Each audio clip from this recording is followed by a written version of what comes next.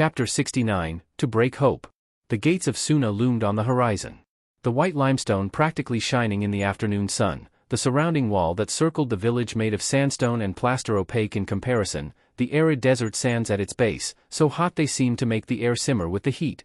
But to the hundreds of refugees that now made their way towards this village, the gritty, dusty, dirty visage of what they had strived through hardships and dangers to get to could not have been more beautiful to their eyes. The sighs of relief floated through the air, like leaves caught in the breeze. Daisuke listened to their words, a smirk finding its way onto his face. "Oh Suna. We've made it.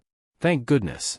The Umbu commander took his place on a dune, a bit to the side of where the refugees paved their path closer to Suna, watching as his men held a perimeter around the caravan. He let his eyes scan over the civilians, seeking out one in particular, though this one was only a civilian in the technical sense at this point. He found her easily enough, she wasn't hard to miss despite her efforts to the contrary. All around her were dozens of people, each heaping their praise and gifts upon the girl by the ton. With the enthusiasm of his own men, it was only natural that the civilians, once they had caught up to them, would find out about the girl's exploits.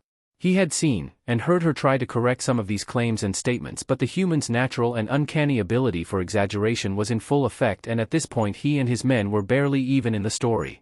He didn't care really, about the recognition, or the fame. In fact, he was grateful for it.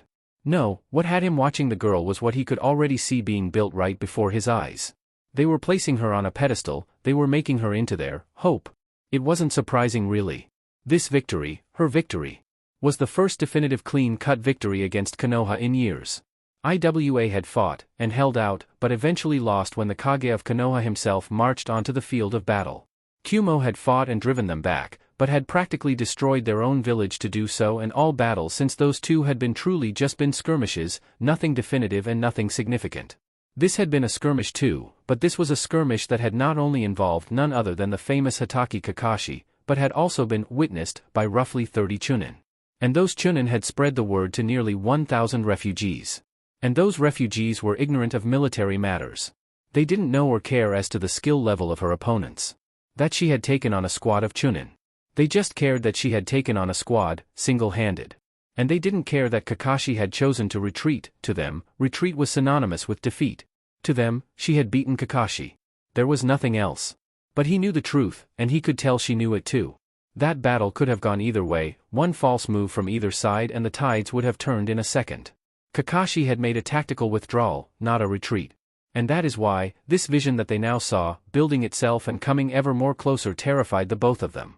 They were laying all of their hopes that Konoha could be defeated on her, and if she fell, then they would all fall with her. Ino slowly made her way through the mass of people. When the guard had yelled out that he could see the column, the courtyard of the front gate became a bloody convention as everyone seemed to morph out of the walls and cobblestone floors in order to be the first to catch a glimpse of the refugees as they arrived. Particularly she noticed many of her fellow Konoha exiles in the crowd. Apparently the faint glimmer of hope or excitement that old friends would be in this reputedly large contingent of refugees was enough to draw them here. Peeking her head over the people, she managed to catch the sight of pink hair from her peripheral vision. "Sakura!" She called out and saw the girl snap her head around to face her. Quickly adjusting her course, she pushed her way past the tightly packed crowd and saw the Haruno glancing around, searching for her. "Sakura, over here," Ino said, finally pushing her way past the people, making Sakura turn to face her as she smiled. "Ino." The pinkette greeted, hugging her longtime friend when she came in close. It was then Ino caught sight of two others standing just a few feet away. Pulling away from Sakura, Ino's greeting was cheerful, but held within it a hint of hesitation. "Hana Kiba. You're here too." Hana turned to face Ino, her wolfish smirk adorning the quirk of her lips but not fully reaching her eyes. "Damn right. I wouldn't miss this for the world." Kiba's response was a nod, the small, strained smile of his lips now somewhat of a common sight to his friends. Ino worried for him, they all did. Perhaps that was the reason his condition right now was so delicate. Because none of them could really hide their worry, none could shrug off what had happened to him, what was happening to him. And because of that they could not treat him as they used to, they could not treat him the same, and so that alone was a constant reminder of just what he had lost, as if the empty space beneath the cloth that was now draped over his left side wasn't enough of a reminder. "Hey Ino," he greeted somewhat awkwardly. "A lot of fuss over this, eh? Wonder if it was the same for us." "Maybe." Ino nodded. "I can't really remember." "Well, if we did get a reception this big when we got here, then they did a magnificent job of hiding from us." Ino and the other three turned to face the newcomer, finding the red spiky mane of Akamichi Chuji as the heavyweight awkwardly made his way through the crowd of people towards his friends, his cheerful smile in place. "Hey guys, how's it going?" "Chuji." Sakura and Ino said delightedly, hugging their plump friend in greeting as Hana nodded with her familiar smile. Kiba nodded as well. "Hey big guy. How's it going?" he questioned, bringing Chuji's attention to him. Again that hesitant smile came to Chuji's face, as it came to all of his friends when they looked at him now as the Akamichi stepped forward. "I'm good man," he said, shaking Kiba's hand and giving him a one-armed hug. "How you holdin' up?" Kiba smiled, placing his hands on the Akimichi's shoulder. "I'm okay, really," he added, watching as Chuji drifted his eyes away from his own. Chuji nodded before he looked to the now parting gates. "So any rumors going around?" he questioned. "Not right now," Sakura answered, shrugging. "At least, nothing official anyway." Chuji and the others turned to face the Pinkette. "What do you mean?" Hana questioned. "What she means are the two Umbu commanders that Gaara had been chewing out last night," said Shikamaru from his place to the side as if he'd been standing there the whole time, the butt of a lit cigarette firmly between his lips, smoke wafting into the air as he joined his friends. Sakura nodded. I could hear him all the way down on the 6th floor. That's 2 whole floors below him. I haven't heard him that angry in a while. I poked around a bit with the receptionists and security details and they said that those 2 commanders abandoned the bulk of the refugee column, you know, the poor, the sick and the injured. They left them in favor of getting some of the more privileged families out when Konoha caught up. They say the attack was led by Hitaki Kakashi, so it's a bit of a surprise to hear that there are still so many refugees that are arriving today. I'm not sure, but I think I heard that there were 3 commanders on the mission. I can guess that the other decided to do the right thing and turn back around." Ino nodded. "Makes sense. Still, you think that a single Umbu commander and his squads could drive back someone like Kakashi? I've heard that guy can copy any technique you use and turn it back against you." Shikamaru took another long drag of his cancer stick before putting it out beneath his foot. "He's a man of flesh and blood just like us, and no ninja is invincible." A heavy silence descended on the 6 ninja as all of their thoughts turned almost in synchronization to one particular individual, who many would argue was one who could prove such a statement wrong. The echoing crack of the massive gate as it was pulled open brought their attention away from the conversation, the grating, massive iron hinges screeching loudly as they were forcefully pivoted, granting passage into the village. Shikamaru tapped Sakura on the shoulder, catching her and the others' attention as he pointed to the other end of the courtyard. "Look! Gaara's here." They each turned their eyes onto the gestured area, finding that indeed, the Kazekage was making his way into the courtyard, Baki at his side. It did not take long for the courtyard to be flooded with hundreds of more people once the gate was fully open, with hundreds more still waiting outside the gate in order to enter. Chunin and Genin did their rounds, gathering supplies, weapons, camping equipment and animals, leading them away from the people to have them registered and inspected for weapons, either explosive or toxic in nature.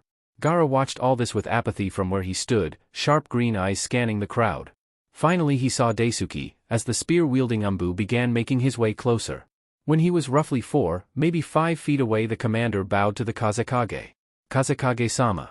The refugees are safe." "I can see that, Commander," Gaara said flatly before smirking. "You did well. Rest assured that Cobra and Tiger have received their proper reward for their actions on the field. If I could, I would promote you for your bravery, but if I promote you I'd have to retire." Daisuke offered his own smile at the joke but soon shook his head. "My lord, though I helped, if you want to thank the one who was the key to this victory you must look to another." Gaara looked momentarily taken aback but watched as the Umbu commander looked back over his shoulder, gesturing 2 of his chunin with a quick hand movement. The men nodded before turning and walking into mass of refugees, pushing past the lethargic bodies of flesh as they sought the girl out. A few moments later Gaara could see the refugees parting, giving way to a single girl that was flanked by the 2 chunin that had been sent to retrieve her. They kept their distance though, slightly behind her, their eyes staring at the girl as though she was a Kage herself, that hint of disbelief, admiration and awe evident in their expression. Gaara eyed the approaching woman up and down. She clung the heavy wool cloak tightly over herself, it was raggedy, the edges in tatters, her head was ducked down, trying to avoid his gaze and practically everyone else's as she stepped closer, her body seemingly weighed down with dread and nervousness with each step she took towards him. Finally she stood just 2 feet in front of him and Gaara absently noted the hush that fell over his courtyard, broken only by the whispered murmurs of a few of the more avid gossipers. Gaara cleared his throat as he looked down at the hooded woman who was a good 2 inches shorter than his 5 feet 10 inches. "Commander Daisuke tells me that you are the reason for our victory over Konoha." He paused, watching as she shifted a bit from foot to foot. Is that true? A pause. Yes. Her voice was faint, hesitant, weak. She did not display the countenance of a woman who had just saved hundreds of people from Sharingan no Kakashi's strike force. Gaara's eyes narrowed a bit as he watched Daisuke also eye the girl with a confused stare. Well, why doesn't the hero reveal herself? He saw her mouth open for a second as if to argue but eventually closed, and with a resigned air she raised her hands and pulled the hood back, revealing bright blonde hair and sky-blue eyes. Gaara recognized her instantly. To his credit, the Kazekage gave no outward reaction to her face, instead nodded to her and the rest of the men before turning to Baki. Keeping his voice low, he made sure that only his former sensei would hear him. Conduct a thorough search, then make sure you lead the refugees to the living arrangements we've managed to set up for them along the southern wall. I want the Chunin in office and debriefed in 2 hours tops. As you command. Baki said with a stiff, formal bow before he went off to carry out his orders. Gaara turned his eyes to Daisuke and Akina. The both of you come with me please, there is much to discuss. The hidden meaning of his words was not lost on Akina, nor was the sharp glint of his turquoise-green eyes. Minutes later, as the door to the Kazekage's office slammed shut behind the Umbu commander and the rogue Kunoichi, it did not take long for the Kazekage to round back fully to face the girl and Umbu. What are you doing here? There wasn't any anger in his tone, but there was a definitive edge to it that made her consider her words carefully. Daisuke from his place in front of the door let his eyes go from the girl to his Kazekage in confusion. Not receiving a quick answer from her, Gaara turned his eyes to Daisuke. Commander, did you have any idea that this girl is in fact a kunoichi of Kyuumo, a kunoichi, which before I left Kyuumo was rumored to be mentally unstable? Daisuke shook his head, his composure unshaken from the Kazekage's glare. No sir. I did not. Gaara nodded before turning back to Akina. I hope you have not come here seeking asylum. Because as it stands, the immediate and official protocol should be to detain you, and transfer you back to Kyuumo's custody at the earliest available opportunity. At his words, Akina's eyes filled with dread. She knew that was the official action the books dictated in this sort of situation, but hearing it was something else. No! She nearly yelled before collecting herself. Continuing in a normal tone after her outburst. No, please don't send me back to Kyuumo.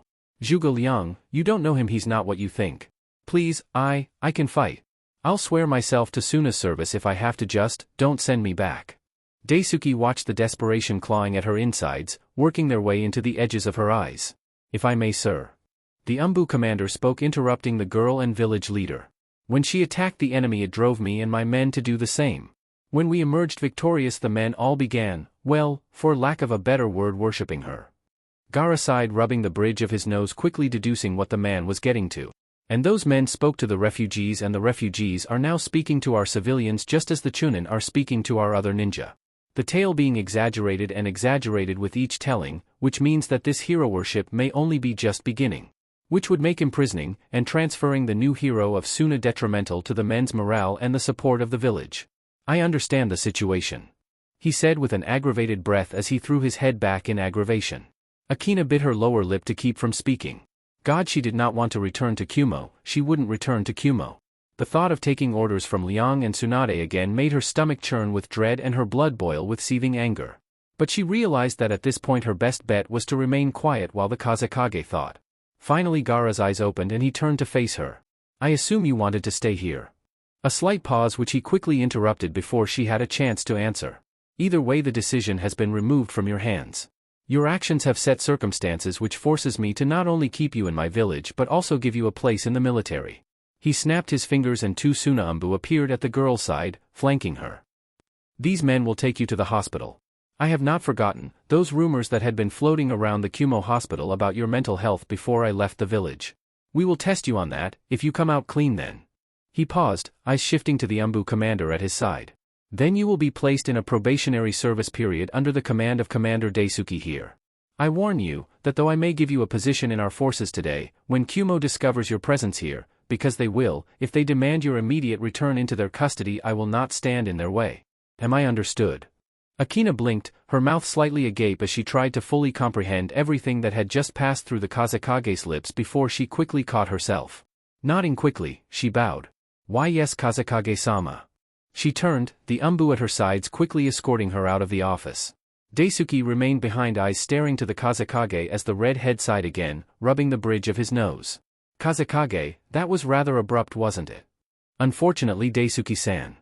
Gaara began, shifting through the papers on his desk. I do not have the time to spend hours arguing a single point in which the decision has practically been made for me. He finished, looking up to the commander. In order to win this war, the men must believe we can win this war, and he pointed outside his door, is the only one that has brought that belief to our ninja in years. If I remove her from the scene now, we will be even worse off than what we were before her. Once we've brought a few more victories to us, without her help, then it will be safer to give her to Kyuubi. Until then she is with us. Daisuke nodded. I understand, Kazekage Dano. I will keep my eyes on her. Gaara nodded. Commander. He offered one last warning. You must be ready. With her in your unit, victories will only get harder to achieve with every one, and defeat will be all the more crushing.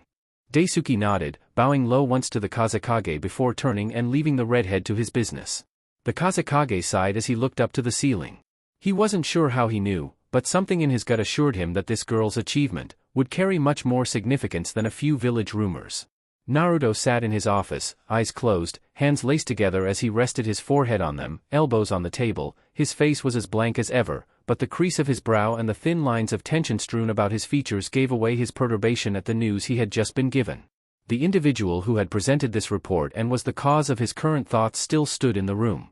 When Kakashi had rejoined Ibiki at the rally point, he had immediately left all matters pertaining to the men, the garrison, and any attack or defensive countermeasures to him. He had packed up whatever he needed to pack up and left, under the premise that the information he had could not afford to be leaked to anyone but Naruto. Ibiki hadn't been happy, but the interrogator knew the value and dangers of sensitive information. It also helped that he knew that he wouldn't have been able to stop Sharingan no Kakashi if the man was really set on leaving, which he was. So here he stood, eye fixed on the man who would bring the world to its knees as he sat behind his desk. Even without the Sharingan, Kakashi could tell, this news was something that, to him, was not entirely unexpected. Though it was common knowledge that Naruto did not like to be questioned, hell no leader really did, Kakashi decided to brave the possible consequences of his words as he let them slip through his lips. Naruto, do you know who she is? Naruto brought his eyes up, the shards of blue glazed with a strange boredom as their gaze met his. Yes, I do. He stated, simply watching Kakashi for any reaction to his words before he continued. She's my sister. The statement was so simple, so flatly delivered that Kakashi's mask actually dropped a centimeter or two as his mouth fell wide open, eyebrows vanishing into his silver hairline. You're what? The man hailed as Sharingan no Kakashi questioned, his voice pitching itself at the last word in order to demonstrate his incredulity. Naruto said nothing, merely blinking as he watched Kakashi visibly trying to compose himself, his mouth opening and closing several times as his hands twitched, their motions indicating questions that were cut off before they were spoken, until finally one broke through the frenzy that was currently making its way through the copy ninja's mind. Since when have you had family? Since when indeed, the blonde thought. The words spoken were different though. She was hidden away from the council. She lived with a foster family, the both of us ignorant of the other. When I took control of Konoha, I killed her family. She's been hiding in Kyuubi until recently. Now it appears she has turned Suna into her home. Or at least intends to. The power you witnessed is the same that I hold. The 9 tails. The blonde paused, visibly thinking how best to explain the reason for that particular detail. Too powerful to seal into one, so divided into 2. She holds 4 tails and I hold 5. Kakashi swallowed, visibly gathering his composure before he spoke up. Well, how long have you known that she was your sister? He stated, awkwardly forcing himself to not slap his forehead as he realized just how stupid he sounded, pausing as if tasting the word in his mouth. It was such a strange concept, Naruto, with relatives? So unbelievable in fact that in the copy ninja's mind it was actually more stunning to hear about that than the fact that the 9 tails was actually split. Though the fact that he had more or less suspected such a thing since his confrontation with the girl 2 days ago on the dunes of the Suna border may have helped. That question is irrelevant. Naruto said, standing up and marching around his desk. He stood directly in front of Kakashi, making the copy ninja feel very small as he did so. The blonde Godame glared. What matters is, that if the villages under my control will remain under my control, they must believe certain things. One of those, is the belief that I control the full power of the Kyuubi. I trust you to keep your silence. The veiled threat in his words was not lost on Kakashi as the blonde's eyebrow quirked just a bit. The copy ninja nodded just a little too swiftly. HN. The blonde grunted as he straightened, turning back to his desk. He walked around it in order to take his previous position at his seat. Still, whether or not you realize it, your retreat from that field of battle may yet prove to be quite a problem in the coming months. Kakashi's brow furrowed a bit. Why?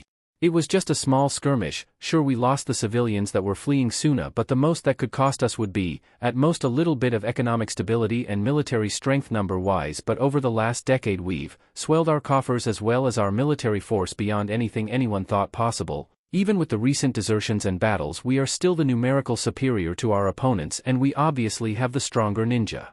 What must be done to conquer a people, Kakashi? Naruto asked rhetorically. You must break their spirit, their will to resist. And the first step and most important is removing all hope that they can resist. If Akina would have driven back just your squads of Chunins, it would have meant nothing. A skilled Jounin who did something brave. But she did not defeat just a squad of Chunin, she defeated you. You, Sharingan no Kakashi, the copy ninja, 1000 Jutsu Hataki. And that? Will bring the people hope. Kakashi finished. And prolong the war. Naruto stood, walking toward the balcony. Now we only need to see by how much. Looking at the copy ninja over his shoulder, he met the man's single black eye. You are dismissed, Hataki. Begin the trip to return to your men tomorrow. Once you arrive, swear them to secrecy. Kumo and Suna will not risk telling the world of her status as a Jinchuriki in order to avoid the eyes of the Akatsuki. And we cannot afford to do so either if we are to stop from fanning the flames of hope she has already sparked. Kakashi nodded, bowing once before he left the office. Naruto allowed his eyes to scan over the village, taking a deep, slow breath as he did. Foolish girl. Chapter 70, War Looms. Naruto sat in his office in contemplation, eyes staring blankly at some spot on his desk, papers unattended as they lay strewn in an unorganized mess. That sight in particular was nothing new to Suzume. His desk may as well be made of papers considering how many passed over it every day. What was peculiar to her though was the fact that Naruto was not working on those papers. He usually tackled all the paperwork with that near mechanical efficiency of his and then contemplated his thoughts after, for something to distract him enough to leave what she assumed was about 30% of this morning's paperwork unfinished. Well, it had to be a pretty big something.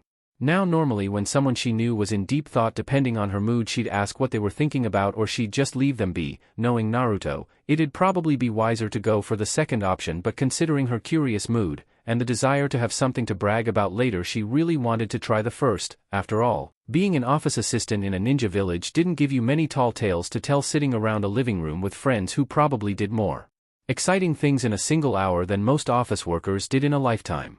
So choosing to be a bit daring, she leaned slightly on one of the leather chairs in front of his desk. Got something on your mind, do you, Naruto-sama? Naruto's eyes shifted to her for the span of a single second before returning to their previous location. Do you not have work to do? Nope. She responded with a smirk. All done, unlike you apparently. She remarked as she took a seat. So what's on your mind? You never think this much on a subject, or at least I've never seen it. It is none of your concern. Naruto responded in his typical dismissive manner. Oh come on. She prodded. I'm burning minutes off my lunch break for this. At the sight of his eyes, ever so narrowed in that deceptively calm way of his directed towards her, she decided it would be best to add the familiar placating please at the end of her sentence, hoping for the best. Naruto's eyes returned once again to their previous location. Oh come on now. She huffed. Give me a hint at least. Smirking, she added somewhat teasingly. Girl trouble. Now one should keep in mind that while a genius when it comes to fighting, strategical movements and generally most things that have to do with combat, Uzumaki Naruto is quite handicapped when it comes to normal human conversation. And his ability to take things, especially statements made, literally, well, it's what started this whole fiasco to begin with. Taking this into account, his answer, or rather his query, isn't so surprising. How did you know? Not taking this into account, however, and one tends to get a reaction like the one Suzume was displaying right now, eyes wide open, mouth hanging limply, and disbelief etched so firmly into her features it looked like it may have been carved there. Are you serious? Naruto nodded before repeating. How did you deduce it? She blinked stupidly for several moments as she fell back, allowing herself to rest against the chair. I just guessed. She admitted, only half paying attention. She was almost dazed, as if she'd been hit over the head with something. The blonde drawled the fingernails of his index and middle finger scraping along his right temple repeatedly as his brow scrunched slightly. Quite a nuisance that foolish girl is becoming. Suzume's nose wrinkled, her eyes traveling up toward the ceiling as she tried to think of who she knew who could become a nuisance to him. Coming up with a blank, she decided to just ask. Who are you talking about? That so-called Angel of Suna. The blonde answered, the title rolling off his tongue like a growl. Suzume did a double take before rolling her eyes and breathing, what she could only describe as a sigh of relief. The thought of Naruto of all people with a woman, worse yet, a woman that was giving him problems, it was a scary thought really. Shrugging off her previous stupefaction due to the misunderstanding, she shrugged, deciding to state the obvious. So why don't you just kill her? Pausing for a moment, she decided to add, you're obviously good at that. As an afterthought. Most people would have been offended by the statement, but to Naruto it was a simple statement that pointed out an undeniable truth, so he took it in stride, continuing the conversation with his usual nonchalance. It's more complicated than that, he admitted. Why? The assistant questioned with a quirk of her eyebrow. Sabaku no Gara. Naruto answered simply. Jinchuriki of the Shikaku controls sand. The desert is his territory, and while I may be able to defeat him in a fight, his abilities could cost our forces more than we can afford right now with Kyuubi still standing. Now, while she wasn't a combat nin, her many years of filing and managing various forms of paperwork, which included supply routes, troop movements and command orders, had taught her a thing or two about strategies. And while most of these things she'd learned by listening to him or reading over some of his forms, she figured she could at least try to help. Then why not get rid of Kyuubi first? Zhuge Liang. Naruto answered simply again. Attacking his home territory is a foolish endeavor. His strategies and tactics will also most likely cost us more than we can handle now. He released another sigh. We need a way to quickly destroy one while making certain we have enough in our reserves to take care of the other. In case the Sabaku girl does not honor her end of our little deal. Well, I don't know, he certainly did a number on us last time we invaded, but he seems to have lost the most. I hear it's costing nearly 3 million a month just to secure raw materials to rebuild most of the defensive structures of their village. Naruto's eyes seemed to widen minutely for a brief moment, realization dawning on his features. His head pulled itself away from its resting place on his palm as he turned his head fully to face her. That's it, he stated as his eyes began darting around before he stood up, walking over to the map framed on the far wall. What? What's it? The startled assistant questioned in confusion. Naruto didn't answer, instead giving a simple order as he usually did. Send a message to Jinchiko, tell her to return to the mainland as soon as possible. Orders given, he quickly walked out of the room with Suzume's bemused, okay, at his back. The red glow of the setting Kyuubi sun cast deep dark shadows over the land, darkened blankets like tendrils gripping the earth and surfaces with more and more fervor as the sun continued to disappear. The pieces are moving. Zhuge Liang's soft voice floated through the empty air of his home, trailing its way into Yuang's ears as she sharpened the point of her hook spear. Already knowing that he had her attention without needing to look, he continued, the smoke from the incense making the light that reached his eyes shift eerily in the mid-sunset light. It may not seem like it now, but because of that girl in Suna, events have been set in motion, events that cannot be undone. You mean the Angel of Suna? Ing stated, eyes gaining an inquisitive look. You really think she's done something that important? Liang turned to face her now, his back facing the rapidly dimming light beyond the horizon. Not I, no. What I think doesn't matter, it's what the people think. He looked down to the floor, his hand brushing his goatee lightly as if in contemplation. You can see it even here. Conversations break out about that girl and her latest victories over Konoha in Suna, and hope enters our ninjas' voices. Her tale becomes more and more extravagant, more grand, and more do they put their faith in her. More valiantly do they fight for her. The sleeping dragon took a few steps into his house, placing the white feathered fan to rest on a small tea table before lacing his hands behind his back. Because of this, Uzumaki's hand has been forced. And he will strike swiftly, harshly, but not prematurely. He is too intelligent for that. The men under that girl's command are brave, but bravery will not be enough to defeat Uzumaki alone. And unfortunately for us, with his vastly superior resources and reserves, it is he who will decide what field of battle we will eventually meet on. That girl will have to be protected then, Ing said in reply. She has become too valuable to allow her to fall in battle now. Yes, you are right, of course. Liang nodded once in agreement, still not facing her. Ewing remained silent for a moment, eyes shifting in contemplation before turning back to him. Zhuge, with Akina dead. She paused, closing her eyes for a brief moment as the image of the girl came to her mind once again before vanishing. You will have to fight him. Do you think you can win? Zhuge Liang held his tongue for a moment, the hard set of his jaw giving her the answer she already knew he would give. When he began, his voice was hesitant, tight with apprehension. I have never fully tested my power against Uzumaki Naruto. For nearly a decade he has led his armies to war, and wide has his will and power spread in that time. Though my strategies may be better than his, it may be the only thing I have that is better than his.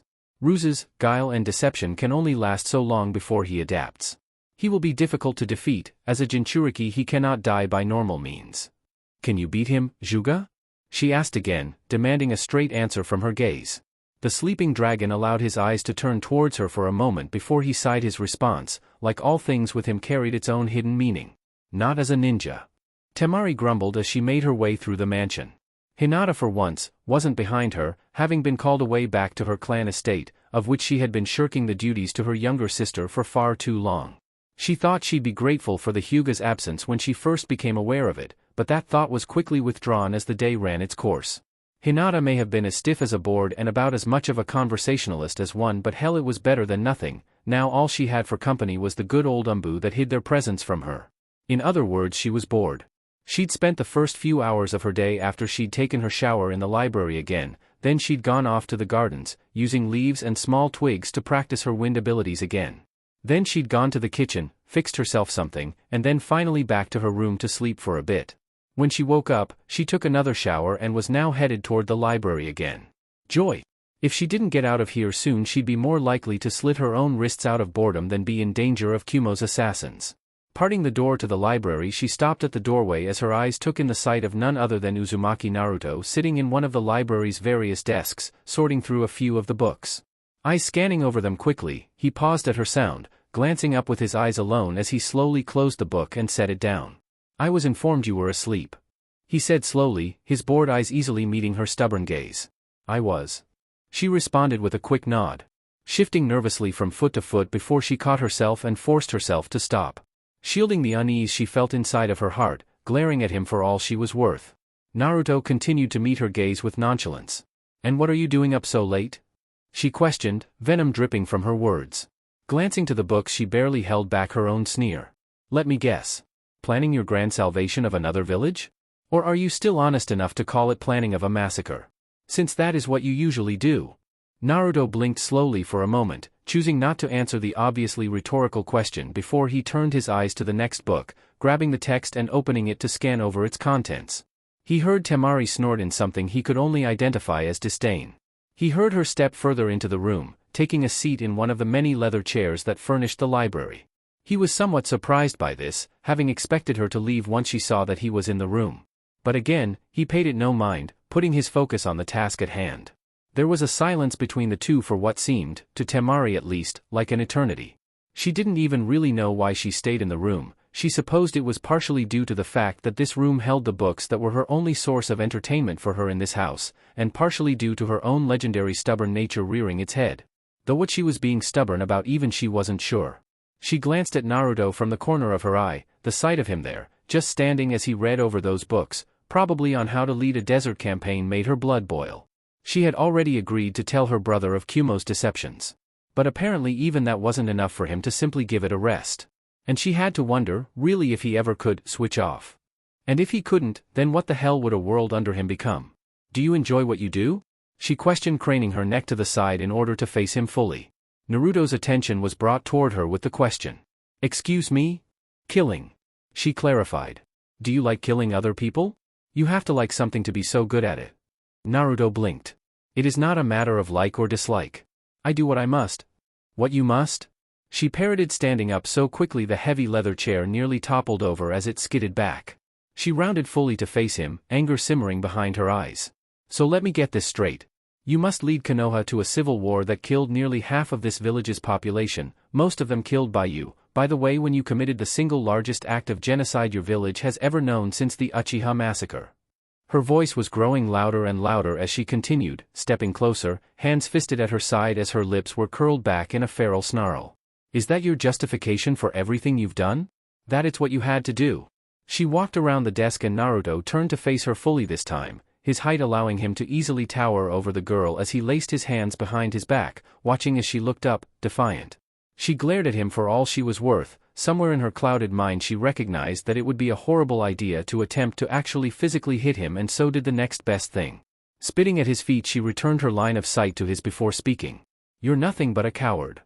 Naruto's eyes shifted to the saliva currently making its way through the small hairline separations between the hardwood floorboards before looking at the Suna Kunoichi with that same languid boredom his expression always held.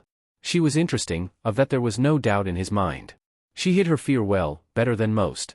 She was his enemy, one who found herself at the greatest of disadvantages, yet her bravery, unlike so many others who stood facing him on equal or favorable grounds, did not wither beneath his gaze. In fact, it seemed to grow stronger as time progressed, an oddity, one who the people in his village were living proof of.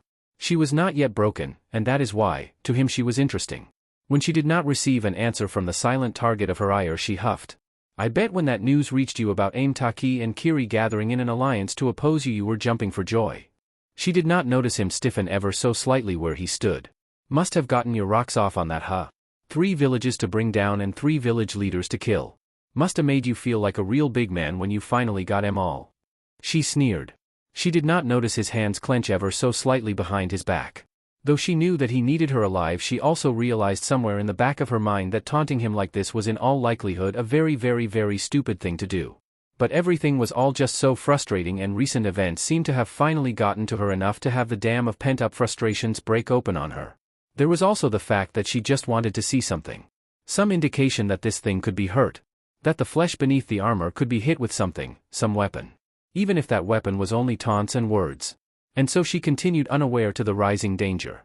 I heard one of them was a woman. Did you let your men have some fun with her, or did you do it yourself just for kicks? Though previous reactions went unnoticed, this one did not.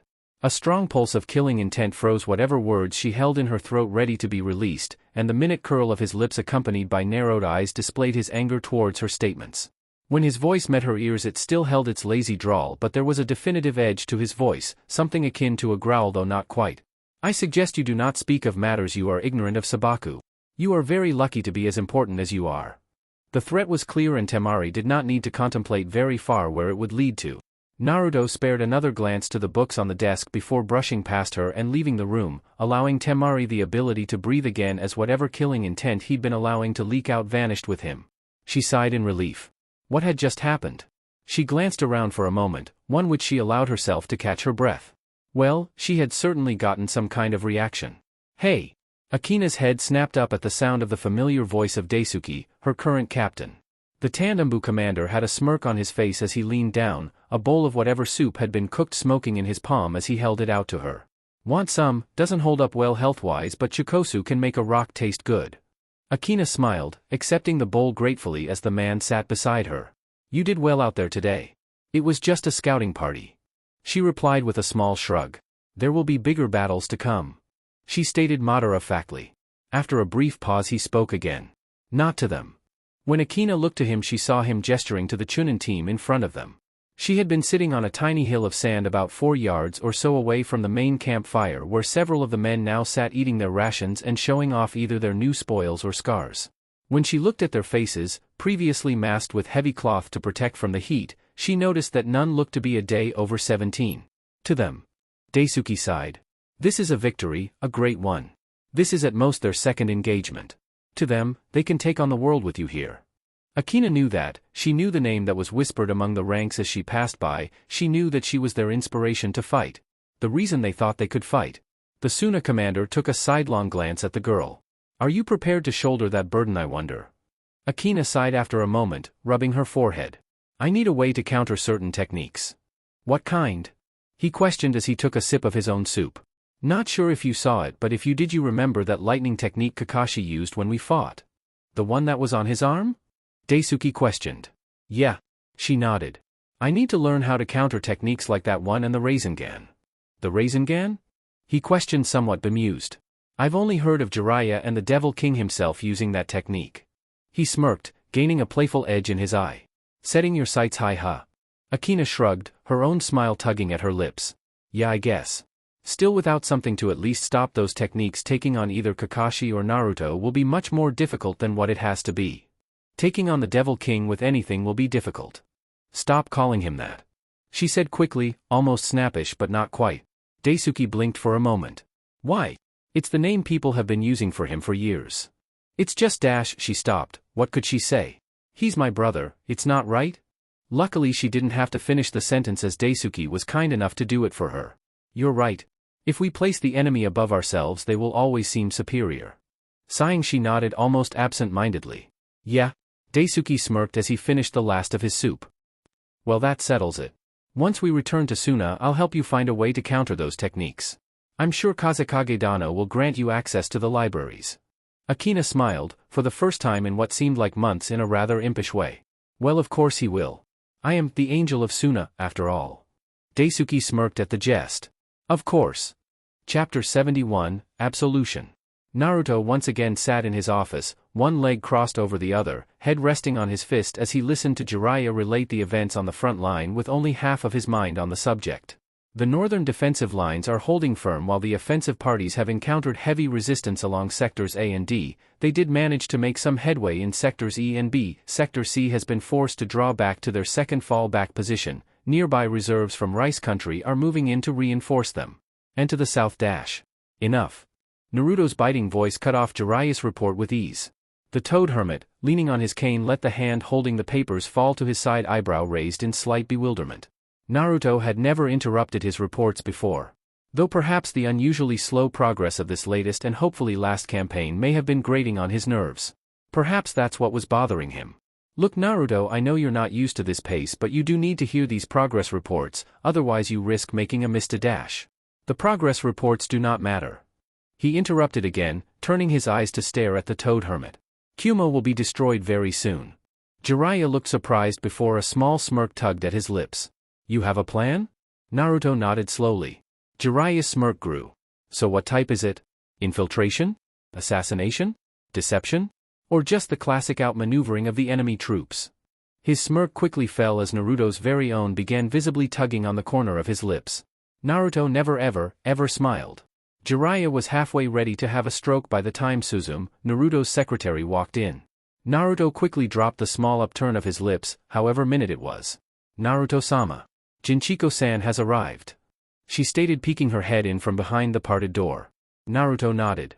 Good, send her in. With a nod of her own she closed the door, and a few seconds later the wooden portal opened again, revealing the blue-armored woman, umbu helmet held loosely under her arm as she bowed. Naruto-sama. She greeted. You're just in time, Jinchiko, Naruto responded. I was just about to explain to Jiraiya here the attack plans to invade Kyuubi. Plans that you will have a key role in. Jinchiko's expression held a skeptical look to it. But how? Hatake Kakashi or Jiraiya-sama himself are stronger than I. What skills do I have that could be so valuable to the attack? Your experience in naval warfare. It took a moment for the two to catch up to what was being said, before both displayed equally disbelieving expressions. A naval battle? Jiraiya stated first. You want to lead a naval battle? With ninja? Yes. Naruto stated, simply standing up from his seat and beginning to make his way toward the map of the countries framed on his office wall. But, ninja can't walk on the ocean. The tides shift too much in too many directions. It would take someone with extremely great chakra control or a lot of chakra to do it successfully. And the few naval battles I've led have been with the use of civilians, with only a few elite ninja on each ship to guard from enemy ninja that may be on the opposing ship. Exactly. The blonde stated, waving his arm over the map, creating a small genjutsu which Jiraiya and Jinchiko allowed to trick their minds. Small figures, which upon closer inspection were individual symbols of each village, were strewn about the map, displaying the troop positions of every known battalion, both enemy and ally. We have a distinct advantage over Kyuubi. At their expectant looks he clarified. Money. We have more money in one of our emergency coffers than Kyuubi has in their entire village. Repairs to their village are siphoning off millions every month. So far I've only ordered you to harass and pirate their supply ships, Jinchiko. But now we're going to cut off those supplies entirely. With another wave of his hand, ships began appearing on the ocean, a multitude gathering and advancing on Kyuubi's port city, creating a blockade. We will use our money, and hire mercenaries, pirates, any warrior that knows how to sail a ship. They will make up our main force. Non-ninja? Jiraiya questioned. You plan on taking on Kyuubi with a navy of non-ninja? With their inability to walk on the ocean surface, all these men will have to do is sink the ships before they get close. The Kyuubi ninja will either drown, or be shot with arrows as they try to surface. This plan isn't gonna work. Jiraiya stated. It doesn't matter. Naruto clarified. Okay, now I'm confused. Jiraiya groaned. With so little money, Zhuge Liang will have no choice other than to fill his navy with ninja personnel. Thinning his lines. If we win, we wipe out nearly half of his forces. If we lose, the force on the mainland will be able to break through the enemy lines and will assault Kyuubi directly. Zhuge Liang's tactics hold no place on the sea, which nullifies his greatest strength. So either way, we destroy Kyuubi. Jinchiko finished looking contemplative. And what if Liang doesn't respond? Jiraiya questioned again. He will have to. Currently, by our estimations, Kyuubi is receiving over 70% of its supplies, which include food, clothing, and weapons through the sea. If he doesn't, then his village will rot away from the inside out. He paused, passing his arm over the genjutsu once more, rearranging the ships and eliminating the Kyuubi units displayed on the map before moving some of the figures closer to the cloud village, surrounding it. Either way, the outcome will be the same, Kyuubi will fall. There was silence for several moments before Jiraiya released a sigh, rubbing his head, allowing a mutter of "I'm getting far too old for this crap" to cross under his lips before raising his head. "Alright, I'll start sending out messages." "No need," Naruto said, turning back around to face him. "It is already underway. You and Jinchiko will head to Wave Country, one of our territories, and make certain that things run smoothly with the mercenaries that are already arriving according to some of the reports." Pausing, he looked to Jinchiko. "I have already sent messages to Toshiro and Mika. They are second only to you in naval combat, so they will be leading part of the force. Hatake Kakashi as well as some of our men in IWA will link up with you as well." Jiraiya and Jinchiko nodded. "You are both dismissed," the Blood stated, watching as his two subordinates bowed before walking out the door. Naruto watched them leave before turning his eyes back to the map before dispelling the genjutsu. "Very soon. You look tired. Another long work shift at the hospital?" Hana questioned her pink-haired friend as the two made their way towards the oasis where she, Ino and herself usually trained, honing their newly acquired skills. "Yeah, luckily we aren't getting as many fatal or really in danger ninja these days. Things seem to be looking up ever since that girl showed up with the refugees," Sakura said, slowly cracking her neck with every step she took. "You know, if you're tired we can always just train tomorrow," Hana stated in a somewhat sympathetic tone, seeing the tension in her friend's muscles and catching the minute wince as the bones in her neck popped. "Nah," Sakura said, cringing a bit. "I still need to burn off some energy. All day filing paperwork and walking around a hospital gets old real quick." "Alright, but take it easy," Hana said with her typical older sister mentality when it came to some of the others. "I'm the doctor, I'm the one who says that to the patients," Sakura said, waving off her concern. "You will take some of your own advice for once," Hana ground out as they trudged up a relatively small dune. "Maybe later," the pinkette answered back. Hana's ears seemed to twitch. "What's that?" Sakura stopped in place and began listening more carefully. After channeling a little bit of chakra to her ears, she could faintly make out a distinct, strange sound. "I don't know," the medic Nin answered. Crouching slightly, she continued making her way up the dune, much more silently than before, Hana following suit. Marching over the crest of the dune, Hana and Sakura peeked their head over it, finding the oasis that they always practiced in, still there and unchanged as usual, but behind the stones, bushes and trees both women could see a faint blue, flickering glow emanating from somewhere. The sound, something that sounded strangely like a mix of scraping sands and flowing water, reached their ears much more clearly now before the glow and the sound died down. "What is that?" Sakura questioned. "What, am I omniscient?" Hana shot back before huffing. "Let's check it out. You circle left, I'll go right." Sakura nodded before the two split up, slowly circling around the oasis to find the intruder. When they did manage to sneak past the foliage, they were greeted by the sight of a blonde young woman sitting at the edge of a small stream, a bottle of water in her hand, her hair matted down to her forehead and the back of her neck with sweat, wearing a light sleeveless white shirt and gray short pants. She placed the cool bottle against her head as she sighed, leaning back against a tree. "Still not enough," they heard her mutter, recognizing her after a brief moment as the girl that had become known well throughout their village as Suna's angel. Akina allowed her eyes to stare blankly into the sky for several moments before she sighed again. She and Daisuke had filtered their way through Suna's jutsu archives, trying to find something they could use about a week ago when they had returned from another patrol mission out in the desert. And though they hadn't found any techniques per se, they had found something that, with enough training and practice, she could probably use. Apparently techniques like the Rasengan, or the Raikiri, close-range hand-based thrusting techniques were not very popular, though powerful and practically guaranteeing the death of an enemy if they achieved contact. The fact that they consumed so much chakra, were close-range techniques that left the wielder open in a miss, made them rather dangerous and impractical for ninja that did not have a significant skill set and chakra levels to back it up. So there was no quick fix for her to learn. She had to come up with something on her own. So they had started doing just that. But progress was slow, very very slow. Though she could try to recreate the techniques she'd seen, those imitations most likely would end up being a lot weaker than their originals, and both Naruto, Jiraiya and Kakashi would definitely know the weaknesses to their own techniques. So both had decided to forego imitations of the Rasengan or the Raikiri in hopes of coming up with something original. But Daisuke wasn't around today, needing to give in his monthly report on team status to the Kazekage. So for today she was on her own. Which sucked incredibly. Daisuke, besides the Kazekage, was really the only one that did not consider her a celebrity or even, in some very extreme cases of those who saw the Kage of Konoha as a demon incarnate, she was even so far as something divine or holy. It was flattering at first, but now it was just strange, annoying, and not a little creepy. She just wanted to be able to walk around the village without needing to see the looks of awe and shock upon the faces of the civilians and younger chunin. The only place she could get something even remotely compared to normalcy was in the Umbu and Jounin hangouts, and even then a few would still treat her as something special. Her ears twitched for a moment when she heard the snapping of a small twig to her left. Eyes flickering over, she scanned over the canopy. "Come on out, I know you're there," she said, hoping that it was just another Suna ninja that had wandered into the area. There was silence in the oasis for a brief moment before a brown-haired woman, older than her, walked out of her hiding place, hands stuffed in her pockets. Expression flat except for the minute quirk of her eyebrow. Akina's attention was next brought to her right as she heard someone else, finding a pink-haired woman, this one around her age, walking out of the trees. She noticed the Suna headband wrapped around her arm, allowing her to relieve some of the tension she felt at the sight of the two.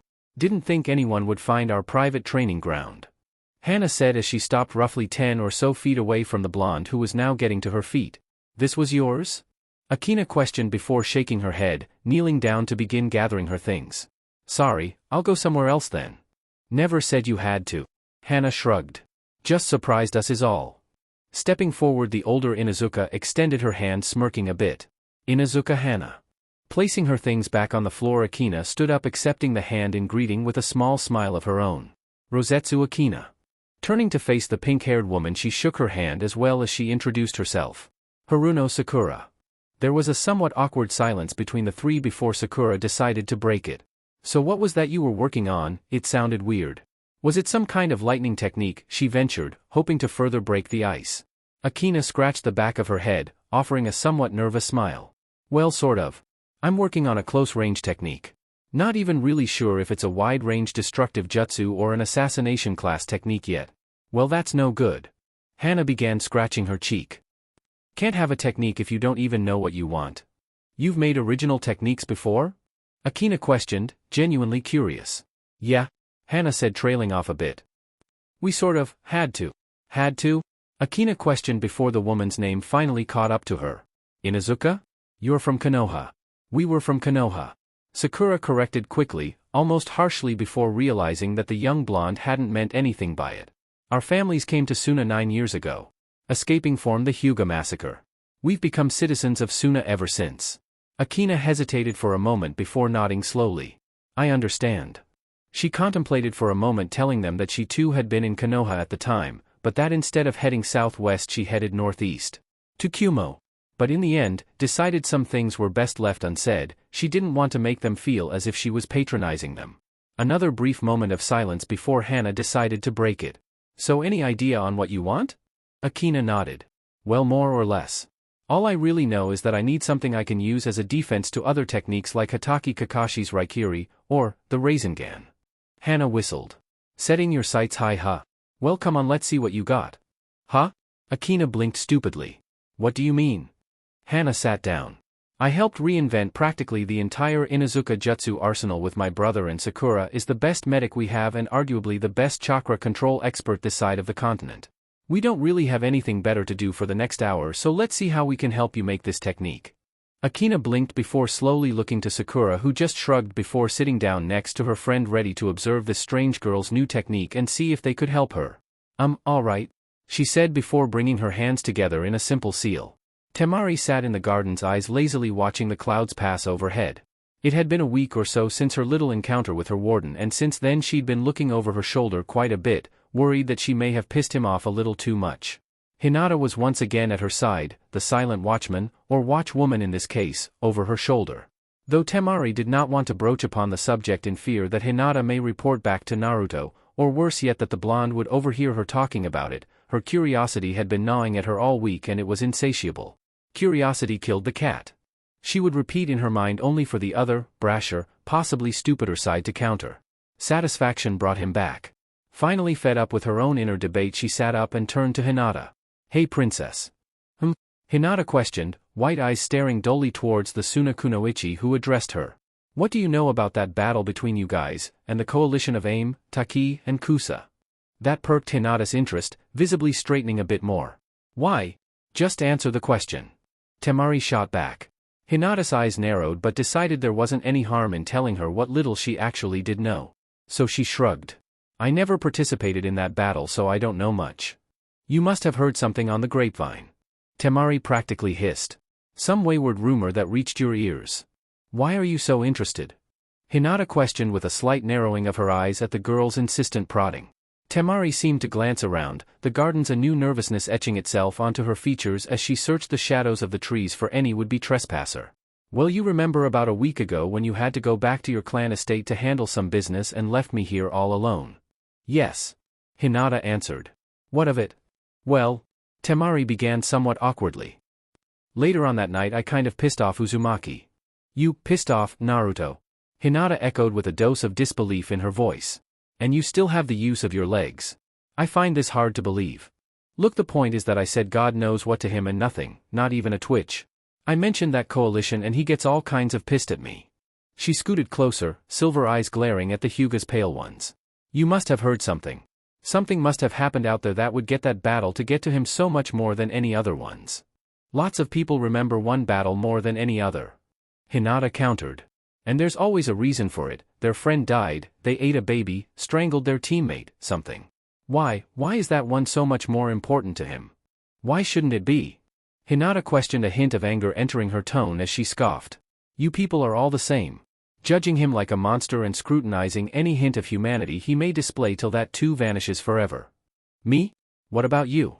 You accept weak justifications for actions that simply have no justification good enough for them." Temari shot back, standing up from her seat glaring down at the Hyuga. Though Temari was much more expressive in her anger, Hinata's chilling stare could not be underestimated in its intensity, and the biting cold seemed to sink into the marrow of her bones with every word that passed Temari's lips. "You have no idea what was done to him. What those monsters, the real monsters, that used to lead this village did to him." Temari released a frustrated huff. "Whatever you say, whatever was done, whatever defense you offer, even if somehow it does justify him in your mind or out of it, does not absolve him." She exclaimed, every word growing louder and louder until she was nearly screaming at the end of her sentence. "They took everything from him," Hinata said, standing from her own sitting position to meet Temari's gaze head on. "Right, so let's just ignore the blood of hundreds of thousands of ninja, civilians, men, women, children all murdered in cold blood that's on his hands because somebody gave him a bad hand when he was a little brat. How could I consider him responsible for such a minor thing?" The Suna princess hissed, sarcasm dripping off every single word that spilled from her lips. "What was done to him was monstrous. And they created a monster." Temari finished. There was silence between the two women before both sensed someone standing in the gardens with them. Turning around to face the intruder fully, they found none other than the object of their conversation standing there. Temari and Hinata both stiffened, afraid that they'd been caught talking about him behind his back. Naruto said nothing, however, eyes scanning over the two women for what seemed to them like an eternity before he spoke. "Pack your things. Both of you. We'll be heading to Wave in 1 week," he stated before he turned and left, leaving both women with simmering animosity boiling between the two. Zhuge Liang shook his head from his place on the tower balcony, the shifting of his jaw giving away his current unease to those who knew him well. "This isn't right." "What isn't right?" Tsunade questioned from her place, looking over some of the hospital reports. Ewing sat on the other chair, overlooking the frontline progress reports instead. They did this almost every week or so now, in which Liang would take into consideration his losses to his gains and thus be able to adjust his strategy accordingly. "Naruto," Liang answered. "His strategy, it isn't right." "What do you mean?" Ing questioned. "We're at a stalemate," he answered simply. "Susu," Tsunade prodded. "Naruto is not accustomed to stalemates.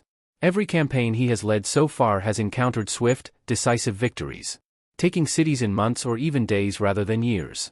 But none of his frontline men, from either fronts, have moved from their respective barricades, mere skirmish scout groups along the borderlines at most. Why is he acting so calm? I expected him to have at least attempted a small-scale attack by now on either Suna or us." "Not even you can predict everyone, husband," Ing answered calmly as she leaned back in her chair. "Uzumaki Naruto is one of a kind. You can't predict him like you'd predict any opponent. The fact is that we never have, nor will we ever again face someone like him. He's unique.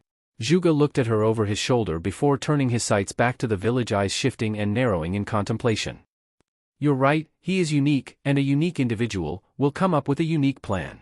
He said, turning around to walk over to the map strewn about his desk, muttering more to himself than the other two women. If he won't try to attack, would he try defense?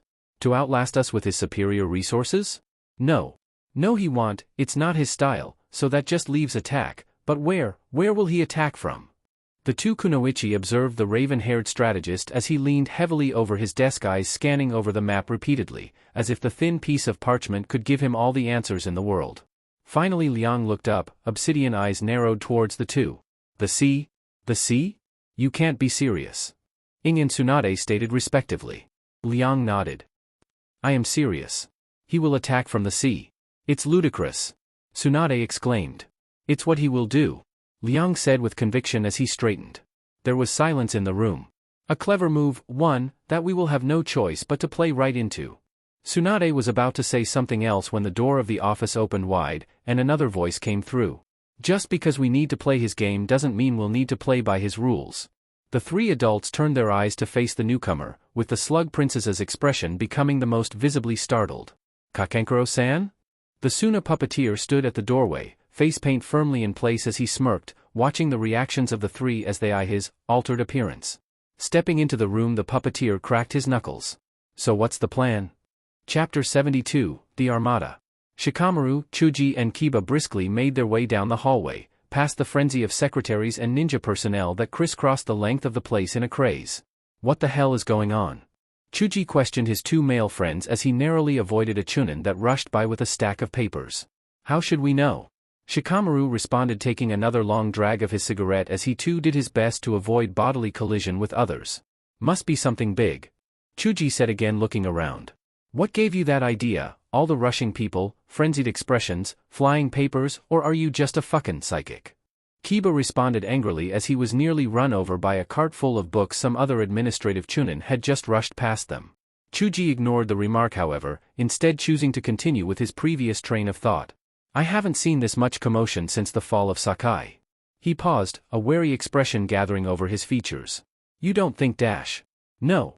Shikamaru was quick to assure him. Zhuge Liang leads Kumo, a brilliant strategist, smarter than me probably. Kumo wouldn't fall without a major fight. It must be something else.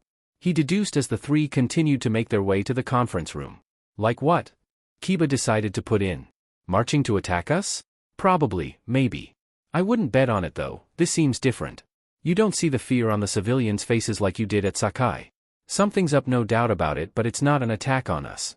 Shikamaru said, shaking his head with a rough sigh. Troublesome. Let's just get to the conference room then, it's our quickest way to get answers. Chuji suggested, receiving nods from the other two. The three jounin quickly closed the distance between themselves and their destination, finding the open area beyond the doorway to be packed to the brim with hundreds of fellow jounin and umbu. Geez, it's a convention here. Chuji stated, more to himself than the other two. Before any more could be said, a familiar, loud, female voice called out to the three. Shika, Chuji, Kiba, over here. The three shinobi turned their eyes onto the sound of the voice, trying to stare over the crowd to find its source. They soon got lucky as Ino's continuous bouncing up and down gave away her position rather easily, considering her pale blonde hair. What the hell, is she a bloodhound? How does she find us the moment we walk into the room? Kiba questioned as they began to push through the crowd, making their way over. When they finally made it through, Ino, Sakura immediately greeted the three with familiar hugs and kisses to the cheek. There you guys are, it's been almost a week since we've seen you. Ino said in a somewhat scolding tone. Things have been busy, those skirmishes along the border are becoming brutal. Shikamaru answered before looking over Ino's shoulder to the other blonde girl, absently listening to Chuji's supporting of his statement. Ain't that the truth? Sakura noticed his gaze and cleared her throat. Shikamaru, Chuji, Kiba, we'd like you guys to meet a friend of ours. She said, gesturing to the white-clad blonde slightly behind her. This is Akina. Akina, this is Shika, Chuji and Kiba. Akina smiled, extending her hand to Shikamaru. Nice to meet you. You guys been working along the border guard duties too? Shikamaru nodded. Judging by the fact that you met Ino, Hana and Sakura while we were gone, it must mean we worked different shifts. I guess. Akina nodded. I suppose that's why we've never seen each other before. Oh, we've seen you. Shikamaru stated as he pulled out a cigarette, sticking it between his lips before lighting it. No one on the borderlines that's not blind, deaf and dumb hasn't seen you. Chuji spoke up next, shaking her hand as he did, a smile pulling on the corner of his lips. The angel of Suna. Never thought I'd be talking to you like this. He finished scratching his head somewhat nervously. Akina smiled kindly, though her shoulders seemed to slump just a little bit. Shikamaru noticed the girl's discomfort. Deciding to take pity on her, he placed a hand on Chuji's shoulder, bringing the towering Akimichi's eyes to him. "EY big guy, she probably has enough slobbering green rooks praising her till they're blue in the face. Let's not be troublesome and add to it." Chuji shrugged, missing Akina's grateful look to Shikamaru. The shadow user understood. To have the eyes of so many already on you, one did not need a reminder every few seconds. Especially if they were gonna be friends, which, judging by Ino, Hana and Sakura, they were. Akina turned to face the last of the males, Kiba, extending her hand. Kiba shook it, the small robe that covered his injury fluttered, allowing her a glimpse just enough to see that he was missing his left arm. Her eyes widened for a brief instant, wondering how someone can continue their ninja career once they could no longer do hand seals, to say the least.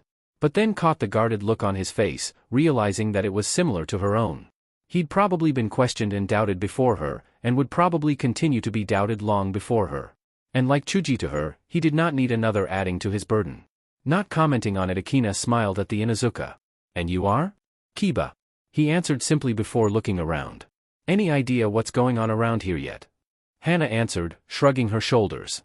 "Your guess is as good as ours, but we've been waiting here for about an hour. So I don't think it's anything overly urgent." Akina.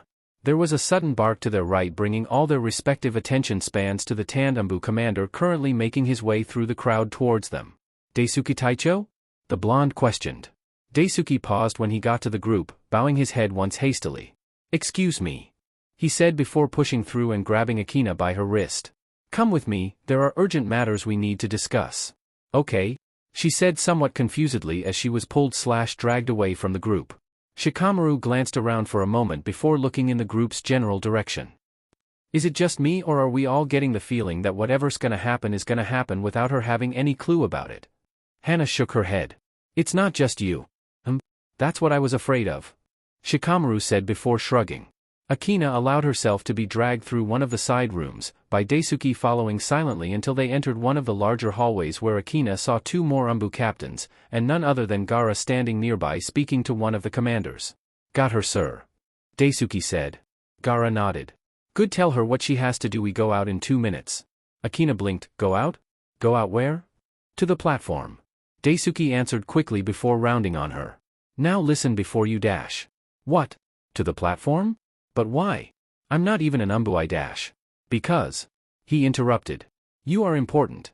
People know your face, they know you, and they need you." Akina's mouth opened and closed for several moments, eyes searching for something to say before she sighed in resignation, rubbing a hand over her forehead. "What do I have to do?" Daisuke allowed her a brief look of pity before he gave off his own sigh. "When the doors open, dash."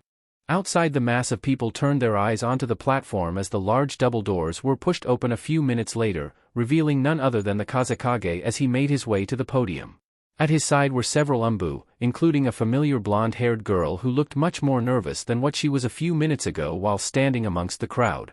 There were excited murmurs in the group before finally the familiar hush fell over the crowd as Gaara, blood-red hair almost coppery brown in the midday sun that entered the window, stood tall before a genjutsu displayed itself behind him, showing a map of the 5 shinobi continents. The ninja at his side pausing a few feet behind him, directly under the genjutsu. "I'm sure you're all wondering why you're here. Time is short, so I'm afraid that this discussion will have to be as well." He nodded to someone off to the side and the map displayed slightly above and behind him shifted, displaying new images that were their troop positions. "Our spies have reported back to us, and the news is incredible but accurate. Uzumaki Naruto is gathering a massive naval force in Wave Country and some of the small islands of Kiri." Murmurs swept over the crowd, a few of the seasoned ninja in the back muttering too low for him to hear, but the others in the front were not so difficult. Disbelief was present, as was a feeling of mild confidence that the Demon King had made a foolish move. But others, ones like Shikamaru, who Gaara could see in the crowd, they were thinking and cataloging the advantages and disadvantages of this move the Kage of Konoha had made. The Kazekage continued, his voice easily carrying over the soft murmur of the crowds. His plan appears to be to blockade Kyuumo's ports, cutting off their supplies. In response, Kyuumo has amassed its own navy, and though reports are sketchy, all agree that their fleet is significantly smaller than Konoha's. Where did Konoha get so many ninja to put in their fleet? One Chunin questioned. I mean, they always did have superior numbers, but I never imagined Our spies report that even though he holds an unknown number of core elite ninja in his force, the bulk of his forces consist of non-ninja. Pirates, mercenaries, anyone willing to put their life on the line for money. In contrast, Kyuumo's navy appears to consist solely of ninja personnel. Again, more murmurs passed the crowd. Some were beginning to understand the gravity of the situation, others did not, as expected. Gaara raised his hand, demanding silence, and receiving it accordingly. Nearly 3 months ago, Kyuumo sent us 8 ships. These have been docking in the port of Tsugi City south of us. They have been transporting and supplying small strike teams that have been harassing garrisons and bases in T country. So far, Konoha believes it is merely a guerrilla rebel force that has been opposing them. We hope to keep it that way for as long as possible. Regardless, we can take 5 of these ships immediately and with a force of roughly 100 ninja link up with Kyuumo's fleet. Another pause as Gaara's eyes scanned over the crowd. These are our allies. We cannot, nor will we allow them to face this opponent on their own. I myself, and Rosetsu Akina he said, gesturing to the girl 2 steps behind and to his right, will lead teams for this mission. Another pause in which somehow the gathered ninja seemed to be able to speak while keeping absolutely silent. I will now ask for volunteers. Captains, lieutenants. Step up if you are certain that you, and more importantly your team, will be willing to take this mission. Another heavy silence descended amongst the crowd. This normally was not done. The ninja were assigned their missions, no ands ifs or buts about it. But Gaara wanted men and women willing to put their lives on the line for this mission. He wanted no cowards, and he wanted to show Konoha that Suna would not be underestimated in this conflict. Finally, one man stepped forward, followed by another, and so on and so forth. Many were Jounin team commanders, but most were Chunin commanders. Young ones at that. And each one that stepped up, he noticed that they were looking solely at the girl behind him. You know you're not keeping me out of this. A boisterous voice called out to him, making him fight back a smirk for a moment as he shifted his turquoise-green eyes to lay them onto Ino. Sakura and Hana smirked as they too stepped forward.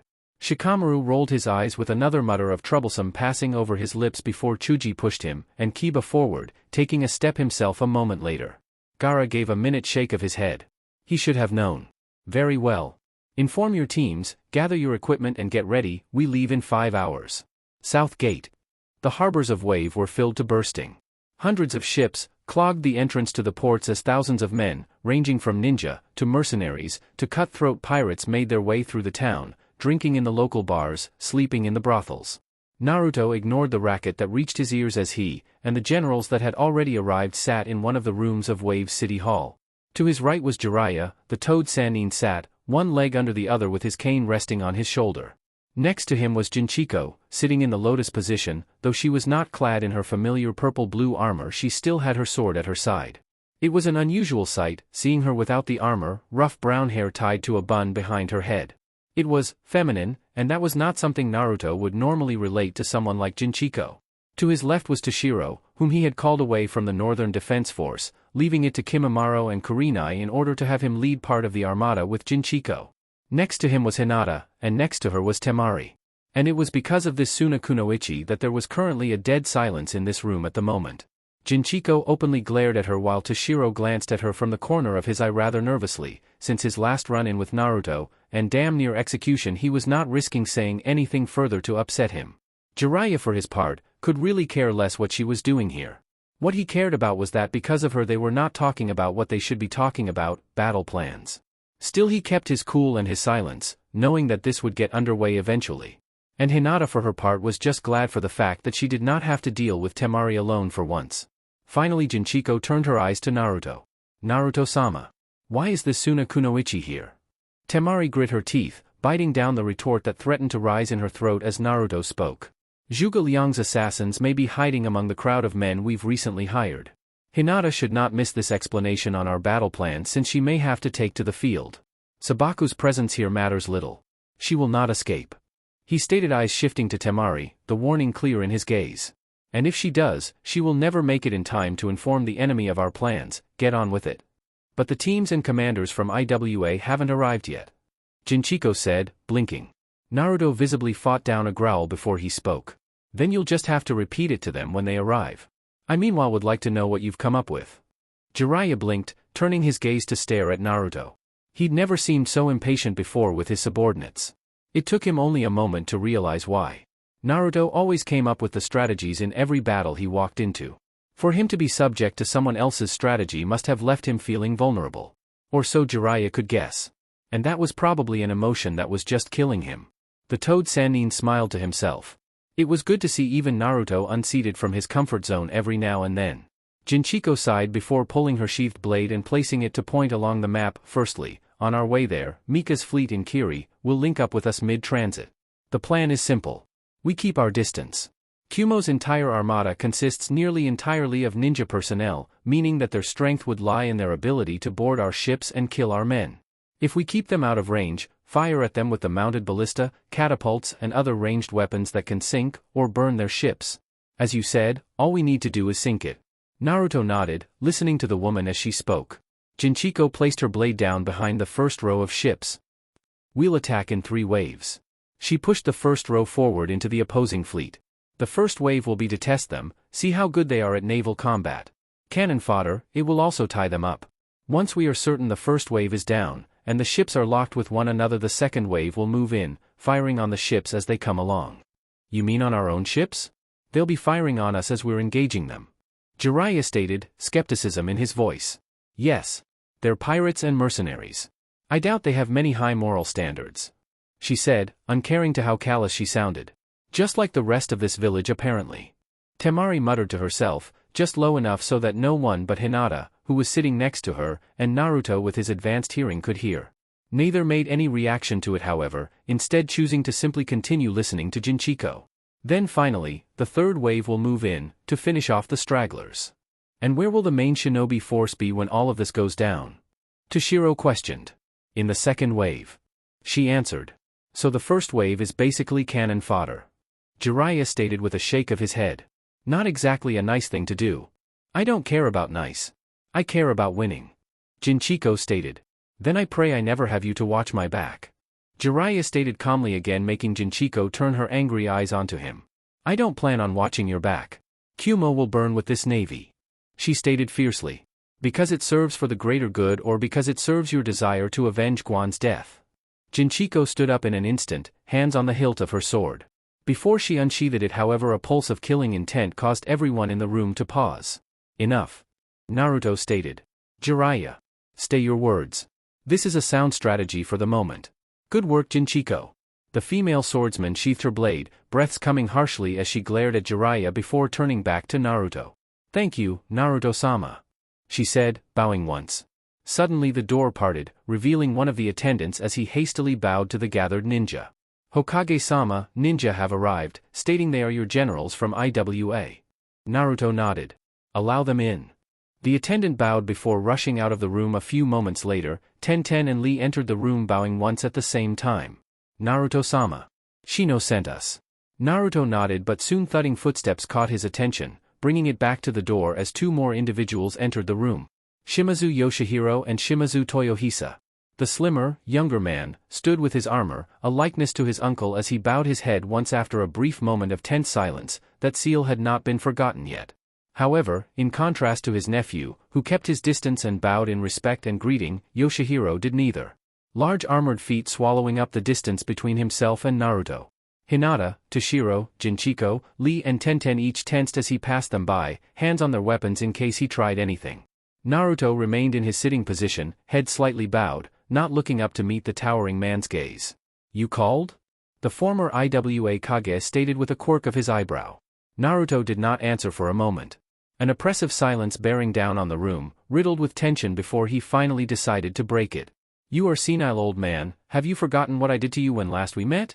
Yoshihiro snorted, a smirk adorning his face. You think I'm scared of death? Of you? At my age? Heh. You must be stupid. Naruto growled, low, deep in the back of his throat before he slowly rose himself to his feet, finally raising his eyes to meet that of the taller Shimazu. People have died for less, Shimazu. He stated. Your bravery stems from the knowledge and security in the fact that you are necessary to keep a hold on IWA. But do not let that fool you into believing I will not kill you if you insult me again. Yoshihiro smiled at Naruto. The pearly white teeth each taunting the blonde with their presentation. Whatever helps you sleep at night, boy. Fact of the matter is, not everyone is afraid of you. He finished before stepping back and taking a seat next to Jinchiko, across from Temari. Finally catching sight of her, he hid his surprise. Naruto watched as Yoshihiro sat down, another tense, awkward silence filling the room for a moment. But this one was broken by a highly unexpected sound. Laughter. Naruto's eyes sought out the source of said laughter and his eyes came across none other than Sabaku no Temari. Ahahahaha. The Suna Kunoichi released, tears leaking along the corner of her eyes as she gripped one of her sides. You should have seen the look on your face. He sure told you off. Ha ha ha ha ha. Naruto rubbed his forehead, coming to a quick and decisive conclusion as his subordinates stared at what, to them, was an unbelievable sight of someone laughing at their Kage. Useful people were good. Necessary people were more trouble than they were worth. With a single glare and another controlled pulse of killing intent, Naruto easily brought Temari's laughter under control before looking to Toshiro and Jinchiko. How long till the fleet is ready to move? Toshiro fumbled for a moment. 3 days, 4 at the most. Naruto nodded. Get it done. He then looked to Jinchiko. Explain the plan again, assign them ships, organize our ninja. Spread us among the fleet but not too thin. Toshiro says it will take 3 days to fully prepare the fleet, you have 2. He stated, bringing a nod from the woman before he made his way out the room. Zhuge Liang's raven black hair whipped wildly in the high wind of the sea, feathered fan fluttering lightly as he held it loftily in his grip. It looks like you were right. Ewing said, walking up behind him. He will attack by sea after all. Liang nodded, responding with a simple yes to her statement. Ing sighed, before turning to look at the wooden structure mounted onto the deck of 4 of their ships, a massive tower, nearly 60 feet high. The 4 ships it was using as foundations to its legs were chained together, and even now several of their seal masters were at the top of this tower, marking the designs to the exact specifications indicated to them. I hope this plan of yours works, Zhuge. If it doesn't, my dear, then I don't think you'll have much to worry about. He stated, turning fully to face her. Why's that? She questioned. Because then we'll both be dead. He answered, simply evoking a silence between them before he spoke again. And Tsunade, has she taken up the left wing of the fleet? Ing nodded. She has. Her slug summons hold a disadvantage here, but her strength will allow her to sink enemy vessels quickly. And Yujito? He questioned. Right here.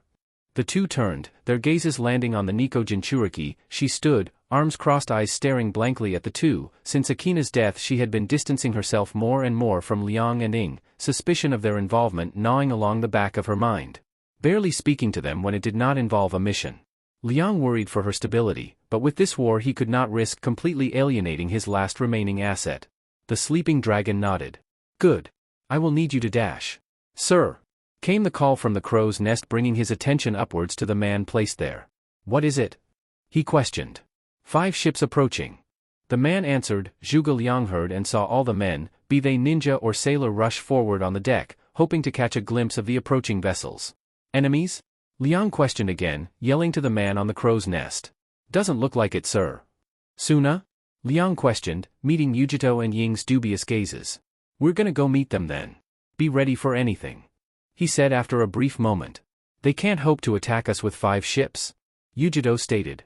You never know. Liang shot back as he continued walking. After a few moments, Liang's boarding vessel approached what appeared to be the leading flagship out of these 5 vessels. As they came closer, he caught sight of stark red hair, which was attached to a body standing on the deck. Squinting for a moment he called out, somewhat apprehensive. Kazekage Dano? Gaara, from his place on the deck, smirked, the slight upturn of his lips visible even from the distance they still held from one another. Reikage Dano. We've come to aid you. You'll have to forgive us for not calling earlier. He joked. Zhuge Liang let a quick laugh escape his lips, the first he'd had in months. The force wasn't large. But any help at this point was welcome. Kazekage Dano. You are more than forgiven. As the 2 ships came closer, grappling hooks were thrown from both ships, pulling them together, allowing the occupants of the Kumo ship to board Suna's vessel. Liang bowed to Gaara when he finally stood before the younger Kage, with Gaara doing the same. Ewing and Yujito stood behind him, keeping their silence. Kazekage Dano. Thank you for your assistance. Liang said as he stood to his full height. Gaara allowed a small smile to form over his lips. Please, it is all right. We are allies after all, Reikage Dano. Liang nodded, closing his eyes and bowing once more in respect. I have been unable to get messages across and I imagine it is the same for you. Is Kankuro alright? Gaara questioned. Zhuge Liang nodded. Yes, very well, actually, he is leading one of our ships today. At that Gaara's eyes widened considerably. He is? But I thought he would be paralyzed. He volunteered. Liang explained. And though he was paralyzed Kazekage Dano, your brother's specialty has proven something of an insurance policy against physical disabilities. Gaara rolled his eyes taking in a breath. Kankuro. He sighed, hoping his brother had not become as drastic as the legendary Sasori of the Red Sands. I would like to see him. He said after a moment. Yes, of course. Liang nodded. Reports are sketchy, but we don't think the enemy will arrive for quite some time. You have a few hours to find and speak with him. Liang used this moment to scan over some of the other occupants of the ships near theirs. I see you've brought Konoha's former Ino Shikacho trio. Gaara nodded. They are Suna Ninja now Reikage Dano, please refer to them as such. Of course. Forgive me. I meant no offense. Liang clarified before looking around some more. I wonder though, that girl who we have been hearing about. The Angel of Suna. Is she here as well? Liang questioned. Gaara looked around. Yes, actually. I believe she went below deck. Daisuke. He barked, catching the Umbu commander's attention. Could you bring Akina above deck, please? At that name the three Kumo ninja visibly tensed, their eyes widening, and even, in Liang's case, the grip on his fan faltering for a brief moment before he caught himself. The Kazekage expected this, he knew she was from Kumo originally, so he made no comment on their reaction, instead choosing to calmly and patiently wait as Daisuke vanished below deck. A few moments later footsteps could be heard against the hardwood of staircases. They continued for a few seconds, which felt like an eternity to the three Kumo ninja, and for a brief moment they felt as if the staircase would never end, until finally a head of pale blonde hair emerged from beneath the deck, dressed in white, a metal three-piece staff strapped to her back, a pale blue scarf wrapped around her neck and shoulders. Yujito's breath hitched as Liang and Ewing both took in a sharp breath. There she stood, not a pale ghost but flesh and blood, sky-blue eyes glaring at the man that she once called sensei. Daisuke stepped out right behind her, somehow knowing that this was one confrontation that she may need help with. Akina? Yujito questioned, stepping forward. The Kyuubi Jinchuriki's eyes were brought to that of her sister figure, softening for a moment as she nodded. Yes, Yujito, it's me. Yujito looked like she was about to step forward when a strong hand on her shoulder stopped her. Following the arm to its owner, she found Liang's obsidian gaze boring straight through her. There will be time for reunions later, he stated, the biting edge to his voice as sharp as a blade as his eyes gazed into the distance. Now, it seems we have a battle to fight. What? Yujito questioned before everyone's attention was brought to the stern of the ship as one man cried out, "It's the enemy. They're here." What their eyes met brought fear to their hearts.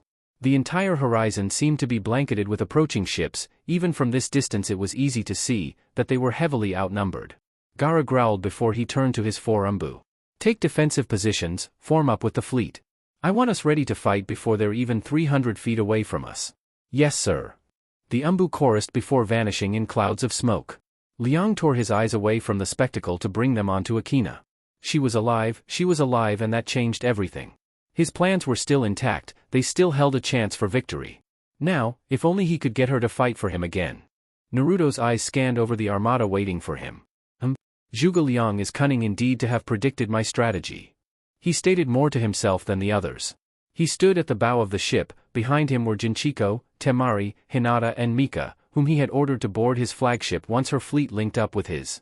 His reason for it being the simple fact that with her aggressiveness and bloodlust leaving her in command of a force and hoping she didn't do something drastic, was like leaving a canary with no wings in a small cage with a cat and hope the cat doesn't eat it. Instead he gave command of that portion of the fleet to Jiraiya.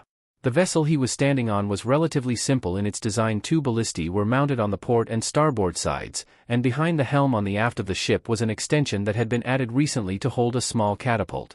Many of the pirates were currently lining up bottles of alcohol and oil that they would soon be using to bombard the opposing fleet with fire. Of the four women behind him, Jinchiko spoke first.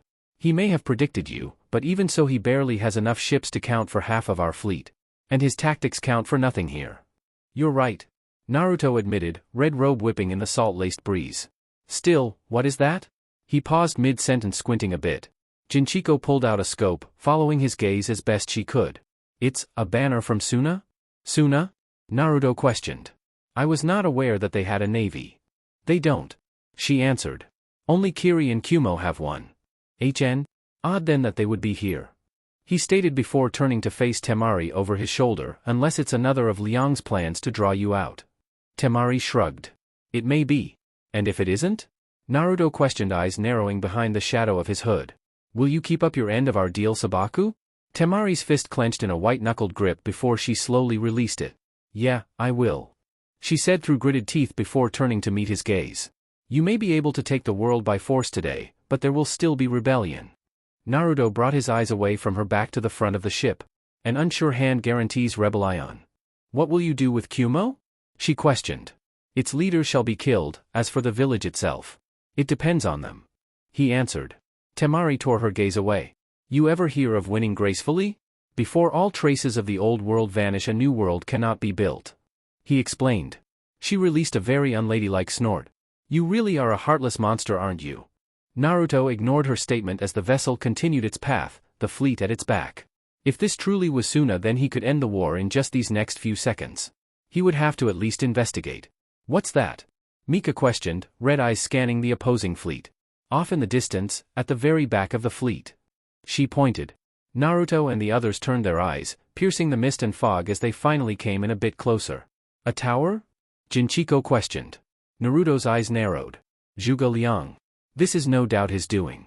What do you think he's planning? Jinchiko questioned. I am uncertain, but that tower must be destroyed quickly once the fighting starts. He paused. Wait, cancel that order. Why? The swordswoman questioned. He may just do it to distract us. Put our focus on that ship while he maneuvers others to outflank us. You really think so? He's taking up 4 ships to base that on, it seems. Naruto was silent for a moment before he responded. No. But with Zhuge Liang, one can only hope they guess his moves correctly at times. Jinchiko nodded. Gaara stood on the deck of the ship, watching the opposing enemy fleet as they came steadily closer and closer. He was brought away from the act, however, as a loud, familiar voice called out to him. Hey Gaara. The Kazekage spun around on his heel, gaze seeking out the source of the voice when they finally found him. Kankuro. He stood on a rowboat, with 2 men rowing. Though Gaara had been warned of what Kankuro had done, he still could not stop the shock from registering over his face. The only human part visible was the puppeteer's upper torso, arms and legs hidden beneath layers of wood and metal. He was clad in a humanoid suit, the back of which was hunched, most likely where he kept most of the mechanisms of the suit. He looked more like a giant golem of wood rather than a man. The hydraulics on the legs alone were nearly the length of Gaara's arm, the length and width of the foot probably half as big as Gaara himself. The hand of the suit alone, which Kankuro was waving in greeting, could probably have gripped around him easily. Kankuro. Gaara stated, sand gathering beneath his feet, which he then used to lift himself and hover above the water, approaching his, now much larger brother. They told me, but I never expected. God, Kankuro, what did you do to yourself? Kankuro waved him off. Relax, he said before opening a small compartment in the suit's arm, revealing his real arm to be inside the suit. I didn't cut myself and replace my limbs with this. Just think of this like some really heavy clothing. Unlike Sasori, I actually do like to feel my own hands every now and then. Gaara breathed a sigh of relief. Good. You had me worried for a moment. Hovering around Kankuro, he examined the suit with a critical eye. Well, you certainly put a lot of mass on it.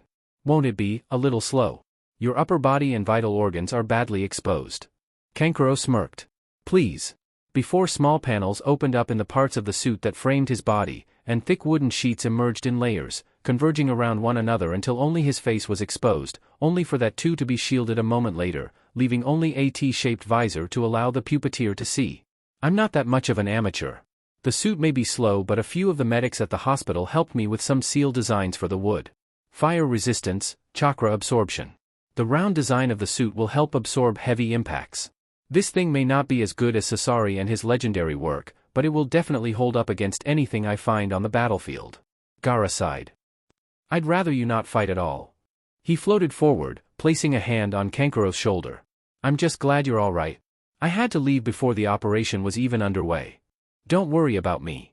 Kankuro said, placing the suit's massive hand as gently as he could to ruffle Gaara's hair. Look, I gotta head back. I just came when I heard Suna had shown up. I won't be able to save your ass today probably, so you take care of yourself out there today, alright brother? Gaara smirked as he let out a single laugh. Sure.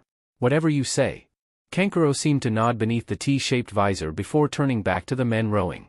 Alright, let's head back, boys. Akina. The young blonde woman paused in her work for a moment before she finished tying off the anchor to the ship. Taking a deep breath and gathering herself before she called the willpower to turn and face the person that called out to her. As expected, her eyes met Yujito's. The Nakomida's eyes were full of questions, each flashing by too quickly to be grasped and passed through her vocal cords. Finally she asked the only question she could. What happened to you? Akina opened her mouth to answer but then paused before sighing. Shaking her head she looked to Yujito and gave her only one warning. Yujito, don't trust Zhuge Liang. Yujito moved to speak again when Akina interrupted her, her voice as serious as the Jinchuriki had ever heard her. Get away from him. Get away and stay away, she said before she gathered her equipment and brushed past her fellow blonde. The Nico Jinchuriki watched Akina's retreating back before her gaze slowly moved upwards, towards the tower that loomed over them. Meanwhile Zhuge Liang approached the seal experts at the top of the structure, gaze serious as he watched them work. Is it ready? One of the men turned to face him and nodded. Yes, we need only put on the finishing touches another 3 minutes at most. You have too. The Kage replied watching as the enemy fleet took up position a few hundred yards off. Then one ship began approaching, waving a white flag.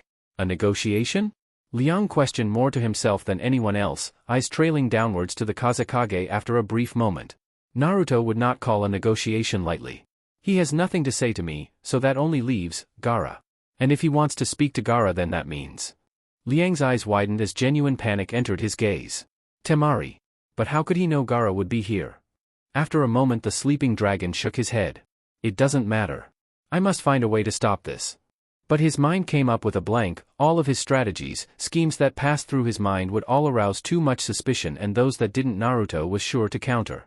He would not fall for the same tactic twice, and though Liang was a superb illusion master, even he could not be sure if he could ever pull one over Naruto while he was actively searching for such.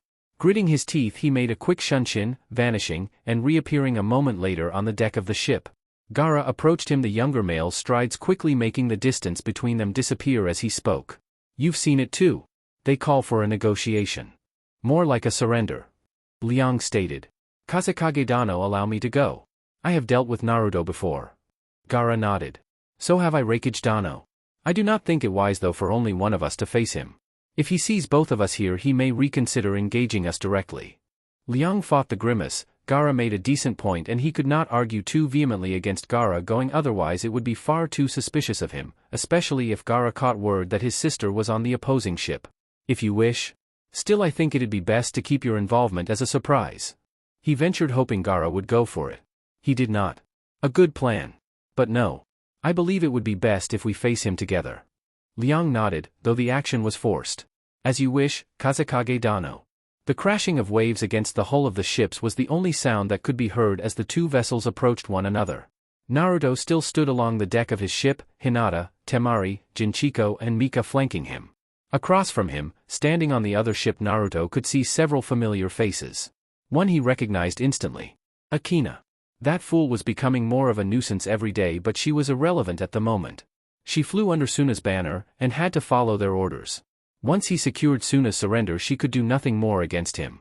Even so, he would execute her once he had the chance. But that was a thought for later. He allowed his eyes to continue to scan over the assembled ninja. One he didn't recognize, another female, blonde, younger than Liang. Perhaps the Nakomida Jinchuriki, judging from the reports.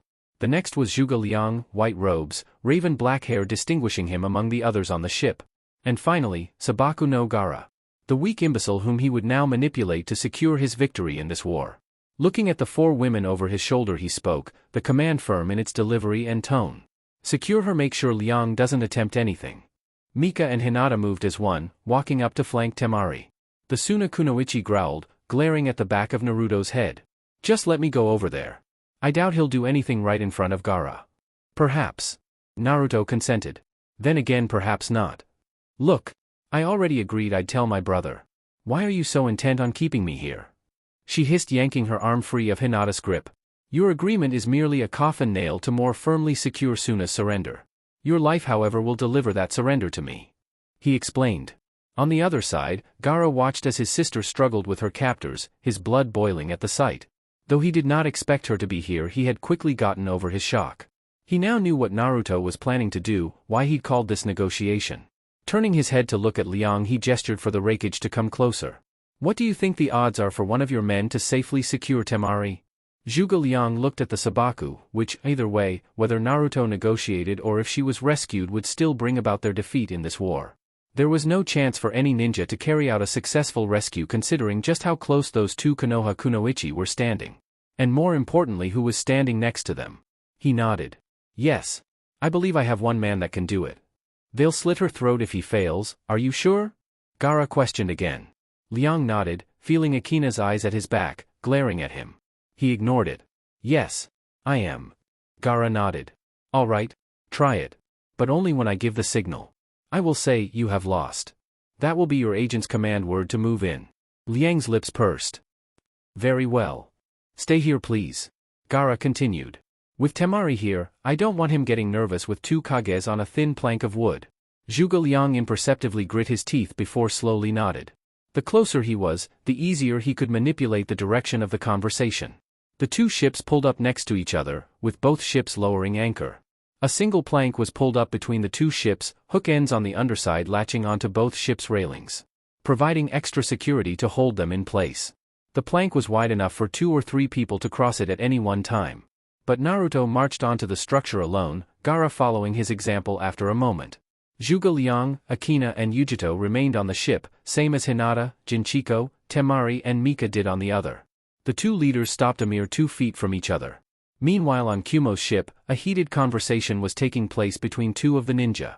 You had better be very careful what you do here, Zhuge Liang. Akina hissed under her breath towards the man that stood next to her. I do not know what you mean, Akina. The man whispered back.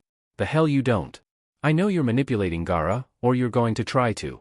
I am not manipulating anyone, Akina. Akina was about to say more when Yujito spoke, hissing through her teeth. Shut up, both of you. Now I don't know what the hell is going on or what the beef is between you two. But whatever it is, you better grill it up and eat it. We have a battle to fight here. Kazekage. The title was given flatly, almost mockingly as Gaara stared up into the black void that was the man's face beneath the hood. Slowly he nodded back in greeting, a gesture of respect both knew was false. Hokage Dano. Naruto glanced towards the fleet of Kumo and Suna ships. Your presence here is surprising. But I suppose it shouldn't be. One as. He paused as if searching for the right word. Noble as you would seek to help his allies. You have certainly managed to turn the tides of this war, proving yourself to be more than just a slight annoyance. But now it is time for this little game of yours to end. War is no game.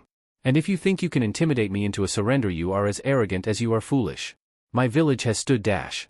Your village dash, Naruto interrupted harshly, voice lowering an octave as his eyes flashed for a brief moment.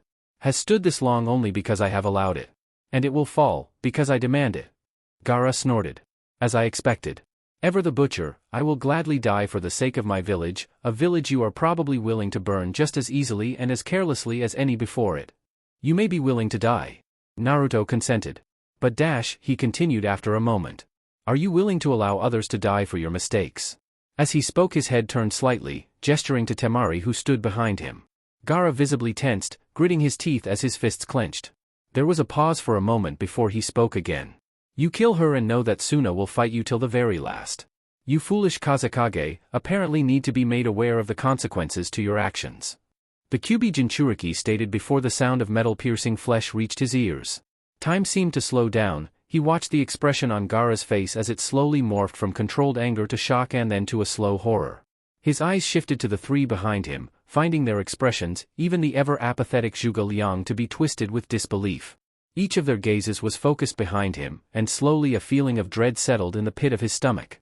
It was a cold feeling, chilling him to the marrow, spreading outward from his gut. He turned slowly, robe and hood fluttering in the sea breeze as he did. His eyes passing over Jinchiko and Hinata, both of their expressions mimicking that of the people opposite them. Finally, they settled on the target of everyone's focus. Temari. He saw her eyes, wide, shocked, filled with fear as her hand slowly rose up to her neck, the left side, where a kunai was roughly yanked out, blood spurting from the injury as Naruto peeled his gaze away to follow the kunai to its owner. Mika. Her eyes, those familiar red eyes, normally filled with bloodlust and madness, were now filled only with satisfaction. It was a strange type, something one only saw on the face of those who knew they had achieved a victory. The Kiri Kunoichi allowed a smirk, slow and taunting, to crawl up her face, spreading as she bowed her head once. Before she pushed Temari overboard. Naruto's eyes dazedly followed the Suna Kunoichi's limp body as it descended, twisting in mid-air. Her silver-gray eyes, once filled with fire and defiance, were now, unseeing, glazed over. Yet somehow she met his gaze with her own, only for a brief moment before the greenish-blue ocean swallowed her, her blood staining the surface red. Somewhere in the back of his mind, hidden away, he did feel shock, but it was only, in a sense of disbelief, almost an out-of-body experience. A good one, for he could keep his composure, his mind focused and remaining strangely numb to this recent event. Naruto only vaguely registered Hinata's scream as he slowly turned around, coming face to face with Gaara. His face twisted with hate and rage as yellow chakra bubbled up from within his being, coalescing around him. His gaze held anger, it held hate, and something else. Something that Naruto knew would make the Kazekage stronger than ever before. Something that he would now need to destroy in him. Chapter 73, The Red Sea. What have you done? Hinata's scream was loud, deafening, even with the wide open space of the open ocean it seemed to echo around them, drowning out the sound of the waves with its frantic octave. Mika shrugged, the shift of her shoulders, the tilt of her brow, and most importantly the smile across her face giving an almost sickening air of nonchalance as her two fellow kunoichi glared at her, hands moving to their weapons. I killed her. She answered simply. Jinchiko's blade was unsheathed in an instant, the razor edge slicing through the air narrowly missing the red-eyed kunoichi as she leapt back, laughing as she did. That same sick twisted gleeful laughter, barely drowned out by Jinchiko's outraged cry of, traitor. Standing at the front of the ship now instead of the middle, once again the Kiri kunoichi shrugged. Call it what you will. A pause before that smile spread just a bit more, taunting in its visage as cracking sounds emerged from beneath the ship, with the wooden frame shifting violently, nearly knocking Naruto and Gaara's platform off its hooked place on the railing. A water dragon emerged from beneath her feet, roaring as she used it to carry her upwards, now towering above even the mast of the ship. I should take my leave now. You're not going anywhere. Naruto's chilling voice cut through the air, killing intent, freezing the psychotic Jounin in her place as a pillar of red chakra emerged from his hand, rushing towards the, now frozen kunoichi. She tried to push it away, to utilize the techniques she'd learned over the years to counter such techniques. But she couldn't. This killing intent, if it could even be called such, was not like the controlled pulses he let out to silence his subordinates on occasion. It was not like the small tingle, at the back of your mind you felt whenever you merely stood in his presence. No. This was something entirely different. Those encounters had just made her heart skip a beat and her mind freeze for merely a split second. But this was the maw of hell open and looking to swallow her whole. A slow twisting in your gut, like a parasite crawling up from her intestines. Rising higher and higher, till it was in your throat. She couldn't breathe, she couldn't even think. Only the sound of her heartbeat could reach her ears, the blood rushing through her veins as she saw the pillar of red approaching her. Meanwhile on the other ship, Zhuge Liang was not idle. Everything had happened so fast, and though even he was shocked by the development, because this time he knew he had nothing, absolutely, nothing to do with this, it did not mean that he was not going to take advantage of the opportunity it presented so openly. As Naruto turned, distracted by the sound, and then later the sight of Temari, the Raikage's hands flew into a seal, instantly placing his highest-level genjutsus over Akina, Yujito, and Gaara. He heard, as Hinata screamed, watched as Jinchiko attacked her, only for Mika to leap away. But that's not what the others saw.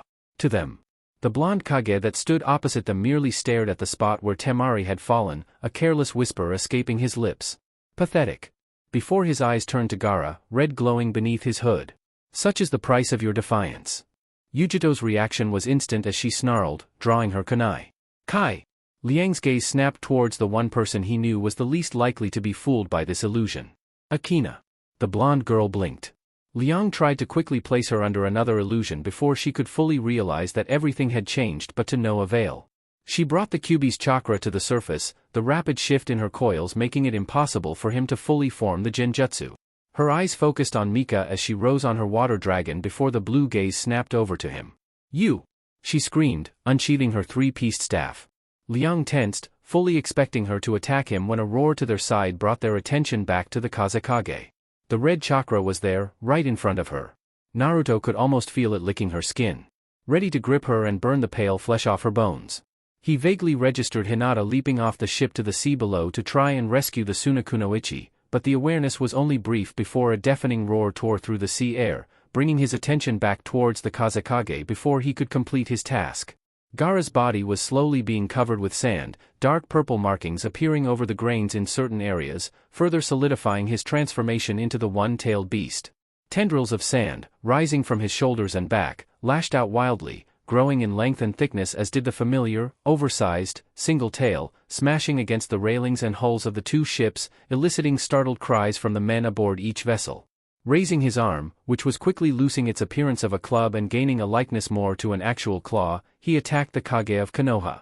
Naruto leapt away from the attack, and with his attention no longer focused solely on her, Mika was able to break free of the paralyzing killing intent. Manipulating the chakra in her water dragon, she forced the animated apparition to rise higher and higher, sparing one last glance at the broken ship beneath her, as well as its occupants before she forced the creature to rush off, moving to escape both fleets now that her task was done.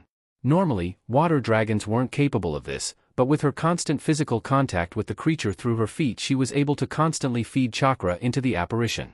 Doing this consumed a huge amount of chakra, and by the time she reached the mainland, which was about 5 miles away, she would more likely than not be completely out of chakra.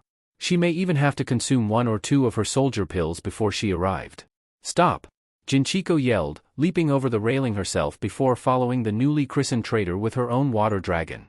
Mika cursed, she may not be in any condition to fight once they arrived on the mainland, then again, neither would Jinchiko.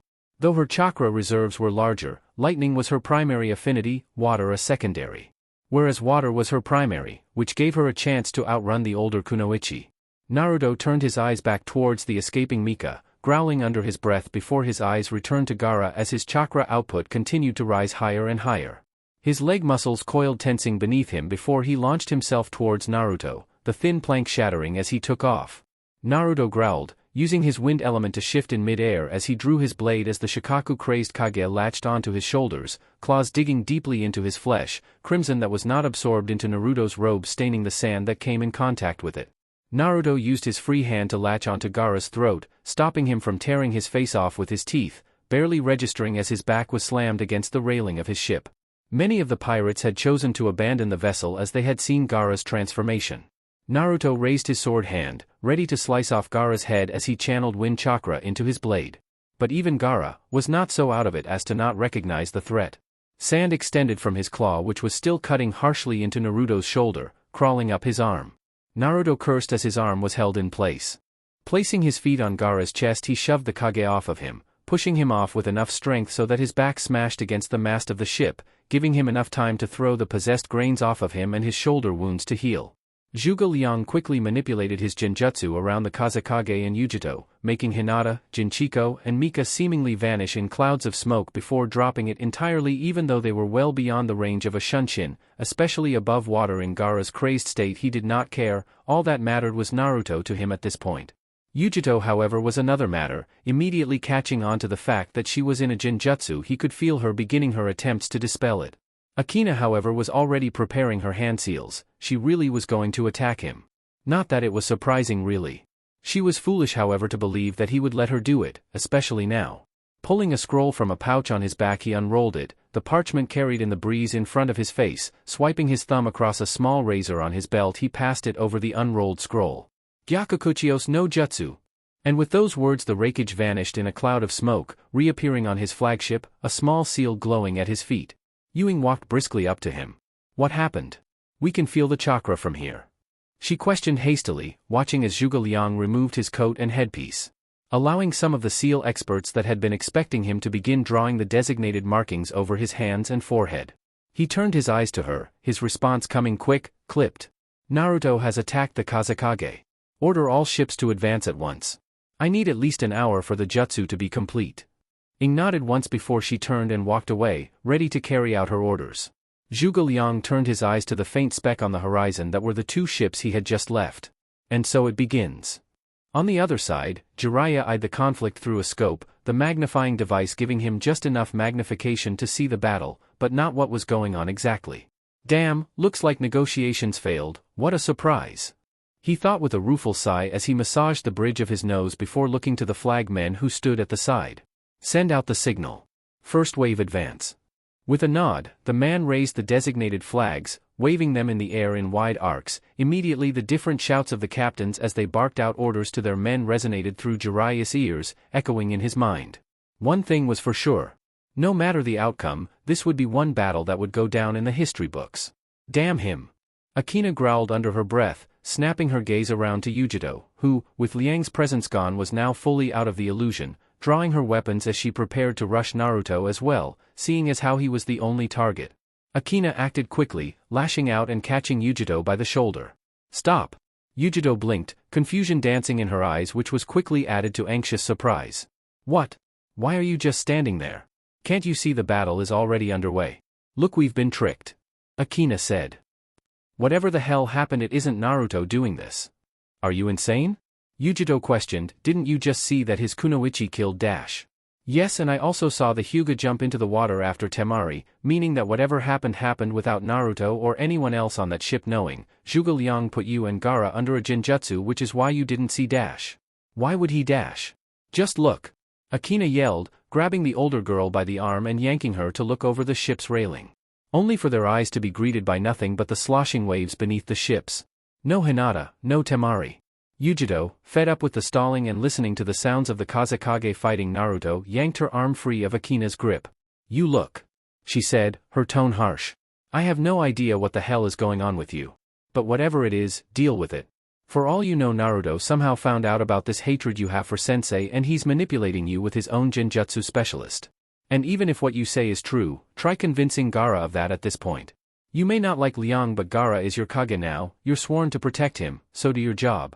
With her words spoken, Yujiro drew her kunai, eyes shifting to purple as dark flames danced across her arms, and before Akina could say anything else, the older blonde leapt towards the fight. Akina growled, clenching her eyes tight, running her hands through her hair in frustration as she pulled on the pale blonde strands. She knew Naruto was innocent of this. God damn it, she knew that this fight was unnecessary. She vowed, with God as her witness, as she drew her weapon, that she was going to kill Zhuge Liang the next second she landed eyes on him for making them do this. Below the two at the stern of the ship, Hinata gasped for air as she broke the surface of the water, Temari's bleeding form held tightly beneath one arm as she used the other to latch onto the wooden surface of the ship with chakra, soon bringing her feet up from under the water. She latched onto the side with those, now having more leverage to better grip Temari. She began carrying her up the back of the ship, towards the deck. Damn it, Sabaku, you're more trouble than you're worth. She groaned as she hefted her over the side of the ship's railing, noticing after a brief moment that she was on Kumo's ship, though, like Konoha's ship, the crew had chosen to abandon the vessel at the sight of the impending battle. Liang had apparently decided not to risk his ninja getting in the way of Gaara's rage. She knew he had to have had something to do with this. It was the only explanation she had really. She leapt over the railing herself, taking only a brief moment before kneeling at the gasping Temari's side, whose hands did little to stem the flow of blood that passed between her now slick fingers. Hold still. Hinata hissed as her hands glowed a faint green with her best medical jutsu. She wasn't a medic nin by any means, but hopefully she'd be able to stop the blood flow enough to get her to a proper medic. Jiraiya slowly shook his head. Something's wrong, these chakras are too strong. He muttered to himself, shaking his head as he leaned heavily on his cane. Something is definitely wrong. Turning to the flagman, he spoke. Send out the signal for the second wave to advance. What? But sir, the first wave hasn't even engaged the enemy fleet yet. And only Lady Jinchiko has not yet reported back, leading me to believe that she's either missing or dead. Judging by the chakras I'm sensing, things are a lot heavier out there than what we anticipated. Order the second wave to move in immediately and to fire artillery into the enemy lines, and will order all battle-ready ninja to prepare themselves. The man hesitated for a moment before nodded, waving his signal flags as designated. Naruto snarled as he was forced to dodge yet another sand claw. He rushed forward, dodging and weaving through the tendrils of sand, appearing next to the Kazekage, his wind-empowered blade cut right through the Jinchuriki's side, blood turning the sand crimson before the wound was sealed up. Gaara lashed out with his massive claws, smashing through the deck of the ship as Naruto vanished from sight. The groaning of wood and snapping of ropes brought the Shikaku's attention behind him, where he saw Naruto in mid-air, descending behind the ship's slowly toppling mast. Naruto thrust his arm forward, boiling red chakra extending from his arm before it smashed into the mast of the ship, sending the massive wooden pillar rushing down towards the Kazekage. Gaara's sand rushed to his defense, forming an orb around him just before the pillar crashed down on top of him. Wood gave way beneath the massive weight as both sand demon and ship mast crashed through the decks of the ship, nearly severing the rear of the ship clean off as water rushed in through the newly made openings, causing the ship to groan as it began its sinking process. Naruto sensed someone approaching behind him. Spinning on his heel, he fluidly caught Yujito's arm. Continuing his spinning motion, he used the added momentum of his spin to throw her, her body smashing right into Akina's mid-flight, launching both of them back across the gap between the ships, landing once again on Kumo's vessel. The Kage of Konoha rushed forward, powerful strides swallowing the distance between them as he leapt off the railing of the ship, chakra gathering at the base of his throat and lungs. Die! He growled before fire exploded in front of his mask, descending towards the two women.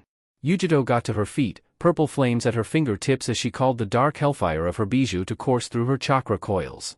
It gathered in her palms, the ghostly flames making her skin feel strangely cold before she released it. The two attacks slammed into each other, the explosion causing enough force to make both ships shudder and shake. Naruto shot through the flames, smoke rising from his shoulders and the edges of his robe. Blade at the ready as he headed straight towards Akina, who was only just now beginning to stand up from having been hit with Yujito, having only mere seconds to react as he brought his blade down towards her. She reacted on instinct, cartwheeling over his initial attack aimed towards her legs. Landing, she drew her weapon, as she delivered a spin kick that connected solidly with his face. Naruto took the hit without even a grunt, swinging his blade without a moment's pause. She practically stumbled in her haste to dodge the counter, leaving herself open as Naruto placed his foot against her chest, using it as a step jump to deliver another kick to her face, one with enough force to send her skidding back towards the railing. Black flames suddenly descended on the area Naruto had been standing on, the source being Yujito as she stood on the side of the ship's mast, above them. Violet eyes scanned the fire, waiting to catch sight of him if he tried to escape. But she saw nothing. The dark flames were spreading throughout the entire deck of the ship, and she had to wonder for a second if she truly got him so easily. That thought was expelled from her mind, however, as an iron hand clamped down around her throat, brutally cutting off her air supply before slamming her against the wooden pillar. Dazed, her violet eyes focused on the red-robed Jinchuriki for a moment before he pulled her forward and slammed her again, the back of her head thumping against the wood with a painful crack before Naruto threw her off the wooden surface. She fell limply in the air, spinning around more by the way she was thrown than any real conscious act. She managed to see Naruto just before the back of his leg slammed down on her stomach in the form of a crushing axe kick. The air left her body in a rush, pain exploding from her midsection before she smashed through the ship's deck. She vaguely registered Naruto as he prepared a fire attack above. Before Naruto could finish his technique, something slammed into his side, rolling as he hit the ground. He saw it was Akina, weapon in hand, as she breathed somewhat heavily. "Stop!" she breathed. "Stop fighting." Naruto ignored her statement, rushing forward. He shifted his blade into a reverse grip, swiping at her midsection. She leapt above him, rolling as she landed. She leapt again, turning in mid-air to launch two kunai at him. Naruto blocked the first kunai and caught the second, throwing it back at the girl. She took the blade full in the chest, vanishing in a cloud of smoke a moment later. Naruto's gaze snapped upward as she appeared almost directly above him, lightning staff at the ready. She was about to swing when Naruto leapt up, catching her by the throat. He ignored the shocks that danced across his arms and shoulders from the proximity of her weapon before he threw her face first onto the wooden floor. Landing behind her, he reared back his blade, stabbing it through the small of her back, hearing the satisfying sound of steel cutting flesh along with the thunk of it piercing wood a moment later, only for the girl to again be replaced by mere wood. He sensed her behind him. Spinning around, he placed his blade perfectly to block the staff charged with lightning, the two weapons lighting up sparks between them. Naruto's free hand glowed with an eerie blue light, spinning faster and faster. Akina's eyes widened as she saw the technique, quickly breaking off the deadlock before leaping back. Naruto was about to rush her with the Rasengan in hand when fire suddenly arced through the sky above them, as ballistae and catapults fired their respective artillery pieces. The two looked off to the side as they saw the fleets engage in their battle. Ballistae tore holes into the hulls of ships, allowing breaches to fill with water as catapults fired jugs filled with boiling oil which exploded like giant molotovs on impact, the screams of Kumo's ninja filling the air shortly before water dragons rose from the ocean, tearing into the hulls of ships as if the apparitions were truly ravenous beasts.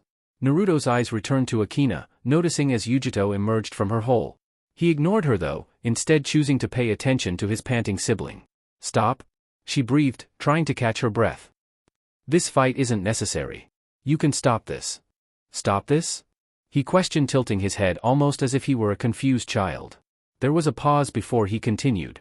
"Do you wish to turn me? Fool girl. Do you now seek to somehow redeem me? To make me better? More human?" She did not answer. "Worthless," he stated flatly. "Your pathetic sentiment means little to me. This day has only one outcome. Before the two could continue, a low, inhuman groan brought their attention back to the ship Naruto had arrived in, even Yujito. They felt the ship groan and shift violently beneath their feet, shuddering before it rocked hard enough to bring even Naruto to his knees. Up near the helm of the ship, Hinata could just barely hold Temari still so that she did not jostle the injury whose bleeding she'd only managed to just subside. Even so, Temari's skin was deathly pale and her breathing shallow. Hinata had to get her to some proper medics so they could give her some blood and soldier pills. The reason for the ship's sudden and violent movement was soon brought to light as a massive wall of sand emerged from the ocean, dwarfing everything around it. The wall, however, soon took shape. Pitch-black eyes with a golden pupil scanned the landscape, roaring with fury as a single massive tail thrashed around, the waves damaging enemy and ally vessels alike. Naruto's eyes widened minutely. Gaara was summoning the sand from the ocean floor? He knew his rage would make him more powerful, but he did not expect to such a degree. Still, it was a minor consequence. The blonde blinked, realizing that in his distraction Yujito and Akina had chosen to attack, rushing him. Red chakra pooled in his stomach, tightening like a spring before finally snapping, the shockwave practically shattering his side of the ship as it knocked both women back. Naruto took the opportunity to leap over the railing. Yujito and Akina shot to their feet, eyes darting left and right, wondering where he would emerge from. Their question was soon answered when right behind the massive Shikaku an equally massive purple, four-horned snake rose from the depths. Manda's eyes flashed an eerie yellow as the Shikaku turned its crazed eyes onto it, Naruto standing on the creature's head. Transformation or not Kazekage. You will soon realize how weak you truly are. Chapter 74, The Red Sea, 2.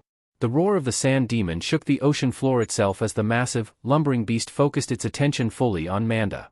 The great snake hissed, the dangerous hollow sound sending vibrations through the water, the massive ripples it caused slamming against the hulls of nearby ships, be they crewed by Kumo's ninja or Konoha's non-ninja mercenaries. Naruto's eyes absently trailed down towards the ships. The first wave was already engaging the Kumo fleet, some fighting ship to ship, while those that hung back were firing their weapons. Already some of Kumo's ships were sinking, torn in half by the massive rocks launched by the catapults or the decks in flames that spread quickly with the many accelerates the pirates used in their weapons.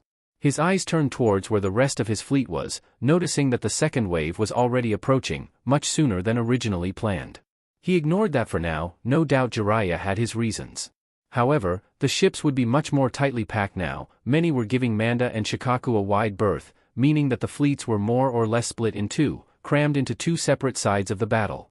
That was good, because it would no doubt tie up the Kumo fleet, allowing the second, and if it came down to it, the third wave to much more easily bombard their vessels, sinking them. However, with ships more tightly packed together, the ninja could jump from one ship to the other, allowing them to engage the non-ninja crew soldier to soldier instead of ship to ship. He did not have time to contemplate more on these things, however, as Shikaku brought up his massive claw, the appendage visibly breaking off the gargantuan pillars that held him up. No doubt they reached the ocean floor. It took shape, lashing out towards Manda, much slower than Naruto expected it to be, most likely due to the fact that the sand was wet.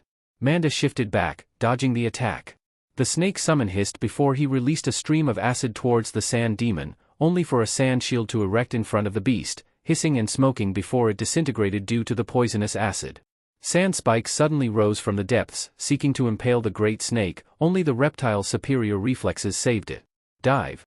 Naruto spoke simply, kneeling against Manda's head as the beast dived straight down, the wave created by its massive body, toppling over a few ships that came in a little too close. Below the surface, Naruto and Manda could see more sand spikes emerging from the inky blackness of the ocean surface, beckoned to the will of the sand demon. Manda swerved, dodging and weaving as his body twisted and spiraled in a dangerous underwater swimming performance as he made his way between the spears. Directly below the Shikaku, Naruto and Manda found their target, the four massive pillars that descended towards the ocean surface, no doubt what was holding Shikaku up. Perhaps if they attacked those they could distract him enough to bring about an opening. Manda hissed, smashing his tail against the Shikaku's right foreleg as he passed by. The creature's roar could be heard beneath the water as he lashed out with his claws, more sand spears rising from the ocean surface to the area. Manda turned sharply beneath the waves approaching directly below Shikaku. He opened his maw, bringing his gleaming white fangs to the ready. He burst straight up from the ocean, breaking the surface with a massive splash before latching onto the Shikaku's exposed throat, sand drying and falling away from the main body as the acid seeped in. Naruto raised his blade, channeling wind chakra into the metal surface before he swung, releasing a single wide crescent-like wind blade which cut into Shikaku's chest, nearly reaching the beast's stomach, prying another roar from the sand demon, before it quickly reformed itself before hundreds of sand spikes shot out of its chest, shoulders, back and neck, attempting to impale both Naruto and Manda with the jutting protrusions. Only for Manda to shed his skin, escaping the attack as he reeled backwards. Naruto felt the chakra presences approaching behind him. Turning, he looked down the slithering form of Manda to see Akina and Yujito rushing up the beast's back. Naruto growled before he turned back to the summoned beast. "Manda, deal with Shikaku, I will deal with those two. Hurry, you foolish boy. I am no decoy for you." The snake hissed, knowing Naruto could hear him, despite the fact that he had already begun rushing down his back. The snake ignored him, however, as he rushed towards the sand demon again. Yujito and Akina both stopped in their tracks as they saw the red-robed Kage approaching. They readied their stances, but Naruto lunged for the two, diving straight down at the same moment that Manda's body shifted upwards. The added acceleration not only knocked the two off balance, leaving them wide open for an attack, but also added additional power behind the actual impact as Naruto's knee smashed right into Yujito's rib cage, sending her rocketing back down towards one of the nearby ships, one of Kumo's he noticed. Grabbing Akina by the throat, he spun around before throwing her towards the same location. He fell a little further, maneuvering closer to Manda before placing his legs on the creature and shooting straight off of him, towards the ship where he had launched both women. As he approached, he noticed it was indeed a Kumo ship, the two holes in the deck indicating where the two women had fallen through. Kumo ninja, ranging from Chunin to a few Jounin, were on the deck of the ship, beginning to gather around the impact site. The blonde flipped in mid-air, landing on the deck of the ship with a crash, his momentum forcing him onto a somewhat kneeling position. As all the men on the deck turned to face the source of the sound, he saw the familiar reaction: fear, disbelief, panic, and finally settling over a reluctant courage as they each drew their weapons.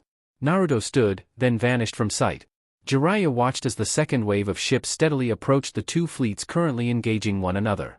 Coming within firing distance, the captains of the second wave wasted little time releasing massive stones and flaming barrels of oil with the catapults, tearing ships in two with the oversized ammunition, while fires blanketed the ships, spreading even to the ocean surface as the oil spilled onto the sloshing waves. Neither enemy nor comrade was spared from the volley, the ballistas soon coming into range as well, further tearing away at the units in front of them. Desperate pirates caught in the bombardment returned fire as best they could, choosing to value their lives over their paycheck as they realized that the chances of their survival out here on the first wave were slim to none if even the allies at their back were taking shots at them.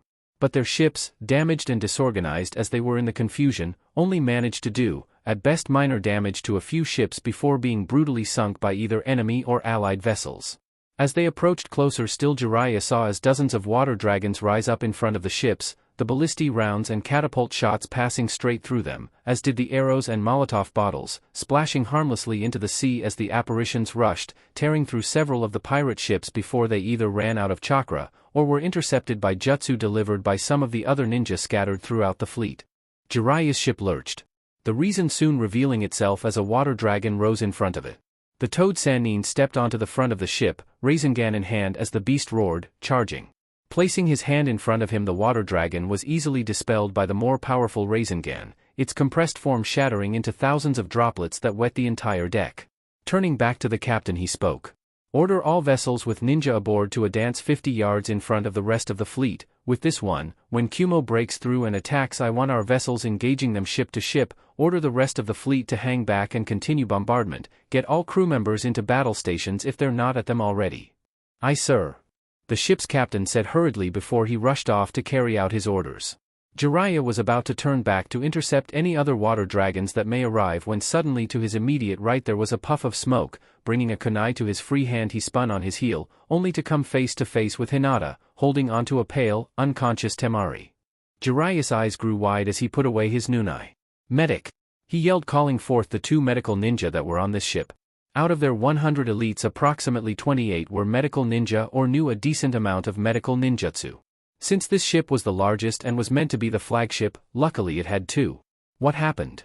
he asked as he knelt next to the two kunoichi. Hinata breathed heavily, sweat pouring from her brow from the exertion of having single-handedly been stabilizing a very fragile Suna kunoichi up to this point. "Mika," she gasped. "Mika betrayed us. Liang must have paid her off or something because she stabbed Temari just as Naruto was about to make the exchange with Gaara. I've been trying to stop the bleeding as best I could, waiting forever for you to get into Shunshin range. One of the medics whom had arrived midway through her explanation spoke up. Good thing we moved ahead of schedule, Jiraiya-sama. The kunai managed to nip her internal jugular vein. It also severed many of the brachiocephalic veins along the side of her neck. Hinata-sama's healing techniques managed to seal off most of open injuries, but it's like placing a bandage over a gaping wound. Then get her inside, she has to survive at all costs. Jiraiya barked. The two medics nodded before they summoned a stretched from the scroll, carefully placing her on it before they ran back to the clinic they'd set up in the former captain's quarters. Looking to the heavily breathing Hinata, Jiraiya nodded. Good work, get below deck, get some soldier pills and catch your breath. We have at least a few minutes before the fighting kicks up again. You're in charge of keeping Temari safe, she must be kept from Kumo or Suna's hands at all costs. Hinata nodded before she stood and followed. At that the Toad Sanin's eyes narrowed. He always knew Mika was unstable, but he never took her for one who would switch sides over who gave the most coin. This dash, Sakura hissed as her kunai sliced open a pirate's sword arm, as Ino snapped another man's neck with a quick, powerful spin kick. Is insane. She finished as she sliced open the man's jugular, blood blending into her red-hued clothes. There are so many of them and they just keep coming. Yeah, I know what you look out.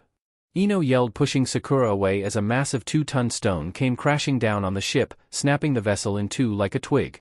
The end of the ship, the two were on tilted back, putting them onto a near 90-degree angle. The two latched onto the side of the ship with chakra, running up until they managed to reach an upright position. The two looked into the ocean surrounding them, debris littering the blue surface along with the crushed, bleeding, broken bodies of ally and foe alike. They leapt off the sinking ship, landing on another Kumo vessel which had just disengaged from their opponents. They watched as the young Chunin who couldn't escape the vessel, or the men that had been knocked into the ocean due to the impact of the massive stone itself, were easily picked off by the arrows from the enemy fleet as they tried in vain hope to get a good enough grip to walk on the ocean surface. Hana's voice suddenly chimed in through the radio.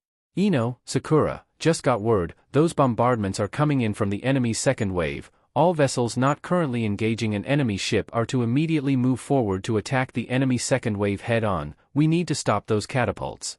Why were you telling us then? Ino spoke into her radio. We're not commanding anything.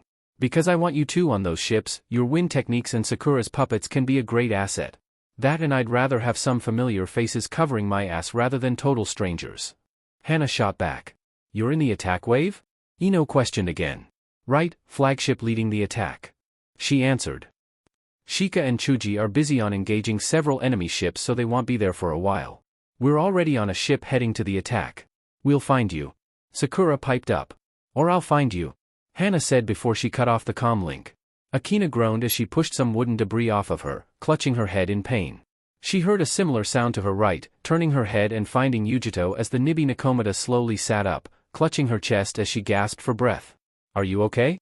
Akina questioned as she stood and slowly walked forward, helping the older girl stand up, still clutching her chest. Why yeah. Just fine. She gasped out. There was a slight pause before a massive crash smashed through the deck, making yet another entry hole besides the two they had made. Wood and dust blanketed the lower deck, blinding the two for a moment before it cleared, revealing none other than Naruto.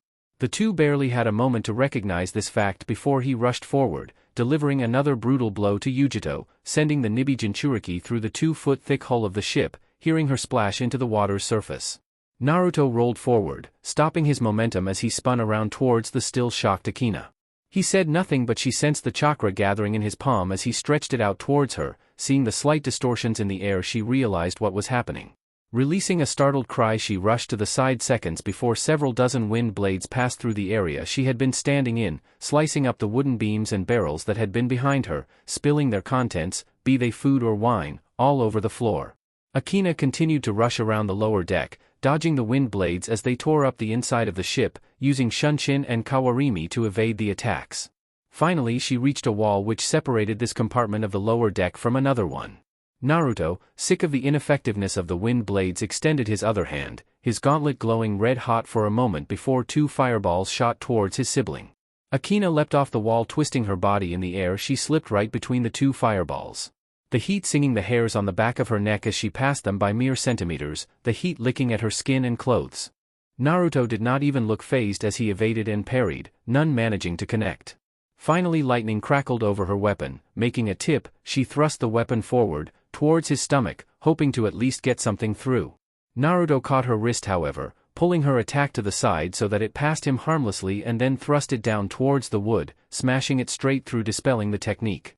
Naruto threw her upwards, leaving her wide open as he delivered a quick palm thrust right over her solar plexus, driving the wind out of her and sending pain rippling throughout her entire upper chest as she was sent flying back, skidding to a halt a few feet away, coughing blood as she gasped for air, choking and sputtering, clutching her chest.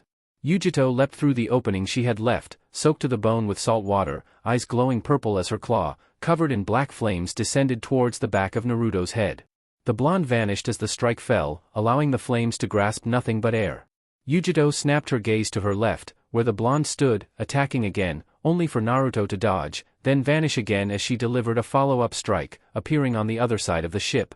Akina slowly got to her feet, watching as Naruto continued to dodge Yujito's attacks, analyzing her speed and strength with every blow she attempted on him.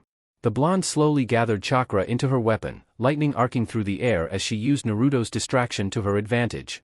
Yujito continued her attempts against the blonde until finally he appeared right in front of her.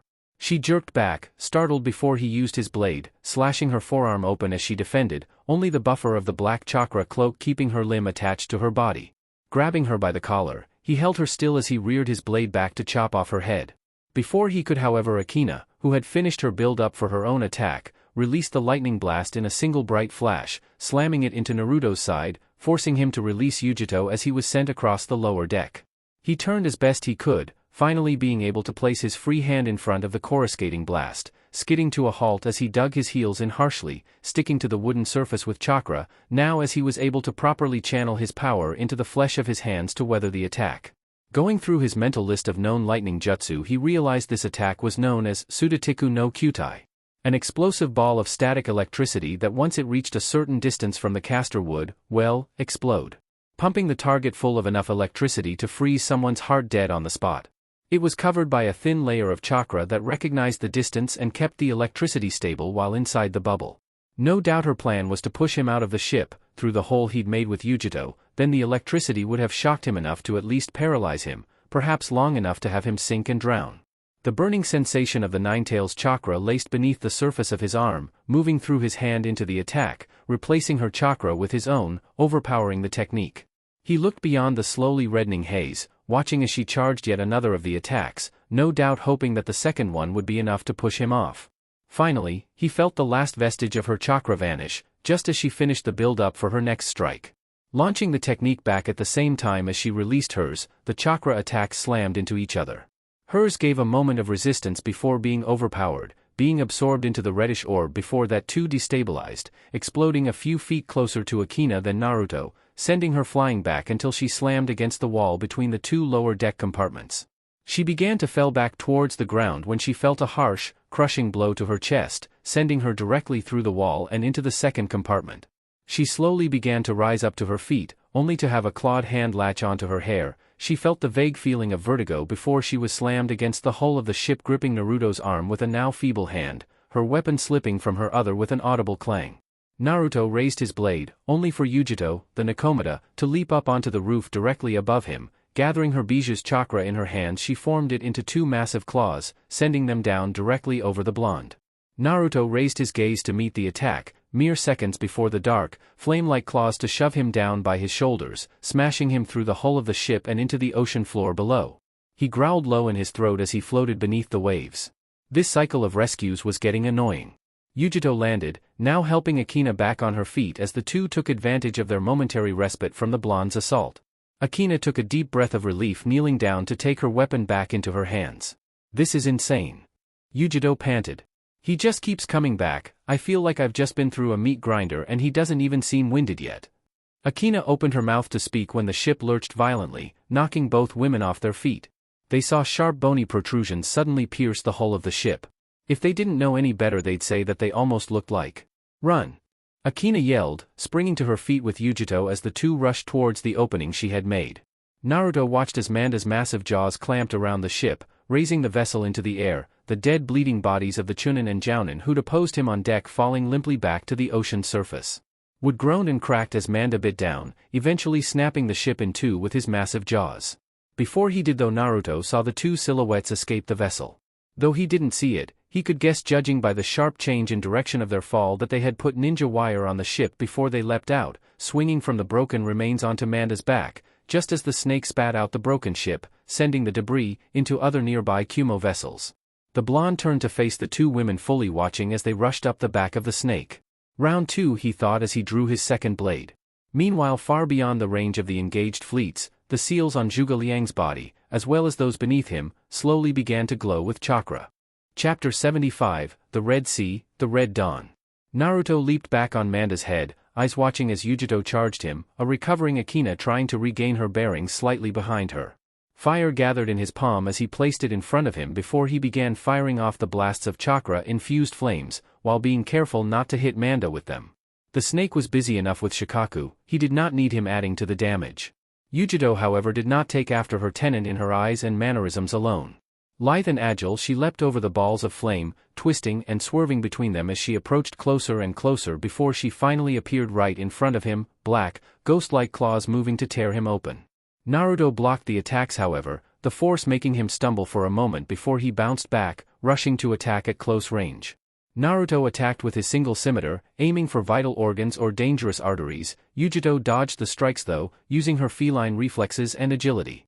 When Naruto at one point tried to swipe at her legs, she lifted her leg and stomped down as the blade passed under it, managing to get the sword caught under her boot and lodging it into one of Manda's massive scales.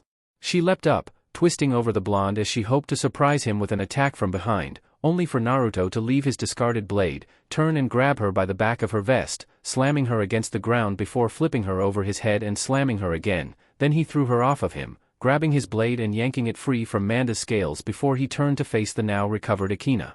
Her eyes glowed red now, it looks like she was getting desperate. Rushing forward, he attacked her midsection, only for the girl to leap over his attack. He spun on his heel, fireball in hand, only to see a lightning blast already aimed for his face. Raising his free hand, he blocked the strike, hissing in pain as he felt the blast burn his hand, frying the nerves in his arm, but that would soon heal. Before he could recover though, Akina attacked with a flying kick, connecting solidly with his chest, sending him over the edge that was the back of Manda's head and onto his sloped back. She used Shunshin to appear in front of him, striking out with 3 more kicks before she attacked with a downward strike, slamming him against Manda. The angle of the reptile was just enough so that he would slide down instead of just bounce off and continue straight down in a free fall. She threw 2 kunai slightly ahead of him, wires attached to the ends, lodging them into more of Manda's scales, and used that to slingshot herself down towards him as he was sliding down. Naruto felt the wind rush out of him as her 2 feet stomped down on his stomach and chest, growling as he felt the scales tearing off bits and pieces of his cloak to scratch at his armor. When Akina leapt up, hoping to do the same technique twice, Naruto was prepared. Using a Shunshin, he appeared in front of the girl, both blades at the ready.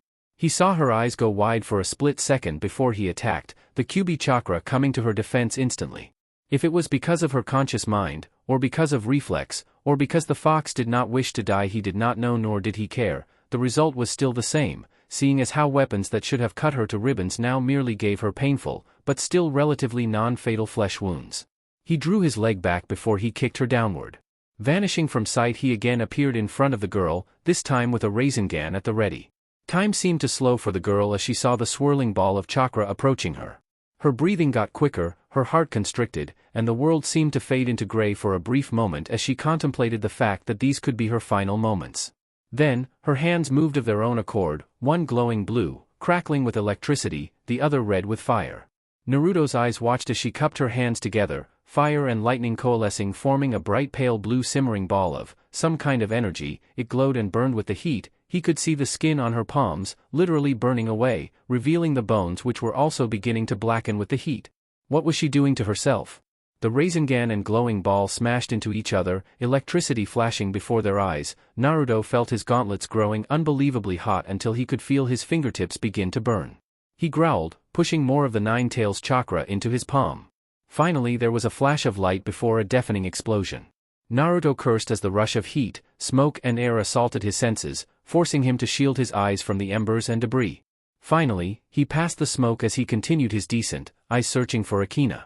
He found her, body falling towards the deep ocean limply, not even a twitch from the younger girl.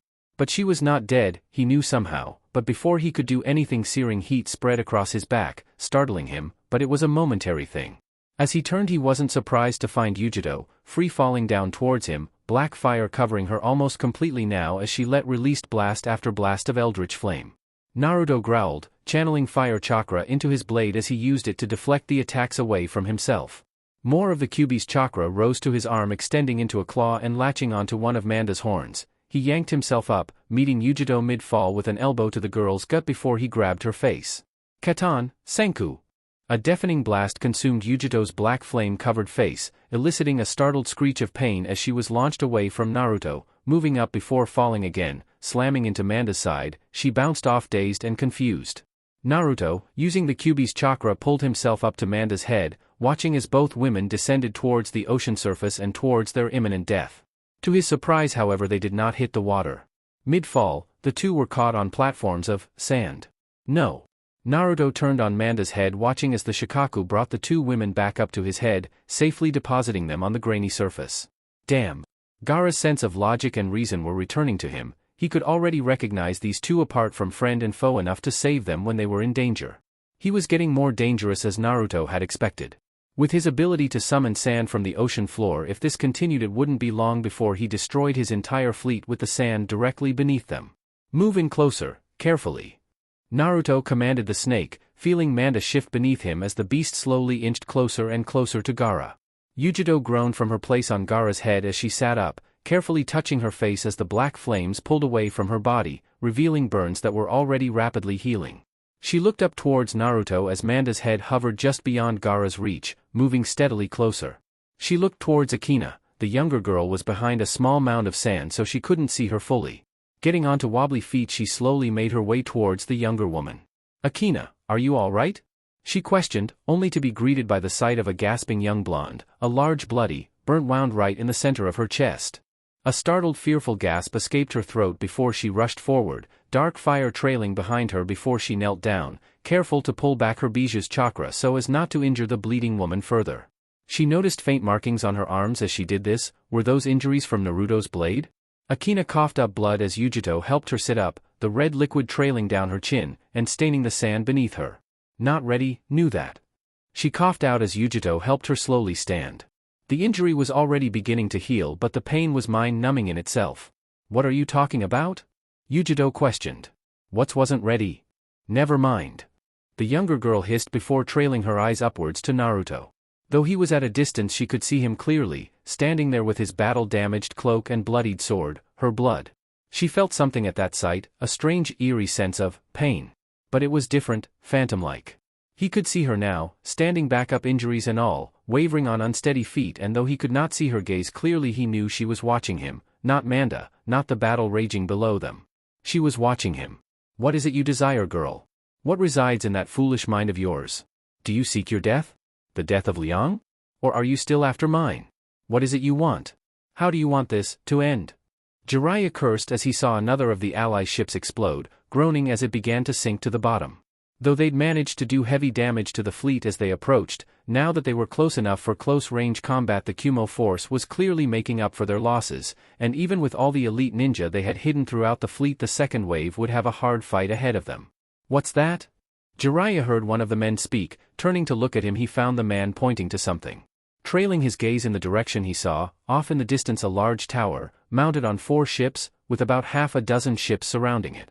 Now, normally this wouldn't catch his attention, what with hearing how the Raikage was more of a strategist than a fighter. He had figured the tower was a way for him to have a good enough vantage point to overlook the battlegrounds and direct his troops. But the blue glow currently simmering above the tower was indicating much more than just a simple vantage point. Turning his eyes upwards, he saw Manda currently engaging Shikaku. Naruto had his hands full at the moment.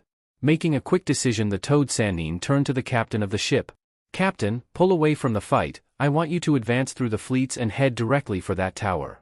What? But sir, the second wave dash. We'll have to hold out on its own for now. We need to stop whatever is going on aboard those ships. The captain looked somewhat hesitant before he nodded. Yes, sir. Jiraiya cursed under his breath. He would have to leave the second wave to fend for themselves, something he did not want to do, but letting Zhuge Liang do whatever he was planning was like handing them the victory on a silver platter, he was sure. He blinked as he realized that Temari and Hinata were still aboard the ship. Turning to one of the Umbu near him, he spoke. You, go down to the decks, secure Hyuga Hinata and Sabaku Temari, use any means necessary to get them off the ship and back safely onto the vessels still on standby for the third wave attack force. The Umbu merely gave a simple nod before vanishing in a cloud of smoke. Damage in Chico, where are you? Tenten paused mid-run as two kunoichi she recognized vaguely from the Battle of Sakai appeared in front of her, barring her path as they drew their weapons against the weapon mistress. With Sakura brandishing a slightly longer than normal kunai, it could even be considered a very short sword even, glowing with an aura she recognized as that of a chakra scalpel as she took her stance as Ino did the same with a double-bladed kunai which quickly extended into a deadly double-bladed wind blade. She had been leaping from ship to ship, attacking ninja whom, with the relatively high number of non-ninja had let down their guard, gotten sloppy, and didn't see her knives until it was too late. Strategies and tactics to defend herself against these relatively unblockable, close-range weapons ran through Tenten's mind, but she did not have much time to continue her contemplations as the two enemy kunoichi rushed her. Tenten threw kunai after kunai, her hands, a blur of motion as the weapons were dodged by her adversaries that approached closer and closer to her. Ino was the first, leaping over Tenten she twisted in mid-air, the motion allowing her to avoid a single kunai that grazed her thigh as Tenten tried to anticipate her location. Tenten turned so that her left side was facing Ino while the right was facing the charging Sakura, back-flipping once she avoided a swing from the mind bender before she pivoted on her hands to turn fully around, drawing two kunai which she used to block Sakura's swing as her feet touched the ground. Pulling one of the kunai out of the deadlock, she used it to thrust at Sakura's midsection, which the medic quickly avoided before retaliating with her own diagonal swing, only for Tenten to stand up and sidestep the attack before trying to stab at the Suna kunoichi sai. Sakura dodged that attack as well. Tenten tried to deliver a spin kick to the kunoichi, but again Sakura was too fast, rolling forward, passing Ino, who again tried to take a swing at the weapon mistress, only for Tenten to lean back and do something akin to a corkscrew flip, gaining some distance between herself and Ino before she threw several more kunai that Ino cut in half with her wind blade.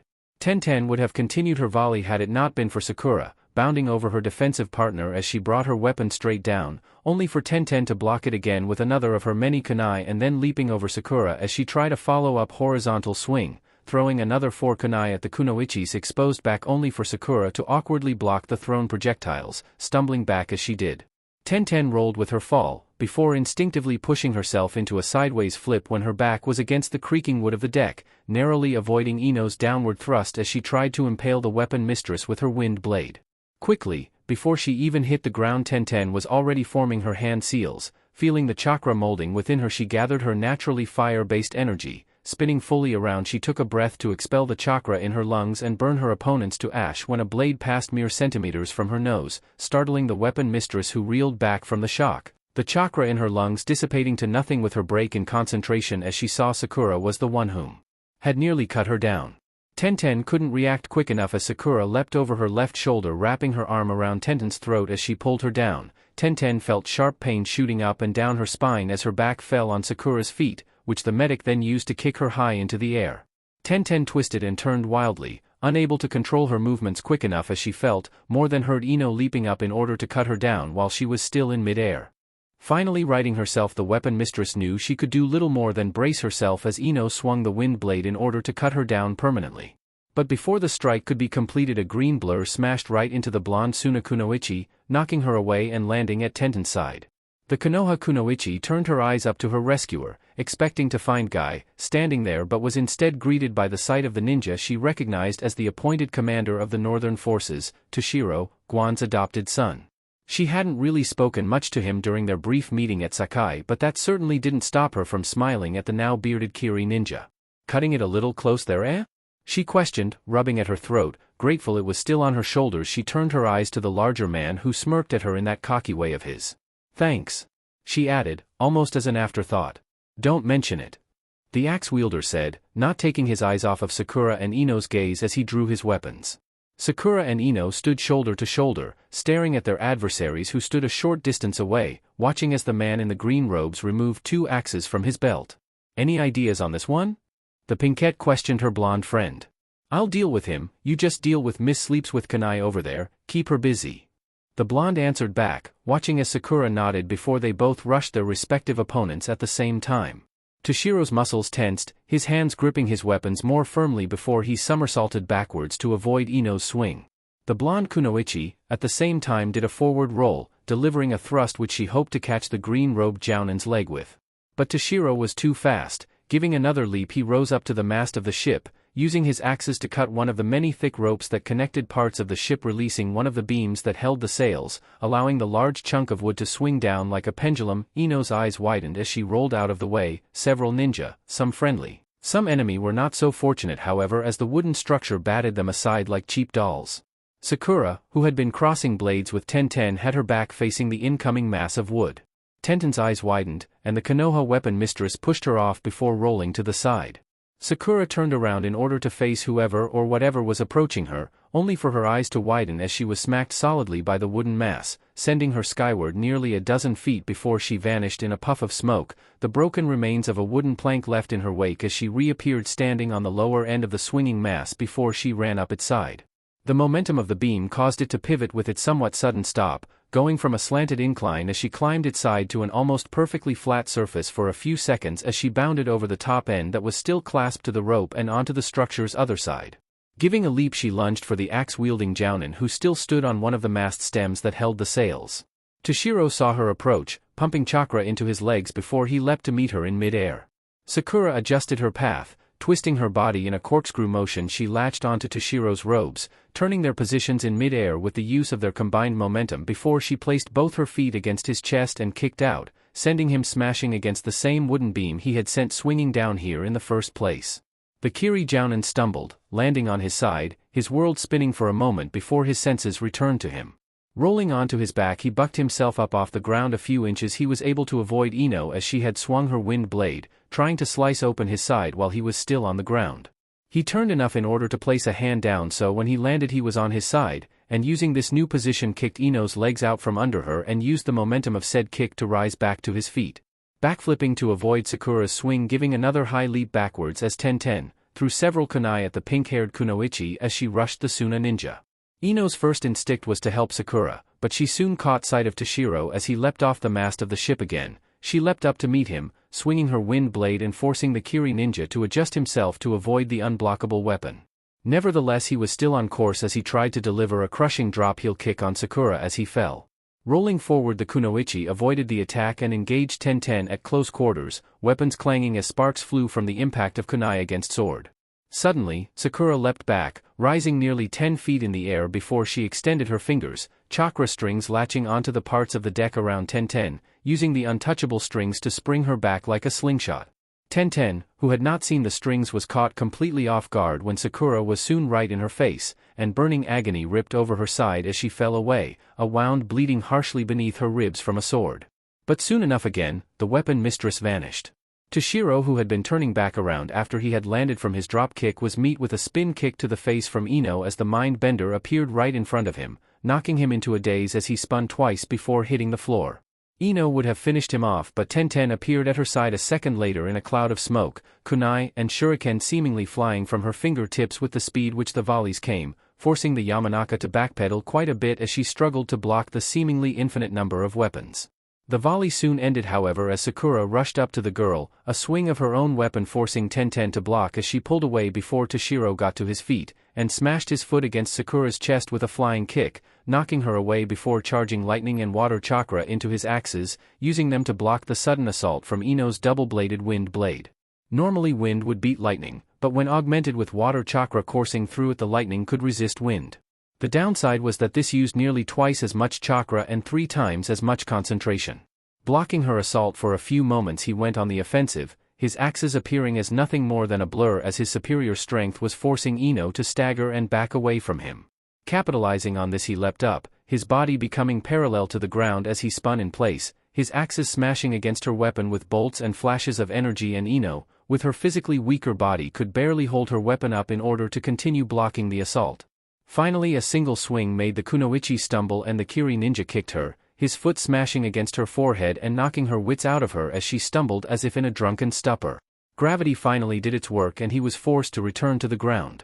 But of course he was immediately on the defensive as Sakura blurred into his line of sight, her weapon fast and accurate as it seeked to slice him open like a gutted fish.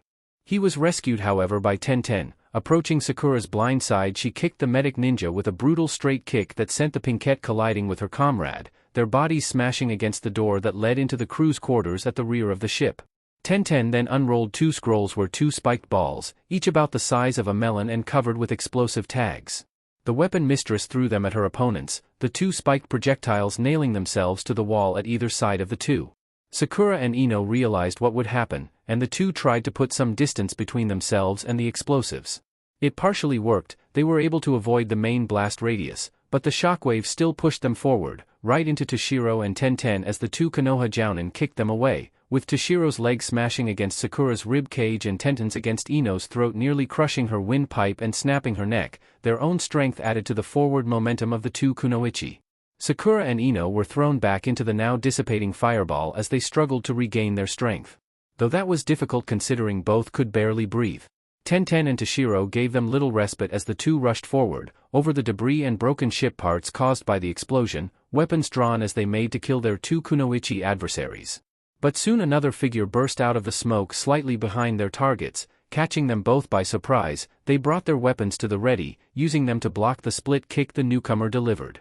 To their surprise, however, the kick smashed right through their weapons, catching them full in the chest, sending them flying back until they were near the middle of the ship. Despite the fact that this person obviously lost a lot of his momentum by breaking through their weapons, they both felt as if they'd been kicked by a mule. Knowing this, it was no surprise that they both knew it would be unwise, to say the least, to take one of those blows full force. When they saw another spin kick approaching them, the 2 wisely fell onto their backs and sprang back to their feet to avoid the attack from their yet unidentified opponent.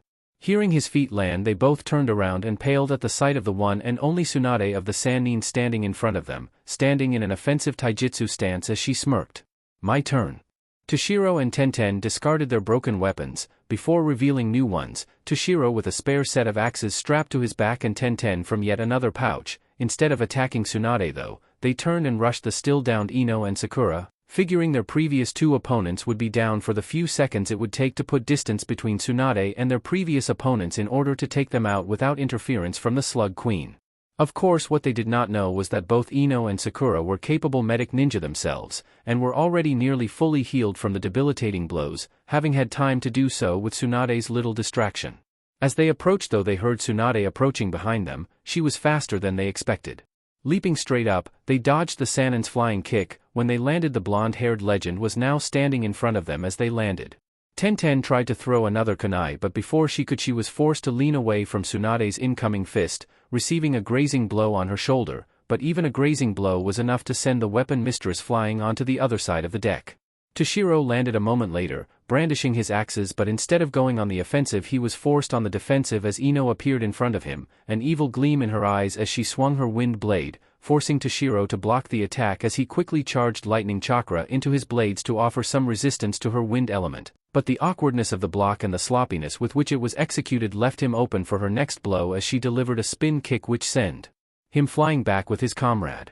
Before he even landed, he felt another kick connect with his spine, sending him upwards, noticing from the corner of his eye that it had been Sakura, who used a shunshin to get below him.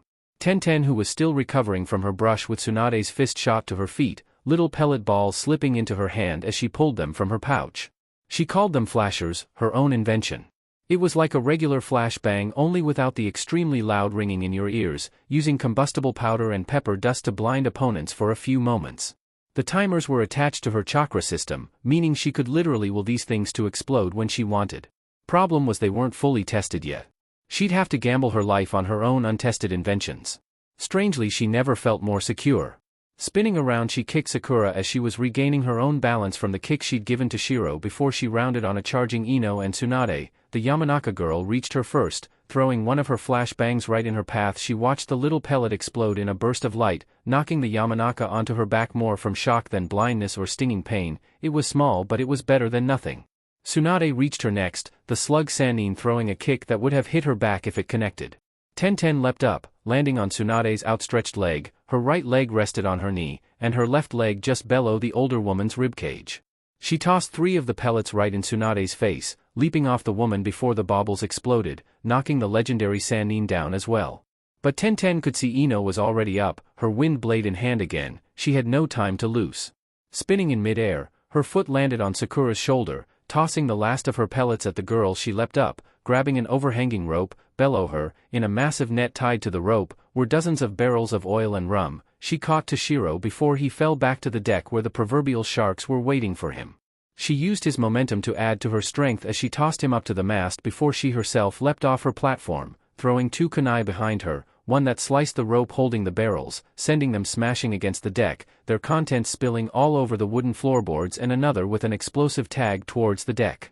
The tag went off, igniting the entire deck of the ship in searing red-hot flames. Toshiro and Tenten stared down at the flames as they quickly worked their way throughout the entire ship, hoping they'd see at least one of their opponents burning with the wood. It was a fool's hope, however, as Sakura soon appeared in a cloud of smoke next to Tenten, and Toshiro caught sight of Ino running up the central mast to engage them on the stems, her wind blade flaring to life again as she leapt up, rising above Toshiro as she spun the weapon over her head. He saw the surge of chakra as it passed over the blade and wisely backed away instead of trying to block it again. Already his second set of axes was sporting a rather deep gash from the first attempt. As he dodged it, her weapon descended. He watched as the blade connected with the stem of the mast. Dozens of other smaller wind blades cut deeply into the wood, not enough to cut through it completely, seeing as how she stopped mid-swing but enough to make it unstable. Nevertheless, he rushed her, exchanging attacks with the kunoichi before she used her lithe frame and greater balance to simply slip past him, kicking him in the back of his neck as she did. He stumbled forward, right into Tenten, whom had been fighting Sakura. The pink-haired medic took the opportunity and smashed her foot into Tenten's throat, much like the bun-haired weapon mistress had done to Ino, making the kunoichi stumble and lose her balance enough to fall, descending into the searing flames below. Toshiro saw this. Acting fast, he pushed chakra into his hand, gripping the surface on the side of the wooden structure as he bounded over the edge. Reaching down, he caught Tenten's hand, who had regained her bearings at this point. Swinging her upwards, she landed on the mast, her hands flying through the air as she launched kunai after kunai at Sakura to keep her at bay, aware that Ino was approaching behind her but choosing not to deal with her yet. Toshiro soon got up onto the mast as well, slightly in front of Tenten, placing himself between the weapon mistress and the pinkette. Just in time to see something that made him push Tenten away before backing off himself. A split second later, a massive wooden projectile, which he could only guess was some large chunk of their ship, smashed right through the wooden stem of the mast before being stopped by the tightly packed sail. The stem leaned and swerved violently as it toppled over, the ropes that were tied to it holding it up, the wind making it serve and rock in the wind. Tenten struggled to maintain her balance as the stem swerved in the air. Spinning on her heel, she began throwing her volley of kunai at Ino, who was still at some distance, having stumbled back when the mast stem had been sheared in two. The blonde kunoichi once again blocked all the projectiles with her wind weapon. Tenten soon caught sight of Tsunade, rushing towards her behind Ino, having leapt onto the swerving mast from the deck railing that was not on fire. Tenten leapt back, onto the edge of the broken stem before leaping away, trying to reach the still stable stem that was connected to the mast. But Ino and Tsunade rushed after her, Ino leaping higher and Tsunade slightly lower. Tenten launched kunai at them both, trying to stave them off while she was vulnerable in mid-air.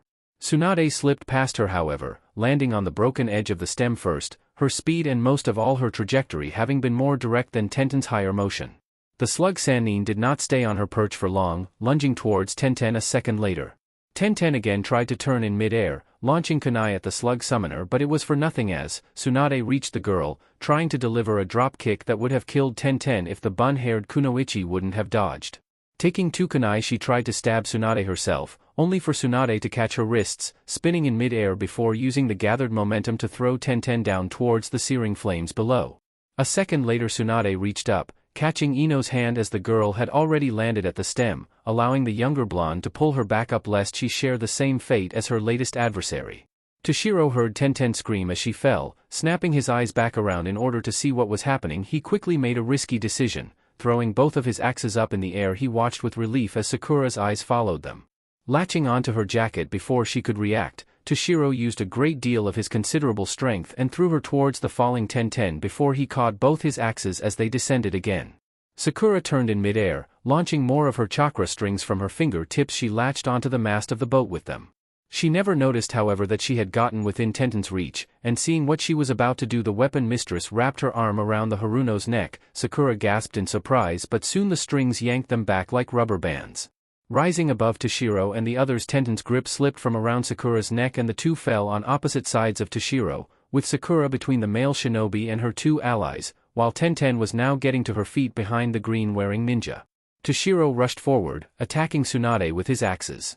The Sannin wasn't given her title for nothing however, as she blocked his strike with her forearm by connecting it with his own before delivering a brutal uppercut to the ninja, his head coming clean off with the strength of her blow before it and the body it had been attached to dispersed into water.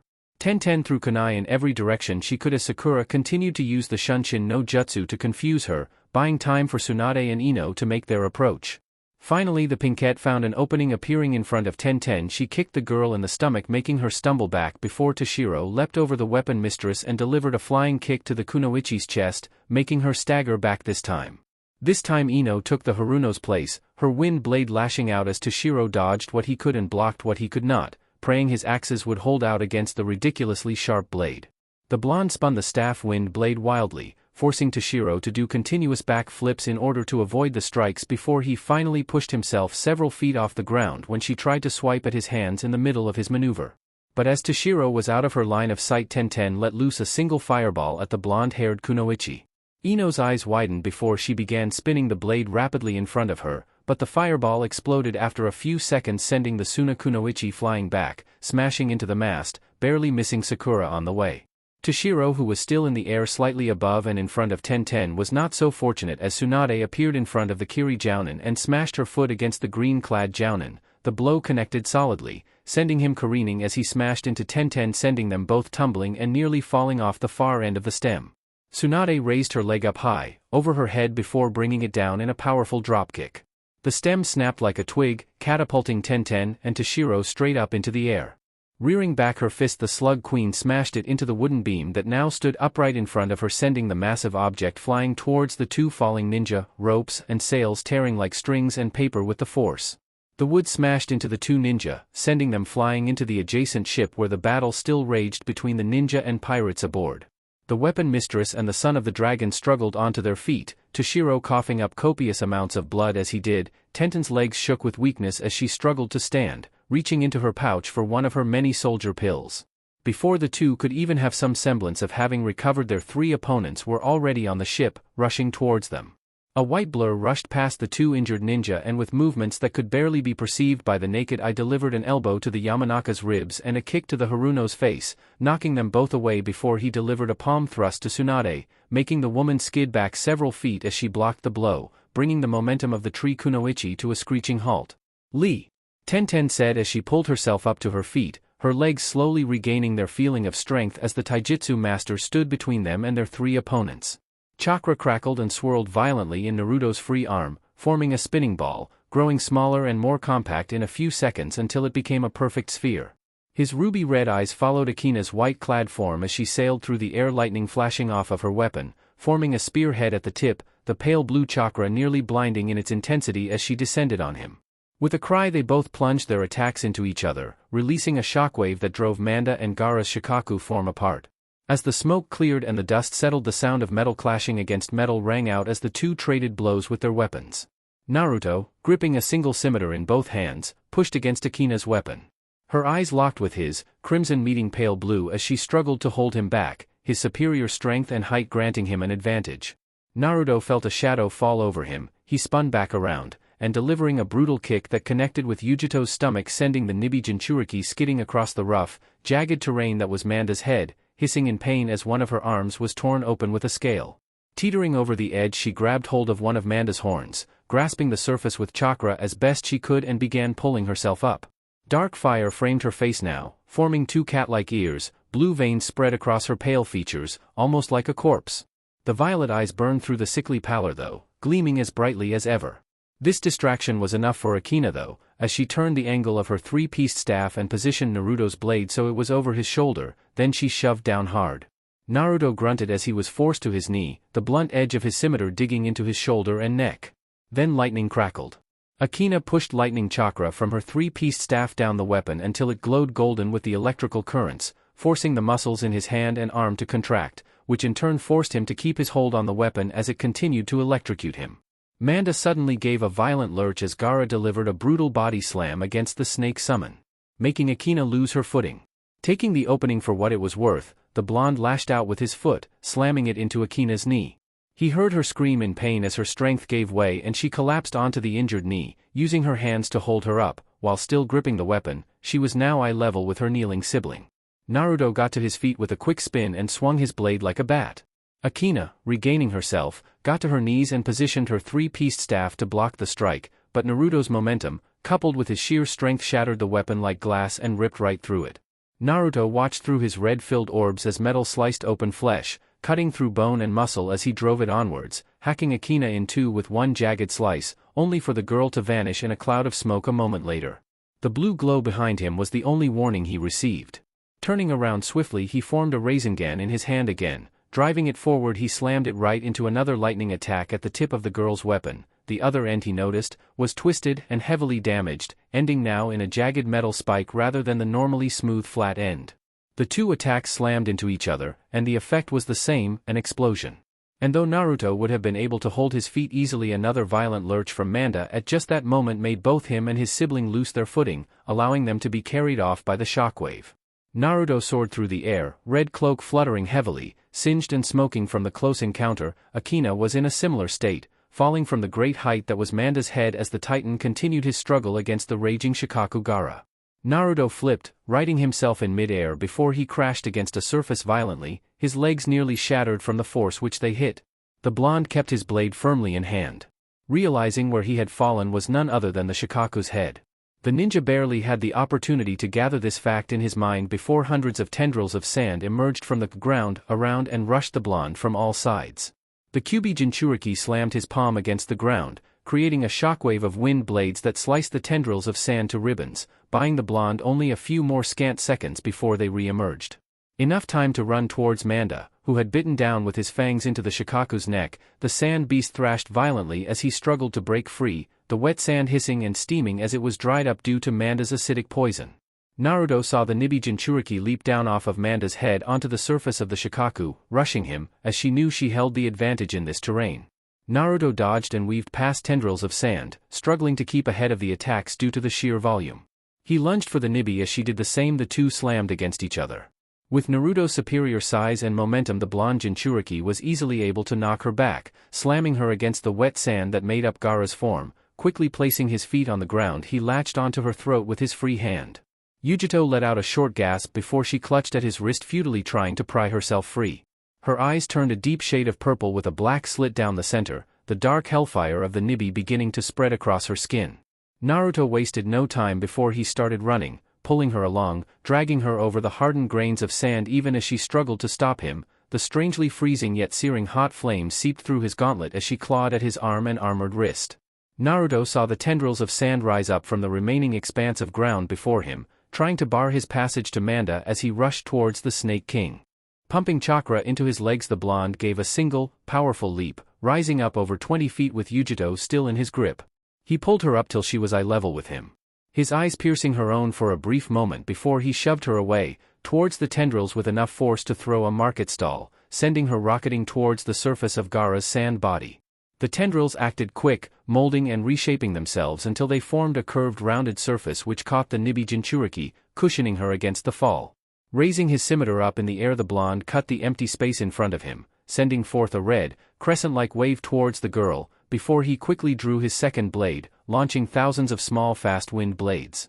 Coming into contact with the red wave, the sky was seemingly consumed by fire, flames spreading wide and rising high with one massive explosion, blinding the soldiers' bellow, and deafening the great beasts that struggled against one another. The searing heat turned the sand closest to it into glass, descending like a tsunami of the apocalypse as it forced even Manda to pull away with the sheer inferno the air had become. Naruto descended from this, falling through the fire, his red cloak and black clothing blending into the haze of flame above them as he fell towards the glittering glass surface bellow. He landed with such force, the glass shattered and cracked beneath his boots, crunching and crackling as he turned, rushing off towards the edge of Shikaku's head.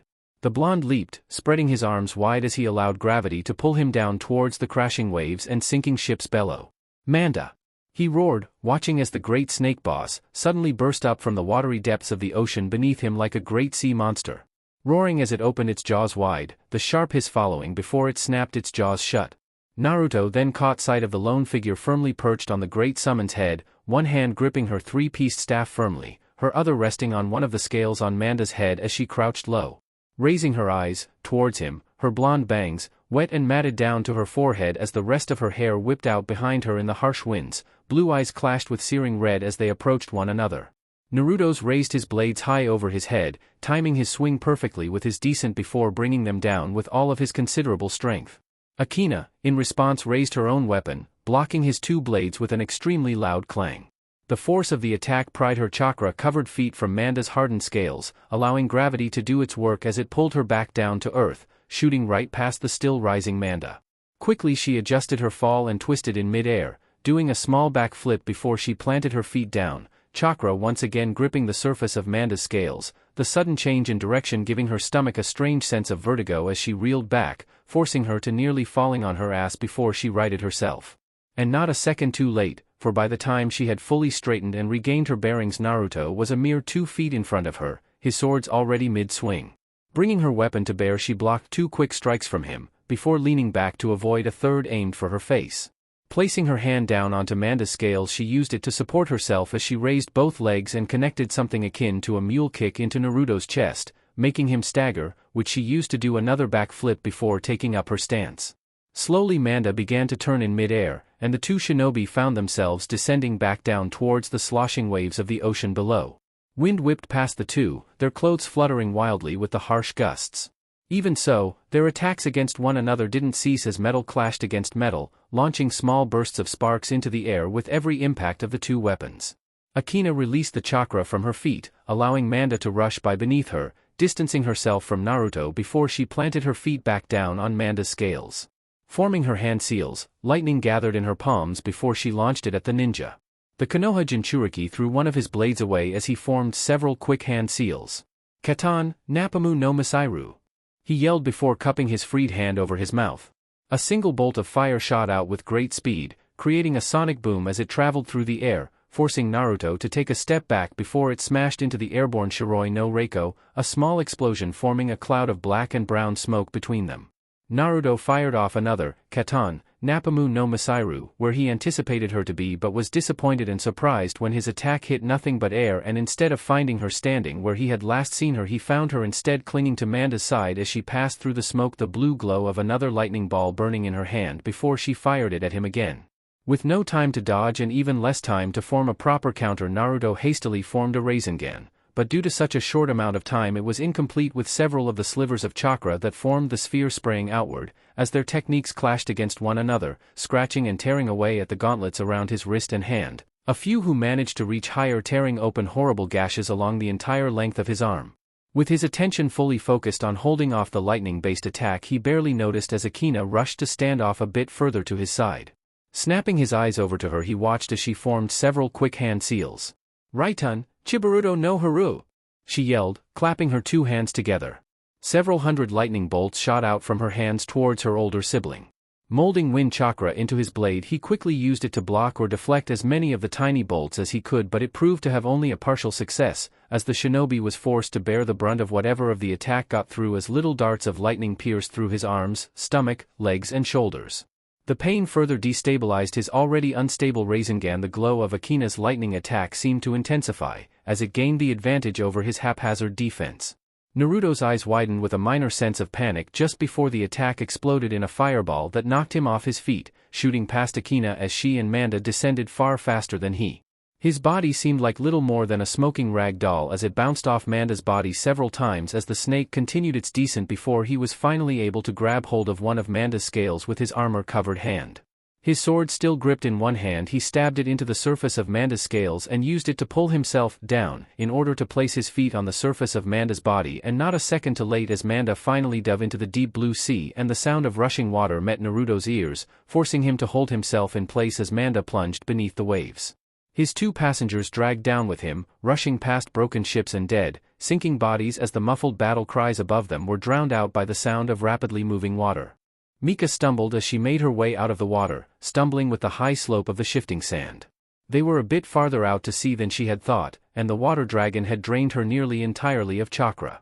Looking behind her, she managed to catch sight of Jinchiko as the older woman made her way out of the sloshing waves as well. Chakra exhaustion visible in her body language as well. She turned, throwing a kunai in hopes to kill her while exhausted, but in her own tired state the knife was not nearly as fast, accurate or powerful as normal, and so, it merely bounced off her thick, purple armor with an audible chink. Jinchiko cursed, but paid the attack little mind before she pushed lightning chakra into two of her kunai.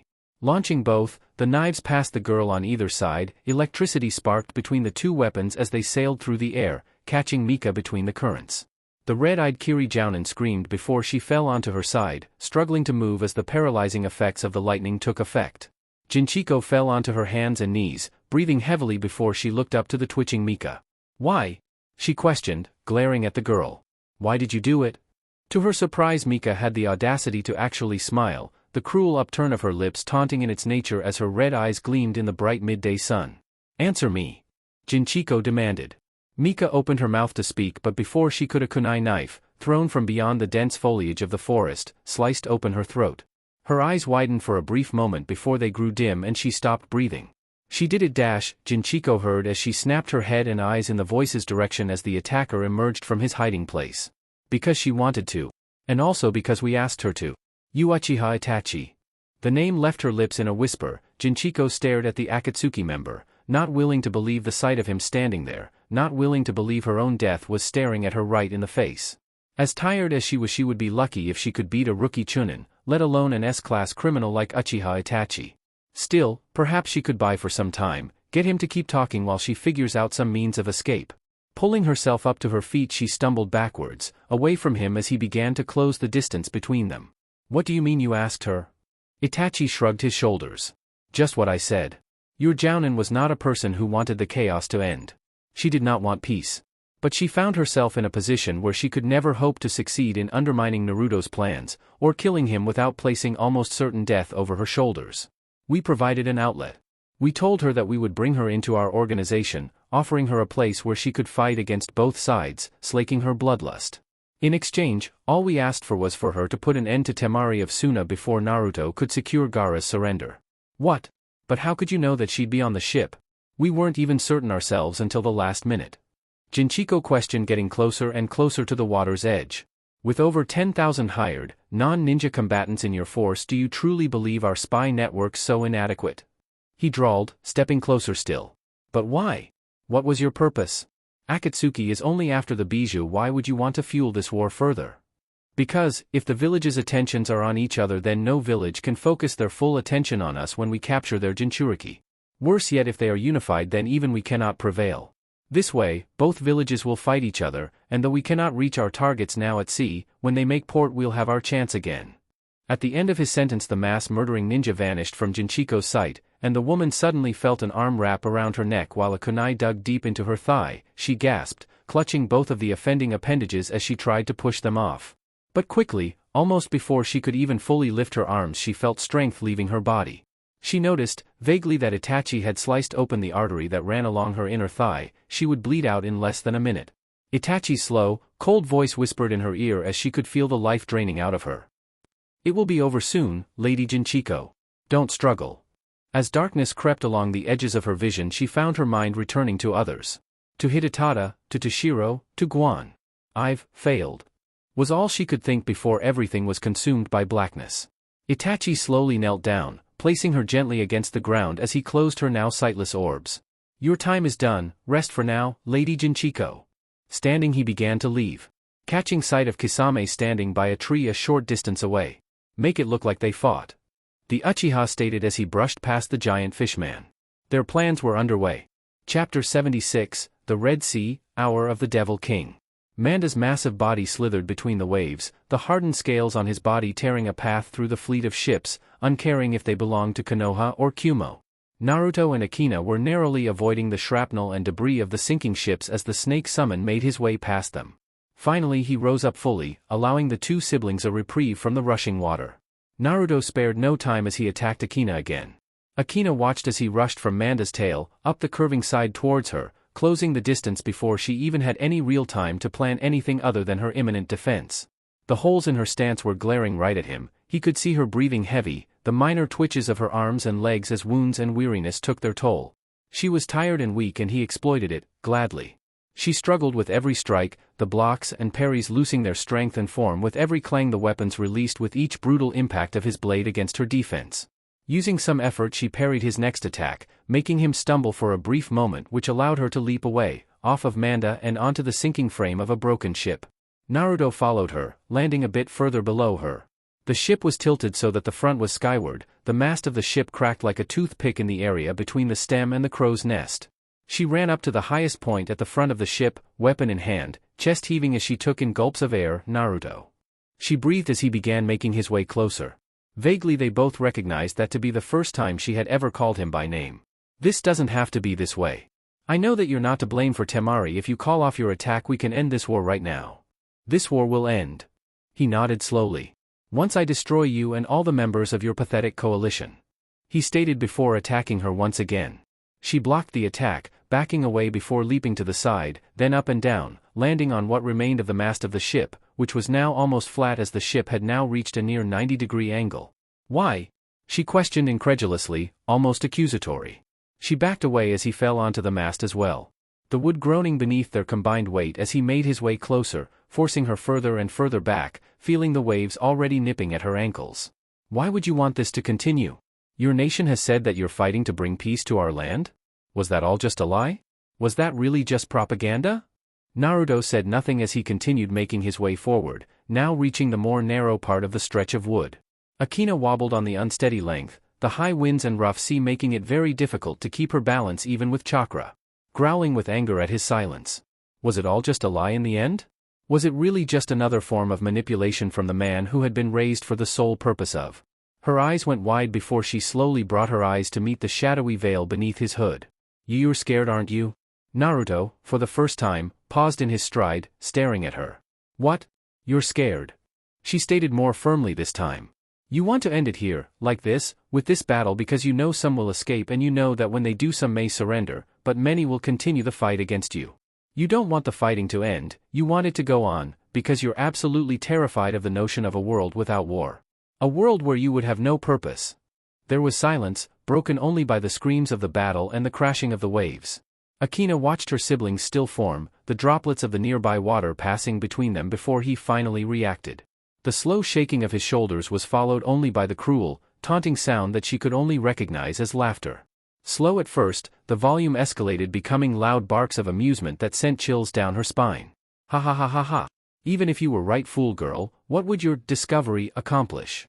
He questioned before he cut the mast of the ship in half, letting it fall into the ocean. She gasped before leaping off of the falling piece of wood towards the deck of the ship again.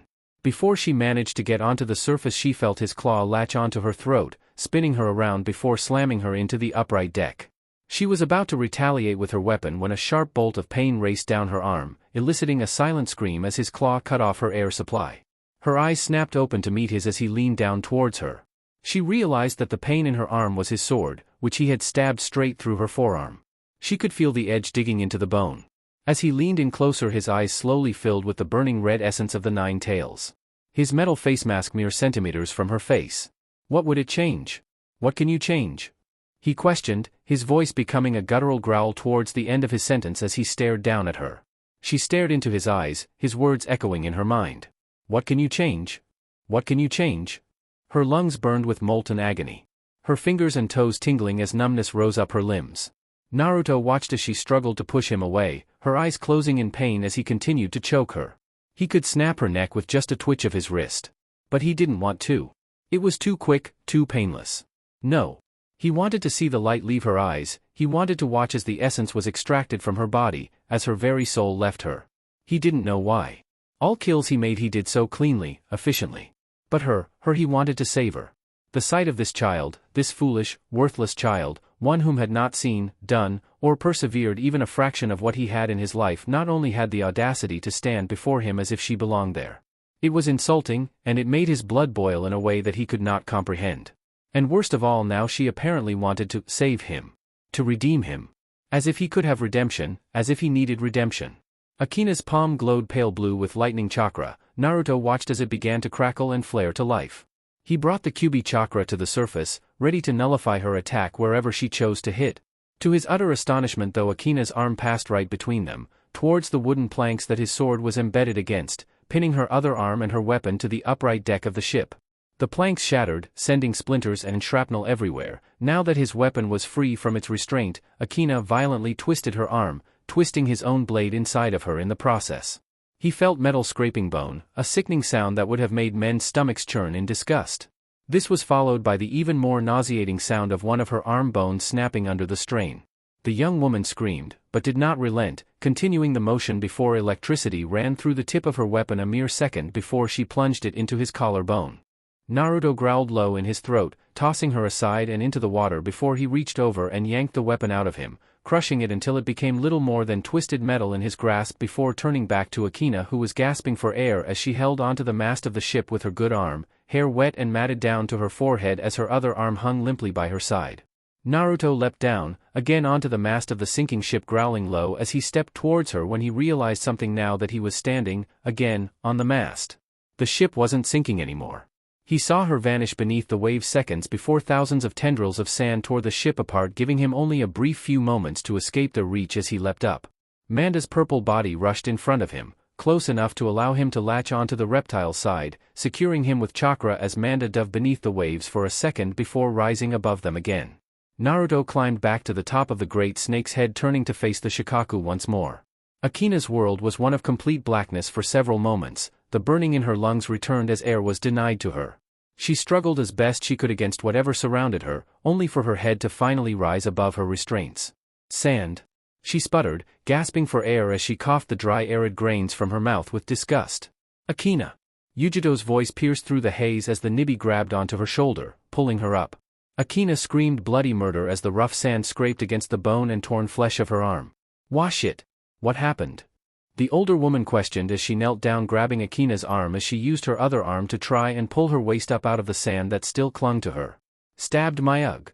Akina began but groaned mid-sentence as Yujito used the opportunity to harshly, almost savagely shove the bone back into place. The Nibi Jinchuriki watched as the Kyuubi chakra began to take effect, but even with this creature's near regenerative abilities, it would take several minutes for the bone to be anywhere near strong enough to take an impact from a normal person, let alone an impact from Naruto. And that was several minutes that they did not have. She turned her eyes onto Manda as the great snake swam opposite them, glaring at the Shikaku with those serpentine eyes. They had to stop him, but how? Even with Shikaku distracting Manda and both her and Akina tag-teaming him as best they could, he was just a juggernaut that refused to go down. No matter what they threw at him, he just seemed to bounce back, not the least bit depleted, weakened, tired or injured. And now one of Akina's arms was useless for the moment and Naruto was still as resilient as ever. What could they? Wait, Yujito's eyes traveled over to the snake Naruto currently stood on. Manda's head was reared back, a nasty bleeding gash along the beast's left side along the middle of his body as well as another along the underside, going from right to left along his upper body, higher than the other injury. One of his forehorns also seemed to have been badly torn up by a bite from the sand demon. That's it, we may not be able to bring him down, but we can bring down his summon. Akina breathed heavily, cradling her injured arm as she turned her gaze to Yujito. What? Yujito spun around, kneeling in front of Akina as she prepared to explain her plan. Look, we don't have a lot of time and I know that your arm is messed up, but I have an idea, and the only way it'll work is if you keep that monster off of me for a few seconds. Can you do that? Akina hissed as she pulled herself up to her feet, still cradling her throbbing arm, which was already bruising horribly along the damaged area, the now sealed wound looking an angry, irritated red. She turned her eyes to Naruto once again as he stood atop Manda's head, wondering if she may have actually been right. Akina. Yujito's sharp bark snapped her out of her thoughts. This isn't the time to be daydreaming. The younger blonde nodded quickly. Why yeah, she said before her eyes narrowed with determination. Go do what you gotta do, I'll hold him off. Yujito nodded slowly, almost hesitatingly before she leapt away, closer to Shikaku's front, shoulder blades, hands flashing through seals before the ghost-like flames formed over her body. Lee rushed forward, sliding under Tsunade's spin kick and pushing off the wooden deck with his hands, finishing with a split kick that hit both Sakura and Ino. Sakura growled as she stumbled, throwing her kunai at the taijutsu master, drawing a scroll from her back pouch as he dodged the knife. Lee spun around as he dodged the blade, catching Sakura unrolling her scroll from the corner of his eye before he leapt up, twisting in midair and avoiding Ino's swing as she attacked with her wind blade. Ino spun around, but as she did, a fist smashed into her face, followed by an elbow to her chest, knocking the wind out of her. A kick to her knee was followed by a brutal kick to her hip, side, and the other side of her face. Tsunade moved to attack the taijutsu master when she sensed the approach of kunai behind her. Turning, she caught two of the blades, blocking the third before she used both kunai to block Toshiro's axe swings. She shoved the younger man down, making him stumble forward before she raised her leg to knee him in the stomach. The son of the green dragon saw the attack, awkwardly pushing himself to the side to avoid the impact. He fell on his arm, the appendage twisting rather painfully as the wooden shaft of the axe slid easily against the deck of the ship, making him fall on his side rather than on his arm. Tsunade raised her arms in front of her face as Tenten appeared in front of her, with 3 kicks slamming into the raised appendages with enough force to even make the legendary slug Sannin take a step back. 2 kunai were in Tenten's hands in a second as she slashed and swiped at Tsunade. Every attack though was being blocked or dodged fluidly by the slug Sannin before she pivoted on her heel, slashing at Tenten with an upward swing, forcing the weapon mistress to stop her attack as she backpedaled to avoid certain dismemberment. Sporting a wide cut to her Chinese shirt however as a demonstration to her efforts. Tsunade didn't stop there, turning her previously upward motion into a downward one. She spun around, with both arms spread out to either side of her, the kunai in her hands getting closer and closer to Tenten as the younger kunoichi was forced to back away as quickly as possible from said strikes. Problem was Tsunade was faster. Just as the blade descended on the juncture of her neck and shoulder, the weapon mistress vanished in a cloud of smoke, forcing Tsunade's kunai into a block of wood. Tsunade heard the clinking of chains behind her before she turned again, raising her hand to block the object she sensed approaching her, only to feel a chain wrap around her wrist, a spiked weight on its end. Her eyes watched as Tenten held the other end of the chain, having put the length through a part of the ship's railing to use as an axis point to hold back her considerable strength. Though her monstrous strength was based almost solely on gathering all the chakra onto the point of impact in one of her punches, that did not mean her own physical strength was anything short of inhuman to boot. She caught sight of Toshiro rushing from her side. Yanking back, she managed to gain enough slack from her chain to block his axe swing before Tenten yanked again, leaving her back wide open for Toshiro's follow-up swing, which he exploited, the metal, heavy end of the axe digging deep into her lower back.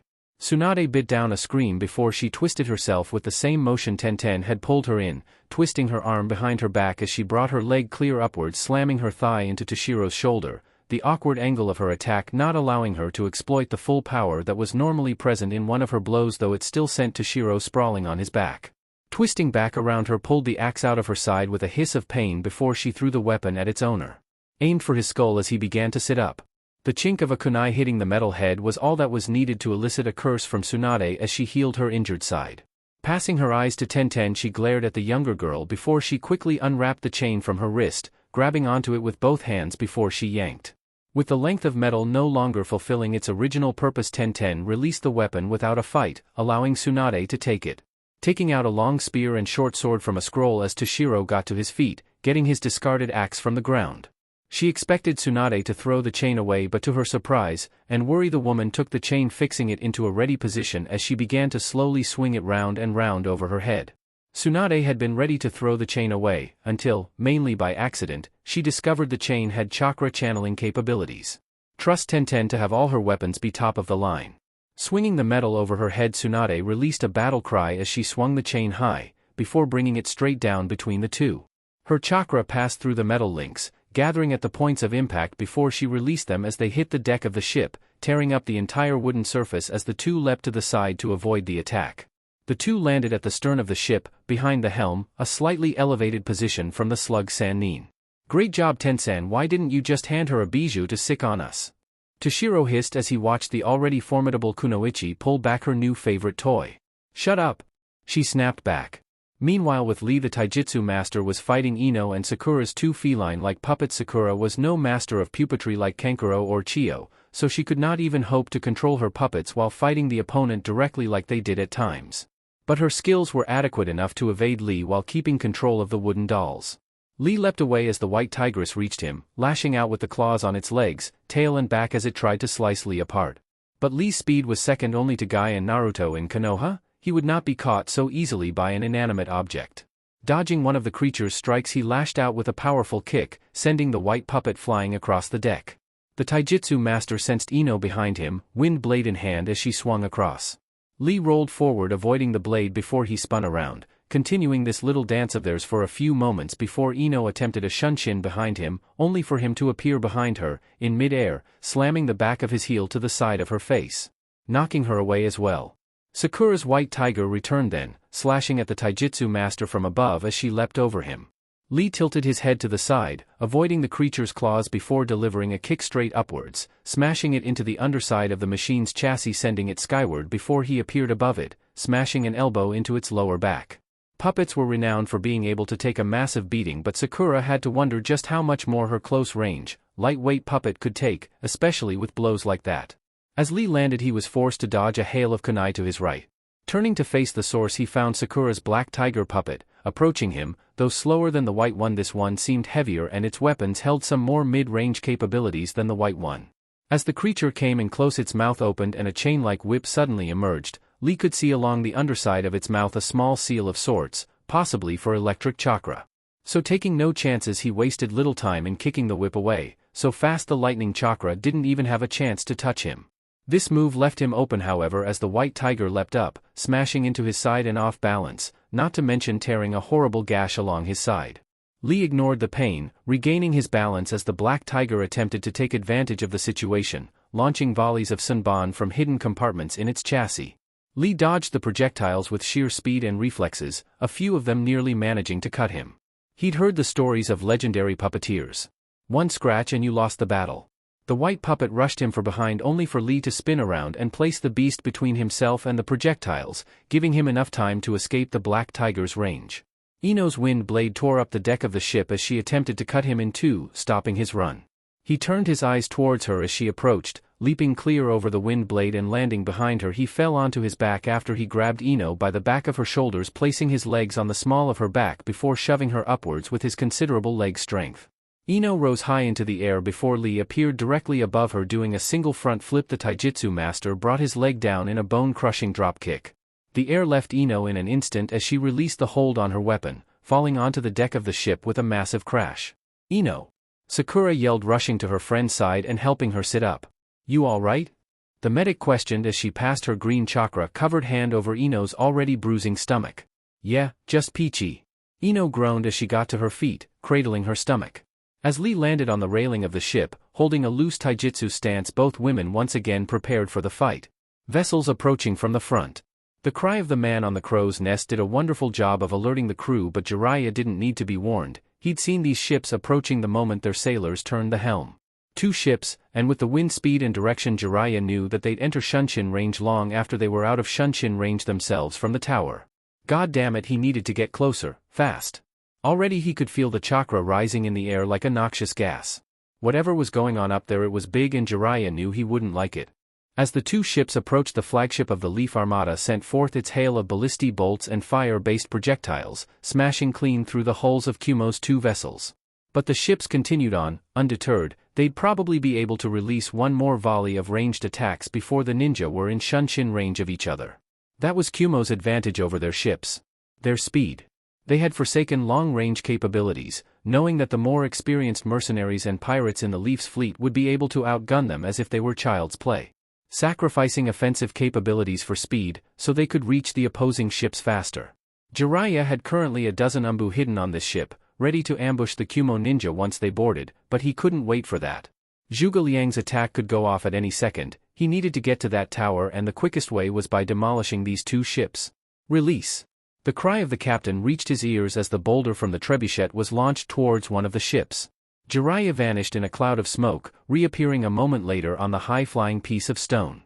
He stood there for a moment, waiting until the stone was falling over the ship before he leapt up, high into the sky before he formed his hand seals, Kuchios no Jutsu. The massive slab of stone smashed right through the rear area of the ship, demolishing the helm and captain's quarters before the whole ship was smashed to bits as a gigantic toad crushed it. The toad landed in the water, feeling the sting of salt water on its leathery skin before it dispelled. Summoned toads, with only a few exceptions, couldn't stand salt water. Even Gamabunta detested the ocean. It stung their eyes as they swam and burned their skin, which was why he'd refrained from summoning any of the creatures for this battle. And those who could stand salt water were more for espionage missions than combat. He was sure Gamatuku would forgive him once he explained the situation at a later time. Having leapt off the toad before the creature dispelled the toad, Sanin landed on the adjacent ship, the eyes of the Kyuumo Jounin and Chunin landing on him as he did. It didn't take them long to recognize him, and it didn't take them long to attack either. The Chunin was first, they always were, and lashing out with a kick to Jiraiya's legs as the toad Sannin stood on the railings of the ship. Jiraiya lowered his cane, intercepting the attack by slamming the wooden shaft against the boy's shin before smacking him across the face with the unconventional weapon, sending him sprawling across the deck towards the rest of his comrades. One of the Kumo ninja, a Jounin this time attacked with a mid-range wind attack, only for Jiraiya to do a perfect one-handed cartwheel on the ship's railing as the wind attack sent splinters into the air as they cut through the railing. Catching sight of a particularly large, pointy-looking piece of wood, Jiraiya used his cane, smacking the wooden object, turning it into a projectile that struck another Chunin in the eye, digging several inches into his skull, either killing him or knocking him unconscious. Jiraiya didn't know nor did he care, bounding over the surprised ninja before he landed on deck. Cutting his thumb mid-air, he drew a quick kanji on the floor with the bleeding digit before slamming his palm on the wooden surface before any of the ninja could react. 7 puffs of smoke later, 7 toads stood on the deck of the ship. 6 were clad in battle armor, wielding halberds, sabers, axes, morning stars and other assorted melee weapons. The 7th wore no armor, about the size of a horse. His legs were long, lean and powerful, and Jiraiya wasted no time getting on the creature's back before the amphibian leapt off of the ship, leaving the toad summons to distract the ninja as the Leaf flagship resumed its volley against the Kumo ship. The toad had to have jumped at least 100 yards, very likely more than that, before he began to descend towards the ocean. Jiraiya leapt off the beast then, gaining an additional dozen or so yards before he too began to descend towards the Kumo ships that had begun approaching the area since they caught sight of his first toad summon. No doubt they knew he was the only one who could do that in Konoha. Kunai suddenly whizzed past his head as the Kumo ninja caught sight of him falling towards them. Jiraiya used his cane to block and deflect the projectiles. When they finally abated somewhat, he formed more hand seals with the opening the lull granted him. Forming yet another Kuchios, the Sannin summoned 10 toads this time, though these were not as powerful as his earlier summons. The additional 3 should help even it out a little. The toads he summoned used their weapons and armor to withstand the volley, adjusting their fall to land on the ship. The 11 servants of the Leaf smashed onto the deck, with 3 of the toads going clean through and crashing into the lower decks. Jiraiya did not feel them dispel, so paid them no mind as the Kumo ninja attacked them. Jiraiya quickly scanned the group. He counted 17, with who knows how many below decks. His eyes shifted as he sensed a shunshin behind him. Spinning around, he grabbed the Jounin's arm by the wrist.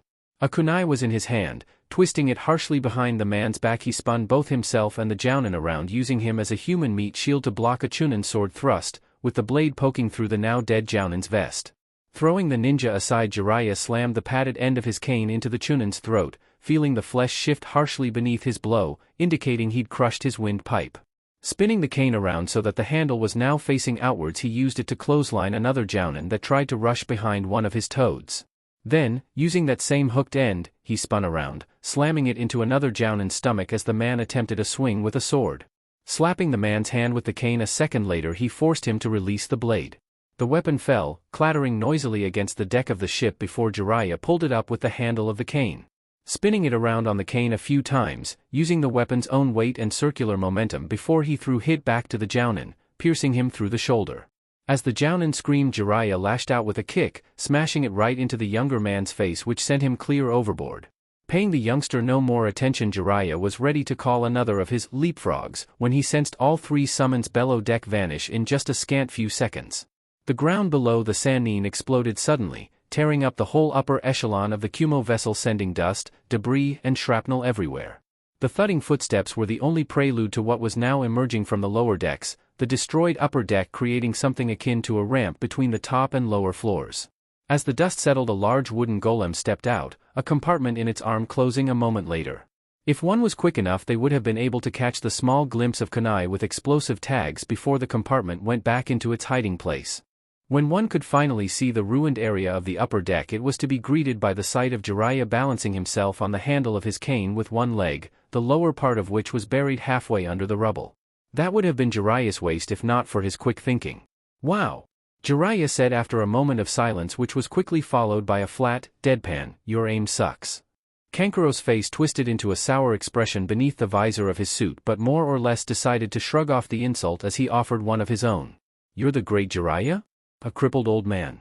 Jiraiya rolled his eyes at the jibe. As if he hadn't heard that before. "Whatever, I don't have time to waste with you," he said as he moved to summon the jumper toad again when he caught sight of something approaching him from above. Vanishing from sight with his cane, he appeared a few moments later on a more stable part of the deck, ignoring the toads and ninja that still fought on the ship. Turning his eyes to the spot where he used to be, he found a brown-haired woman, a hook spear stabbed into the rubble as Kankuro began to walk up the impromptu ramp. "Like I said, I don't have time to waste with you," Jiraiya said as he finished his previous hand seals, ready to summon the toad when Kuro extended his massive hand and hundreds of tiny little spike balls, almost the size of marbles, were suddenly strewn about the deck, affecting both the toads and Kumo ninja as well. But Jiraiya was the worst. His hands, which had been lowering so he could summon the toad, slammed right over several of the spike balls. The toad Sannin jumped back and screamed as some kind of pulse emanated from the spikes. He glared at the two Kumo ninja. "The tenketsu in your hands have been sealed. No more summons for you, Toad Hermit," Kankuro said, the title being pulled from his lips in a scalding tone. Jiraiya frowned, lips curling back into a sneer. The tenketsu were indeed sealed. He'd sparred with enough Hyuga in his day, including Hinata herself, to recognize the feeling. He could also recognize when they'd open again. At this rate, 10 minutes. Thank goodness these little things, whatever they were, weren't nearly as powerful as the Hyuga's taijutsu, which would last for, at the very least, an hour if the opponent was being nice. Maybe he could beat them and recover the use of his tenketsu in time to stop Zhuge Liang. There was still time. Brushing off the spike balls, he ignored the pain as they were pulled free of his skin as he reached down and grabbed his cane again. "All right. Guess I'll just need to get rid of the two of you." Manda's massive body coiled around Shikaku, impeding the great sand beast's movements as his fangs injected another lethal dose of poison into the sand apparition. This would have been enough to kill several dozen other boss summons the size of Gamabunta, but being an apparition of sand, with no veins, arteries, organs, or nerve, the poison, Manda's greatest strength, was reduced to barely even 1/5 of its normal potential to do damage. With no claws, and fangs too brittle to rip and tear flesh, Manda was in for a battle of attrition. The only sign that his poison was taking effect was the fact that every now and then clumps of sand would fall off of Shikaku's main body. Though those empty spots were quickly filled with more sand, it indicated that his control was slipping and that hopefully, soon, the poison would begin to affect the host itself, not just the sand he was controlling. Naruto felt the chilling bite of death against his skin as Manda came closer to Yujito, the Nibi's dark fire sending goosebumps over his arms and shoulders. As he was able to look down from Manda's head that was now biting into Shikaku's shoulder, he saw the Hellfire Nico gathering chakra, and a great deal of it. She stood in the middle of Gaara's massive back, meaning that he'd have to actually cross the proverbial minefield in order to get to her. With the sick feeling of the Nibi's chakra building in the air, he gave no further thought and leapt off Manda's head, rushing towards Yujito. Before he reached very far, he was intercepted by hundreds of spikes, spears, and tendrils of sand. Naruto growled, head leaning to the side as he avoided one of the tendrils, using his considerable speed a second later to run in a different direction. As more sand spikes rose in front of him, he lunged through the narrow openings.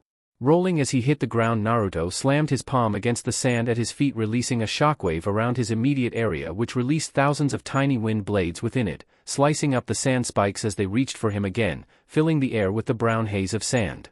A familiar, yet alien sound filled his ears and Naruto turned as Akina exploded from the sand, the familiar bright, pale blue ball shining in her hand as she approached him. The Rasengan spun to life in his grip, the massive chakra held in his claw before he thrust it forward, smashing the two attacks against each other. The heat of her attack came an instant later, the shockwave of the impact alone enough to knock his hood back as he held his ground against her. He looked to her face as it twisted in pain, then to her arm as the skin of her palm and fingertips burned away, revealing the raw flesh beneath. The sound of the two attacks became nearly deafening to their ears before they exploded, blanketing the area in a cloud of sand. Naruto grunted as the shockwave knocked him back a bit. Before the dust could settle or he could continue in the direction he knew Yujito to be in, he felt something pierce his shoulder, then something else pierce his thigh. He didn't need to think who could be doing this. Even he couldn't see through the thick cloud of sand that blanketed the air around him at this point, because Gaara didn't need to see. The sand was lathered with his chakra. He didn't need to see Naruto because he could sense him. Even the individual grains on his clothing were probably giving the Kazekage sensory information on his position. Naruto tried to pull free, but the two sand spikes held him down firmly and the sound of shifting sands was the only warning he had.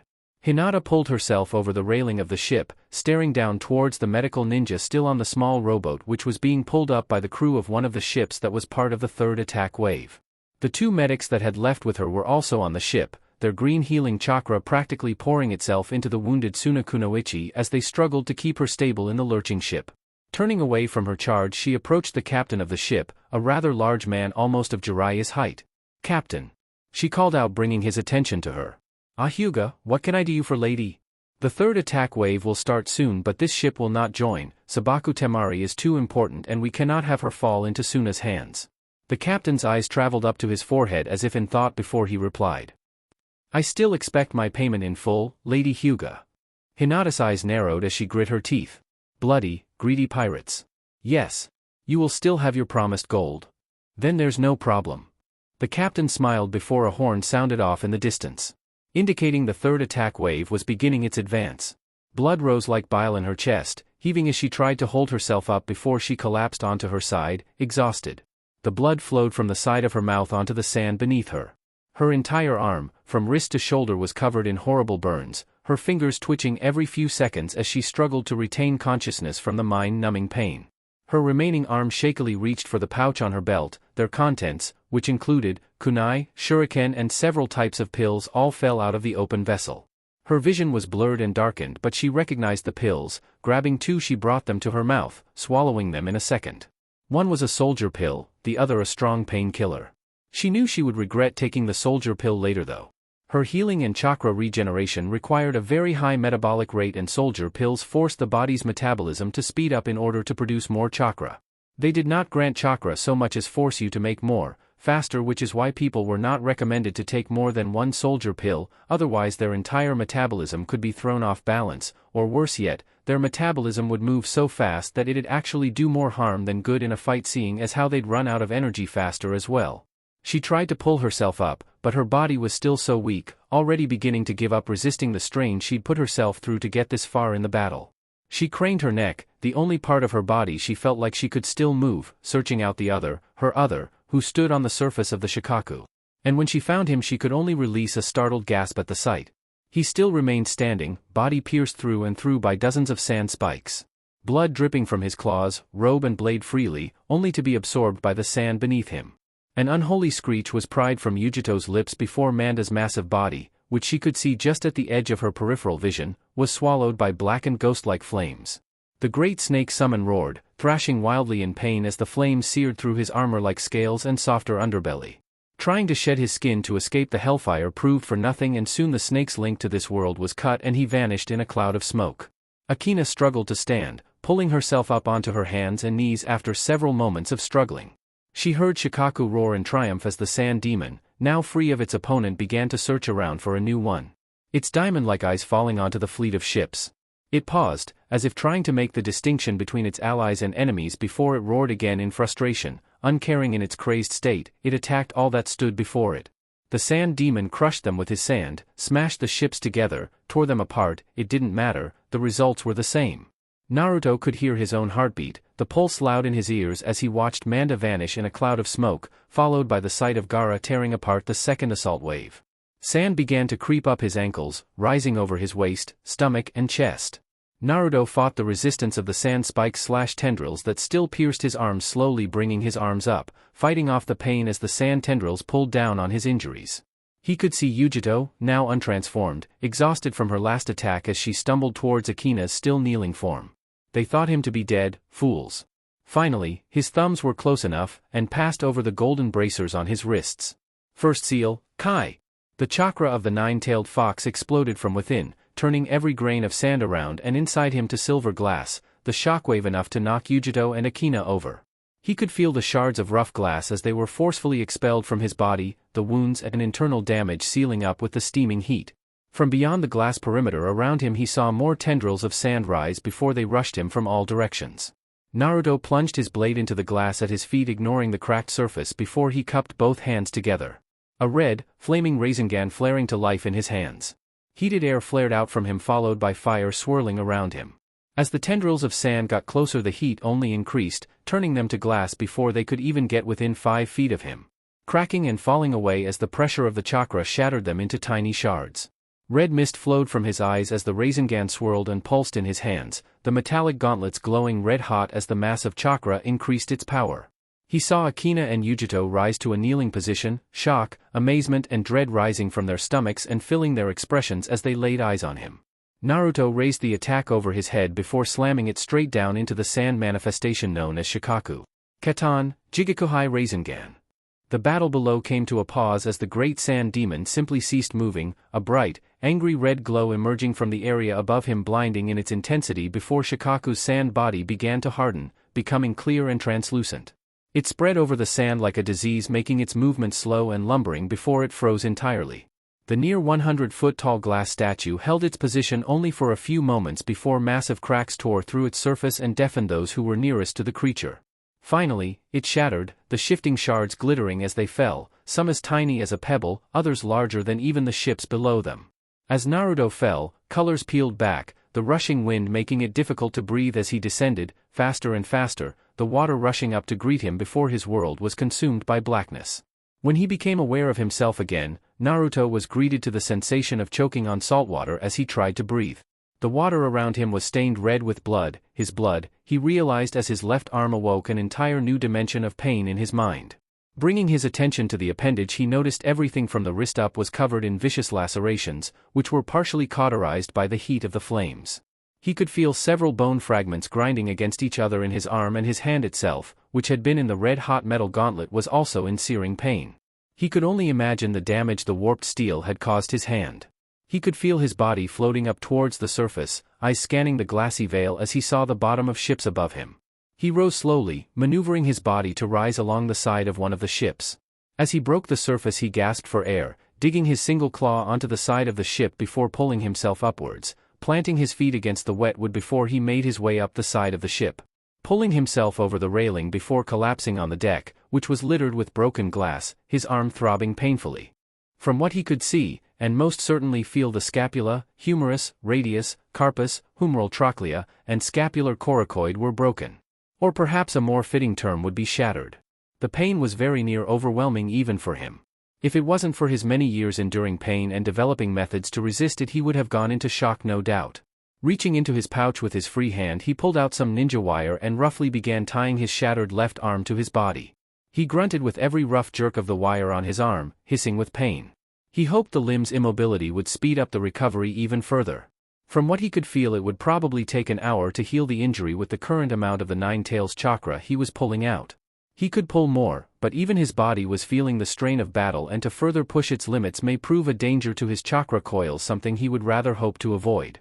A groan to his left caught his attention, bringing his eyes up to the elevated portion of the ship's deck, where the helm was mounted, where he saw none other than Gaara pulling himself up, clearly dazed and disoriented. Naruto then caught sight of his sword plunged into the wooden railing of the stairway that led to the helm. Naruto silently pulled himself up to his feet, biting back grunt of pain by sheer willpower alone as he made his way up towards the Kazekage. Zhuge Liang's body glowed with chakra, his skin almost translucent, the blue veins visible beneath the deathly pale visage as the seals glowed bright blue, crackling with lightning over his body. His raven hair hovered in the air, robes fluttering as electricity danced off him. His hands suddenly rushed through seals at blinding speed.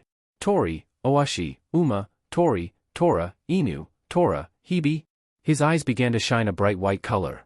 Ryu, Owashi, Uma, Ohitsuji, Tora, Hibi, Nezumi, Saru, Usagi. Lightning trailed down his spine, arms and fingertips, jumping from the seal beneath him onto his body and vice versa. Owashi, Saru, Usagi, Nezumi, Ohitsuji. Along the four corners of the tower the lightning jumped from the seal onto them, spreading outwards and increasing in intensity. Liang's hand ceased moving. Ryu. Gaara's vision swirled, coming in and out of focus as he blinked slowly, clutching his throbbing head in pain. The last thing he remembered clearly, Temari, where was Temari? Something slammed into the Kage's side, too fast for his sand to react, rolling him onto his back. Gaara saw the red-robed Uzumaki as he brought his blade straight down on his chest. This time, with his attention on the Uzumaki, the sand moved faster, though just barely, intercepting the razor-sharp blade inches from the Kage's chest. Gaara forced his chakra through the sand, strengthening it as he tried to hold the blade away from himself.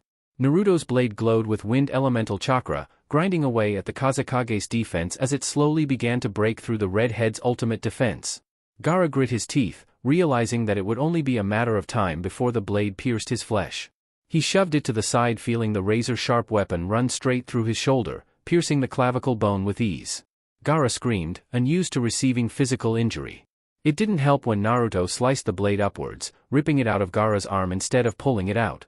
Naruto brought the blade down again only to be met by Gaara's sand once more. Before his wind blade could cut through the sand defense, another extension of sand materialized to Gaara's side, slamming right into Naruto's injured arm. The Kage of Konoha roared before he kicked Gaara in the face, sending him smashing through the railing of the raised platform and onto the deck.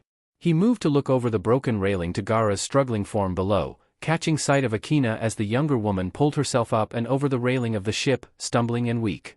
She had apparently reached her limit as well. Naruto suddenly stepped back as Yujido dropped down on the area he stood previously. Kunai aimed to slice his jugular. Lashing out with a kick, he caught the older Jinchuriki in the face, sending her tumbling over the edge and skidding to a stop near Gaara's feet. Before Naruto could continue his attack, he saw Gaara once again summon sand to his person, using a clump of it to seal off the profusely bleeding injury and using another large portion of it to grab a broken chunk of the ship and hurl it at the Konoha Kage. Naruto felt the Kyuubi's chakra burn through his coils again, rising beneath his skin, encasing his body in its searing embrace before he willed it forward, intercepting the piece of the ship's hull with the mass of chakra before throwing it aside. As he threw the weight away, dark fire smashed through the floorboards a little in front of him. Yujido had used the distraction to get in close. Naruto was launched back, landing on his side. He felt, more than heard Akina land beside him. Standing up, he turned to face the girl that had not chosen to attack while he was down. Her eyes pleaded with him, lips opening and closing for a moment before she found her voice again. Please dash. Naruto cut her off. Swinging with his wind-empowered blade, he cut through her kunai easily, slicing open her arm. He swung again only for the young woman to dodge the attack. Placing his foot between hers, he tripped her up, causing her to stumble and fall, leaving her open for the next attack. Naruto's wrist was caught before it could descend, held in place by a claw of sand. Akina shot past him, quickly cutting the tendons along the back of his knee, crippling him before Gaara threw him clear across the ship, slamming him into the railing at the bow of the ship. Naruto growled as he slowly picked himself up, kneeling due to his injured legs, watching as Gaara collapsed onto one knee as well. Apparently summoning the sand from the ocean floor was beginning to catch up to him. The Kage watched as the three haggard Jinchuriki drew closer. There was no remedy for it. He would have to release the second seal. He slowly began to reach for the golden bracers at his wrists when the sky above darkened, thunder rumbling loud enough to shake his chest. He looked skyward, as did the other three on the ship, bright flashes of lightning piercing the now blackened sky. What in the world? Hinata, from her place along the rear lines, could only stare, along with the rest of the crew, as the clouds blackened unnaturally fast. This is a jutsu. Hinata realized before rushing back to the captain, who stood along the elevated platform of the ship. Captain, we must send a message to the third wave, tell them to pull back. They're already engaging the remains of the Kumo fleet. The captain replied. If you order their retreat, the Kumo ninja will more than happily swarm over them as they try to pull away. Hinata cursed as she heard the sky rumble and flash with lightning. Raise anchor. The order startled Hinata, bringing her eyes back to the captain. What are you doing? Well, you see, miss, the way I figure with this attack going on, our side is about to loose. So unless you want our little old ship captured by those Kumo ninja, and the precious little thing below deck taken as well, then I would suggest we all get out of here. Not waiting for Hinata to say anything, he turned to his men and continued to bark out orders. Jiraiya's eyes widened as he looked to the sky. No, he thought as he snapped his gaze to the Kumo tower. I was too late. Tsunade's eyes trailed upwards to the black sky, eyes narrowing before she swung the chain over her head, forcing Tenten and Toshiro back once again before she released the weapon, rushing over towards where Ino and Sakura still held their ground against a seemingly unstoppable Lee. Grabbing hold of both girls, the slug Sannin vanished in a cloud of smoke, leaving three confused leaf ninja behind on the ship. A silence descended over the battlefield. No one seemed to move, or even breathe for several moments. Naruto glanced around, feeling several rapid, individual fluctuations of chakra. It took him a moment, but he soon recognized the techniques that were being used. Shunshin. To be using Shunshin on such a large scale, that meant they all knew where to go. And if they all knew where to go, then that means they had been expecting this. Zhuge Liang. The name barely passed through his mind before a lightning bolt descended from the sky, hitting the mast of a ship in the distance, tearing it in two. Before the wooden beam even fell, another lightning bolt struck another ship, followed by another striking the ocean, then another, and another. Naruto noticed that the lightning bolts, which were now falling like rain, were not descending over a few areas in the fleets. If he had to guess, a few ships of Liang have had protection against this attack, which would protect his ninja, while leaving the rest of the fleet, his fleet, to bear the full brunt of the assault. His eyes then traveled to Gaara, Yujito and Akina, watching as the Nibi pulled out a scroll, no doubt to summon herself, Gaara and Akina to one of their safe zones. Passing his blood over the second seal, Naruto shot forward as more of the Nine Tails chakra was released from his body, the tendon in his leg reforming in seconds, the bones shifting in his arm painfully as his healing rate increased exponentially. Yujito couldn't react before Naruto's blade pierced her stomach, pushing her all the way back until he had her nailed against the stairs that led to the upper portion of the ship. "You're not going anywhere," he growled, as she gasped, blood rising in her mouth as she gripped the blade. Turning around, he lashed out with a kick, his foot slamming into Akina as she tried to attack from behind, sending the younger of the siblings flying back. Only to be caught by Gaara's sand, the mass of shifting earth pushing him back, as the Shikaku Jinchuriki gathered chakra once again, creating half a dozen massive pillars of sand over him. Akina leapt onto one of the pillars, standing on the newly erected vantage point. But he could pay no attention to her as the other 5 sand pillars attacked. Naruto dodged and weaved, avoiding the attacks, listening as they smashed through the wooden floorboards of the ship. Naruto and the attacks came to a sudden stop as a lightning bolt struck the ship, rocking the vessel violently as fire spread over the area of impact. The reprieve was short-lived as another sand pillar rushed him. Naruto leapt up, avoiding the attack, but Gaara had been expecting that, and Naruto was unable to avoid the rest of the sand that surrounded him a second later, encasing him from head to toe. "Sabakakyu," Gaara growled as he tightened his fist. The sand coffin exploded in a shower of red chakra, releasing the Demon King. Naruto fell onto one knee, using his remaining arm to hold himself up. Another lightning bolt smashed through the front of the ship, destroying the very frontmost portion of the vessel, followed by another that destroyed the starboard railing. Naruto's eyes shot upwards, finding none other than Akina descending over him. His hand rose, the Kyuubi's chakra bubbling forth in a mass of boiling red, encasing the girl in its burning embrace. Naruto heard her scream before her own chakra came to her defense, shielding her as Naruto slammed her into the deck of the ship, smashing the floorboards before smashing her against the railing. He was about to throw her again when the chakra she controlled from the Nine Tails pushed his off of her. Naruto called back the Nine Tails chakra from Akina, extending it towards Gaara as the Kazekage attempted to use his sand to attack him again.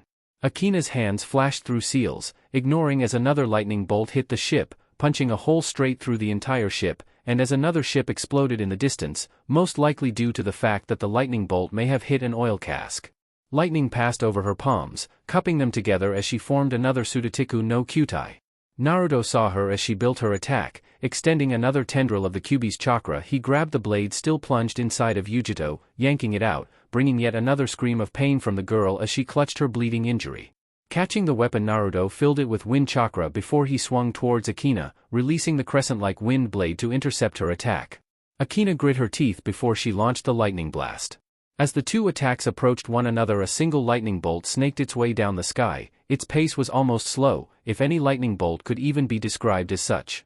And before either of them could react, the bolt of lightning pierced her right attack. Naruto and the other occupants of the ship did not even have time to blink before their world went white. Jiraiya blocked Yujito's spear thrust with one of his kunai, cursing as he had to leap away from several dozen kunai from Kankuro. Channeling chakra to his hands, he realized that the tenketsu were still partially closed, not nearly enough to be able to use a proper summoning. He'd more than likely botch it up and waste chakra. Landing on the railing of the ship, he felt as the last of his summons were dispelled. He glanced around as the remaining Kumo Jounin, Chunin and his previous two opponents circled in on him. Jutsu that were available to him flashed through his mind's eye as he tried to think of any way he could get out of this without resorting to jumping into the ocean. Fortunately, he didn't have to, as every ninja suddenly backed up as several Molotov fire bottles sailed through the air, shattering on the deck and spreading fire throughout the ship. Jiraiya turned around, only to find the flagship he'd left behind in his haste pulling up next to the ship. "Jiraiya-sama," one of the Umbu called. The Toad Hermit wasted little time before he leapt from the Kumo ship onto the Leaf ship. Landing on the deck, the Umbu wasted little time rushing up to him. "Jiraiya-sama, the fleet is in shambles. Kumo's ships that had been guarding the flagship are approaching now for a counter-attack, sir." Jiraiya looked undecided for a moment before he growled, not unlike Naruto himself. "Pull the ship back, we'll save everyone we can as we retreat." The captain of the ship walked up to the legendary ninja. His tone heated and angry. "We did not sign up for this. This is a massacre, not a battle. NMO dash." Before he could finish his sentence, Jiraiya's kunai sliced open his jugular, killing the man in seconds as he choked on his own blood. "Consider this a hostile takeover," Jiraiya said, watching as all the pirates turned their shocked eyes to him. "Any objections?" he questioned rhetorically. When he received no answer, he wasted no time to bark out his next orders. Pull the ship back, now. We're not to engage any Kumo ninja unless we have to. All men are to remain in battle positions. As the men scrambled to carry out their orders, Jiraiya couldn't help but look back at the tower whose pale blue glow was only now beginning to diminish. Goddamn you, Zhuge Liang. Naruto felt as if his entire body was floating, the pain in his arm and leg gone, replaced by a feeling of absolute numbness. As he opened his eyes, all he could see was a blinding white light, but it held no glare, no harshness to it. He saw someone coming closer, her features blurred and unrecognizable except for her long black hair. Naruto tried to move, to defend himself from a possible attack from this woman, but his limbs refused to obey his commands, leaving him still. As the woman came in close, Naruto felt her hand against his face, the familiar presence returning to him, her face becoming clear, those soft sea blue eyes staring at him. Yoshino. In an instant the image vanished, leaving only black, lightning-scarred sky. Naruto shielded his face with his unbound limb, trying to stave off the pelting raindrops that now fell over his heated skin. Naruto's head fell limply to the side, catching sight of his metal face mask. Touching his face, he realized that indeed the metallic piece of armor was no longer in its proper place. He moved to reach for it when pain shot through his entire body and blood rose up from his throat, coughing out the coppery liquid. Naruto wondered only for a second where this was from. Then he realized his seals were still unlocked. The Nine Tails chakra had been pouring into his system the entire time he'd been unconscious. Naruto moved his arm then, realizing it held only a phantom pain. It was completely healed. Just how long had he been unconscious? Naruto groaned as he reached for his mask, placing it back on his face with his single arm before he stood up, reforging the seals as he did. He glanced around, finding himself to be standing on the front of the ship he'd been on, the rest of it having been blasted to pieces by the lightning bolt that had hit Akina's attack. Where those three were at this point did not matter to him, though he could see that many of the ships of his fleet were already sinking. There were several more that were still intact enough to continue the fight. He had to end this now, and he knew just who to find to do it. Zhuge Liang. As Naruto glanced around again, he saw a single ninjato lying, discarded on the ship. His scimitar had been lost in the blast, so this would have to do. Reaching for the weapon, he used it to quickly cut the ninja wire holding his arm, stretching the limb as thunder rumbled directly above him, the white streak of electricity shooting down from heavens heading straight for him, as if the very hand of God sought to strike him down. Naruto glanced up towards the approaching danger, uncaring of it as he raised his now healed arm. The lightning struck down with a great, deafening sound, the cracking of wood all but drowned out by it as the world flashed white for a split second. Debris and smoke rising from the point of impact hiding Naruto from view. For a moment, nothing moved on the ship, but then, unbelievably, Naruto rushed out of the smoke. Rushing towards the edge of the ship and his intended target. The Kumo flagship. He leapt over the edge, the water rushing up to meet him as he fell. A cloud of smoke appeared at his feet, revealing a snake the size of a tree. Naruto's feet landed on it as the reptile rushed through the water. Yujito awoke to a burning sensation in her stomach, groaning in pain as her hand flew to the injury. She was surprised to find another hand push off her own and an unfamiliar voice drift down to her ears. "Hold still or you'll just hurt yourself again." Yujito opened her eyes, finding a pink-haired woman hovering over her, green eyes complemented by the chakra that covered her hands.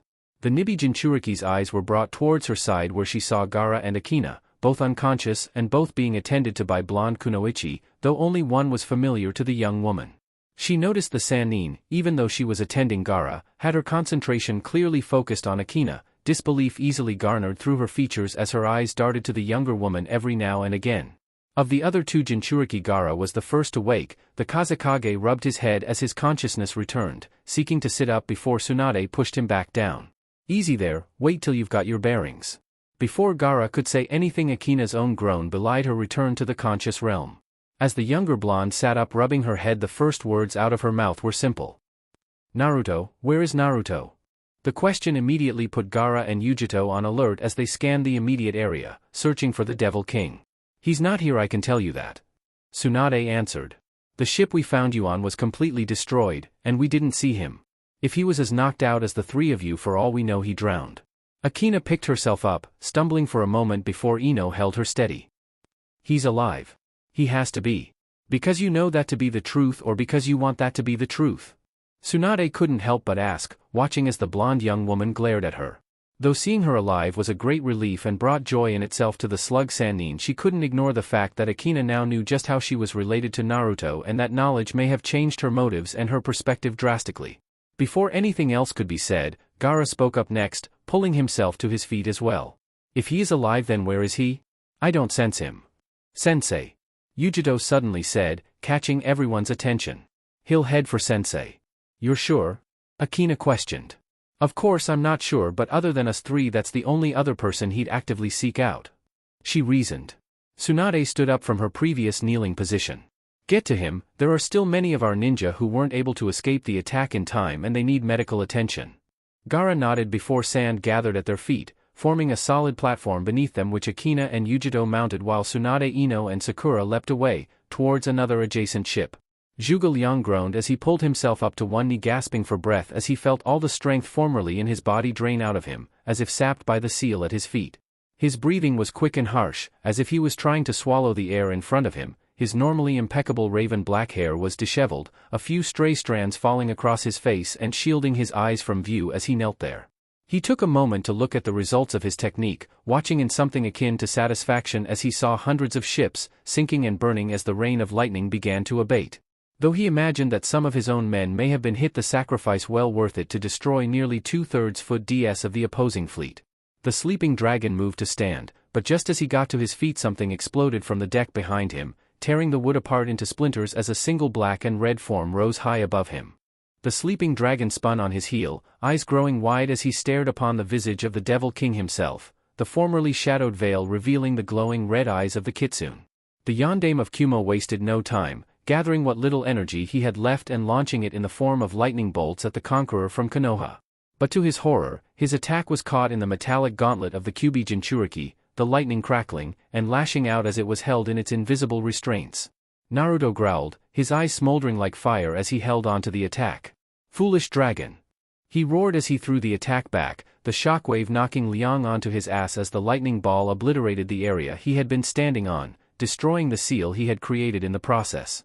Naruto finally landed on one of the remaining planks of wood, the thin slab groaning and creaking unsteadily with his weight. The wind picked up then, catching his robe in it as he stepped towards the downed Kage. Picking himself up, Liang turned to face the Jinchuriki, limping as he took a step back for every step Naruto took forward. You can't prevail here, Naruto. He spoke between pants as he struggled to catch his breath, his eyes gaining a harsh edge to them as he looked upon the Konoha Jinchuriki. Even if I die here today by your hands, things are now in motion, things that even you cannot undo. Naruto seemed to pause, glaring into the defiant eyes of the Raikage before he spoke. Fool! He hissed, it is you who do not know what you have set in motion. So blind you do not even know defeat when you look on it. You may win on this battlefield, but you will return to your home only to find it in ashes. The Jinchuriki turned his eyes then to look about the ships in the distance. Fire, dust, ash and blood is what met his enhanced senses off in the distance, the destruction and cries of the dead and dying reaching his ears. The red chakra bubbled up from within his being and exploded in a magnificent and terrifying display of power, towering over everything around them as Liang was once again thrown back by the force. His eyes, for the first time that Naruto could see, had gained a true glint of fear. No. Not fear. Terror. It was terror he saw in the sleeping dragon's eyes, a light of horror as he beheld the only power, to which the world of the shinobi might bow. Let me show you then, foolish dragon. The fear held for just a moment, but just as quickly that fear was gone, stamped down as the Raikage pulled himself to his feet, his legs shaking as he struggled to hold himself up with the pressure of the demonic chakra bearing down on him. This power was the power that the world of the shinobi may bow to. But it was not the power the world of men would remain bound to. Bringing his eyes up, he forced himself to meet Naruto's gaze with his own, conveying through his eyes all the determination he held within his being, dedicated solely in defying him. Naruto lifted his head a bit, staring down at the sleeping dragon as his chakra output spiked. The groaning of the straining wood increased before Naruto tensed his body, visibly shaking for a moment as the red chakra formed a harsh, gleaming outline around him. Do you think I would care for the loss of these worthless men? These ships? That you've won? No, Zhuge. This is not your victory. It's mine. This is my hour. The last of his sentence was drowned out only by the cracking and shattering of wood as the red chakra of the Kyuubi seemed to explode from whatever restraints had held it back. Liang tried to hold his ground against the storm, but before he could react, the wood beneath his feet crumbled and collapsed from the force of the raw chakra that was expelled by the Uzumaki, and the Raikage soon found himself plummeting to the deck below him, somehow hearing Naruto's deathly whisper resonating in his ears as he fell. You have failed, Zhuge Liang. This world will be mine, or it will burn. A few dozen yards off of the ship, 3 Jinchuriki could see the red chakra of the Kyuubi visible as a giant red cloud at the top of the tower, the weight of the killing intent apparent even at this distance. Gaara wasted no time, shifting the sand beneath Akina and Yujito before catapulting them off onto the cracking beams that held up the tower.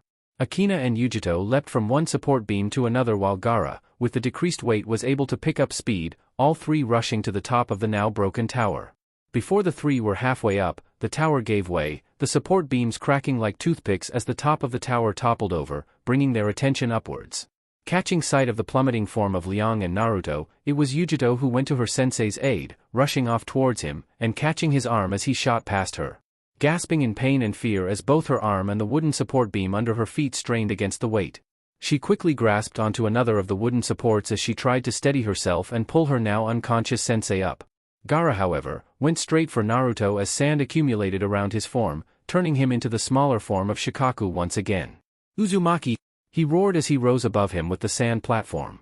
Naruto's gaze snapped back up to him, burning red meeting molten amber as Gaara launched his attack.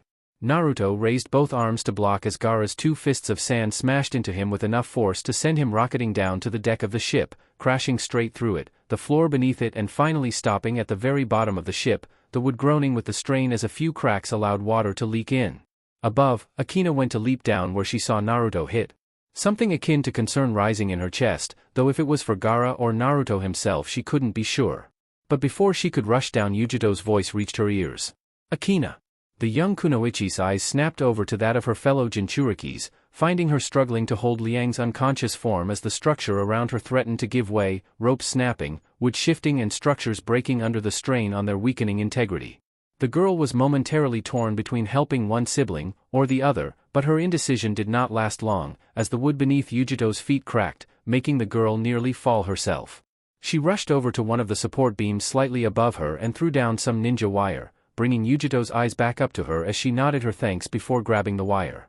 Below them, Naruto barely had time to regain his bearings before he was forced to roll to the side as Gaara's significantly heavier body smashed down where he had previously lain.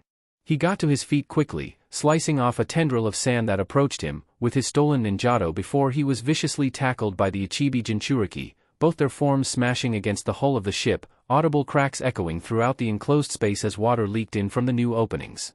Naruto snarled as his blade fell from his grip, before delivering a brutal and harsh kick to the Kazekage, launching him across the length of the ship and into the adjacent wall. Naruto's hands burned with red chakra as he rushed forward, a fist smashing against the sand that made up Gaara's face, the sheer force of the blow sending the Kazekage skidding along the wall before he smashed against one of the ship's ribs, which made up the skeleton of the hull, the strong oak wood cracking under his weight and the force his body impacted with. Naruto gave the Jinchuriki little time to recover as he grabbed Gaara by what could only be described as the scruff of his neck and slammed him against the wood ceiling above their heads, before throwing him back down onto the floor. Finally, to end it, he delivered a single powerful kick to the Kazekage's exposed ribs, bodily throwing him across the room again. Gaara righted himself in midair, skidding to a halt as his feet touched the wood. He growled and launched a pillar of sand at the Kyuubi Jinchuriki, who quickly, in his defense, breathed out a pillar of fire. The attacks clashing between them as each struggled for dominance. Yujito and Akina set Liang down at the bottom of the tower, hiding him amidst the debris. Several seconds ago both the chakra signatures of Gaara and Naruto spiked dramatically before they both suddenly vanished, and the two were quite worried for the Kazekage. And at least in Akina's case, Naruto as well. Will he be all right here? Yujito questioned as she stood, throwing a hesitant glance Akina's way. The second of the Kyuubi Jinchuriki looked away, not bothering to answer. She had helped Yujito, not Liang. And though she understood her friend's concern for her former master, she had not been betrayed by him. I'll be fine.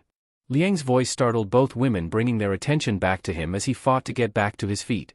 Go, this is our only chance to defeat him. I'll signal one of the allied ships to come and pick me up. Go. Akina did not need to be told twice before she rushed to the hole Naruto had made in the ground, Yujito throwing one last glance Liang's way before she followed. The two landed with soft splashes, seeing as how the hull was now slowly filling up with water due to the various small cracks that now decorated it. A few feet away was Gaara, laying face down in the water that was not high enough to drown him yet, his breathing labored as he struggled to stay awake. In front of him, walls of crystallized sand, shining dimly like some unpolished jewel in the faint light. Akina approached the fallen Kage. Gaara. she said gently as she rolled him over, watching as his eyes flickered with awareness before dimming again. Where's Naruto, Gaara? Do you remember? Can you tell me? Yujiro, however, walked past them, on guard as she examined the glass wall. You couldn't see through it very well, but she did not notice Naruto behind it. Akina, however, then noticed her hand. It was red. It took her a moment to realize that it was blood that came from the Kazekage. She snapped her eyes back up to Yujiro, who had begun to turn around, her eyes widening in horror as she saw the crude glass behind her shimmer and dissipate, the genjutsu falling away to reveal Naruto, the ninjato in one hand, a kunai in the other, poised to strike at her surrogate sister. Behind you! The younger of the siblings yelled as she stood up, her warning only coming a split second early as Yujiro reacted on sheer instinct, ducking low as the razor-sharp blade nicked off a few of her neck hairs. Pivoting on her heel, she only managed to catch a brief glimpse of those burning red eyes before Naruto delivered a sharp and brutal kick to her stomach, the air leaving her in a single breath as blood and saliva escaped her mouth, pain exploding from her midsection as the impact sent her flying across the room and smashing against the stern of the ship. Akina acted quickly, grabbing a now conscious but wounded Gaara and dragging him back towards the downed Yujiro. Naruto slowly lowered his extended foot, standing straight as he looked down at them with his burning red eyes, his footsteps sloshing as they disrupted the water at their feet. Too strong. Yujiro groaned as she gripped her stomach, coughing up copious amounts of blood as she struggled to get the air back to her lungs. If she had to guess, her stomach had perforated. Doing something like that, with just the force of a kick, it was unbelievable. Akina looked at her two downed comrades and back at the approaching Naruto. Gaara, can you make a shell of sand to protect us? The Kazekage nodded as he struggled to his feet. Yes. Akina nodded. Good. Before she turned and approached her brother, her weapon in hand. Naruto's eyes met her own, challenging her with their stare as he gripped his blades tightly. Akina was the first to attack as he got in range, using two kunai only for the strike to quickly be batted aside and a counter to be launched as Naruto attacked with a single downward strike. She sidestepped, watching as the blade tore straight through the ship's hull, splinters of wood exploding everywhere as water rushed in from the opening. Regaining her footing, she lashed out with a kick, only for her foot to be blocked and cleanly sliced open with one of Naruto's blades at the shin. She screamed and fell to one knee, hissing in pain for only a moment before she had to roll to the side and slightly forward to avoid his follow-up swing, which again tore open another part of the ship's hull, allowing more water to get in. Now slightly behind her older brother, she stood and faced his exposed back, only for Naruto to attack with a kick, forcing her again move to the side in order to avoid the hit. His foot smashed against the hull, crunching a hole right through it.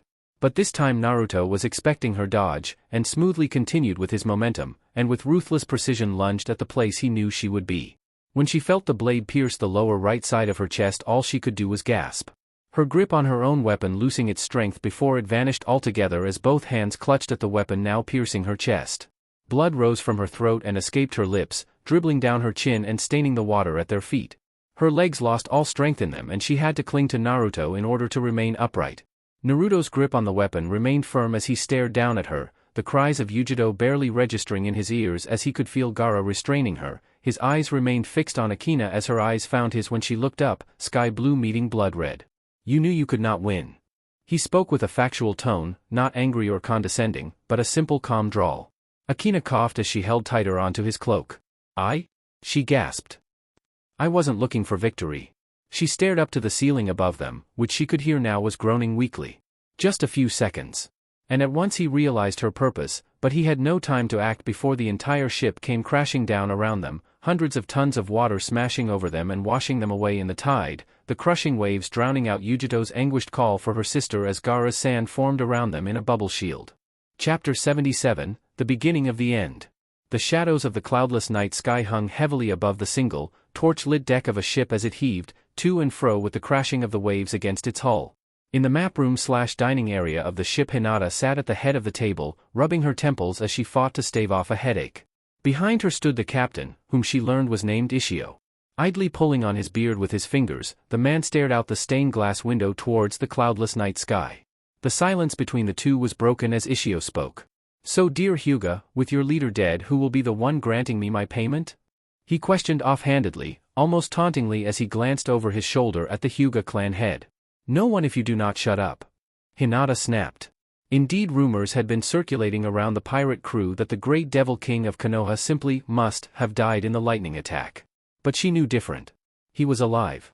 He was always alive. Someone like him couldn't be killed. If she would have taken a moment to examine that last statement, however, she may have scoffed at herself. Couldn't be killed? Any man could be killed, any adversary felled. She had learned this many times in her career. But she just couldn't help it when it came to Naruto. To her, and possibly the rest of the ninja force of the Leaf Village and its conquered allies, Naruto was simply the man that die. He was just short of God really in their eyes. Still, Naruto's life aside, he was not the reason for her current headache. No, the reason for her current headache was the Suna Kunoichi whom the medics were still working on, making sure she would remain stable throughout their trip. With the limited equipment that was actually usable on this ship to help medically, she was surprised Temari was still even breathing. She did not want to contemplate just what would be the repercussions, both political and personal, if Temari were to die on her watch. She would like to believe that Naruto considered her more than a simple commander, but she wasn't willing to bet her life on it. Breaking her out of her thoughts again, was Ishio's arrogant and smug voice. "Oh, hit a nerve did I, princess?" he questioned before taking a seat next to her, charcoal black eyes glaring into her pale silver ones. "What's the matter, eh? Feel the eyes of your enemies closing in around you now that your precious Devil King is dead?" Hinata scoffed. "Please. If you think that such a simple technique could kill him, then you are truly ignorant of his power. You ninja can't walk on the ocean surface, I know that much," he stated as he leaned back in his chair. "I also know that as we pulled away, not a single vessel that wasn't waving a Kumo flag wasn't sinking. If he's not dead, he's captured, and if he's captured, then he's as good as dead." Hinata outwardly scoffed. If he was captured, then the entire Kumo/Suna coalition would probably be dead by morning.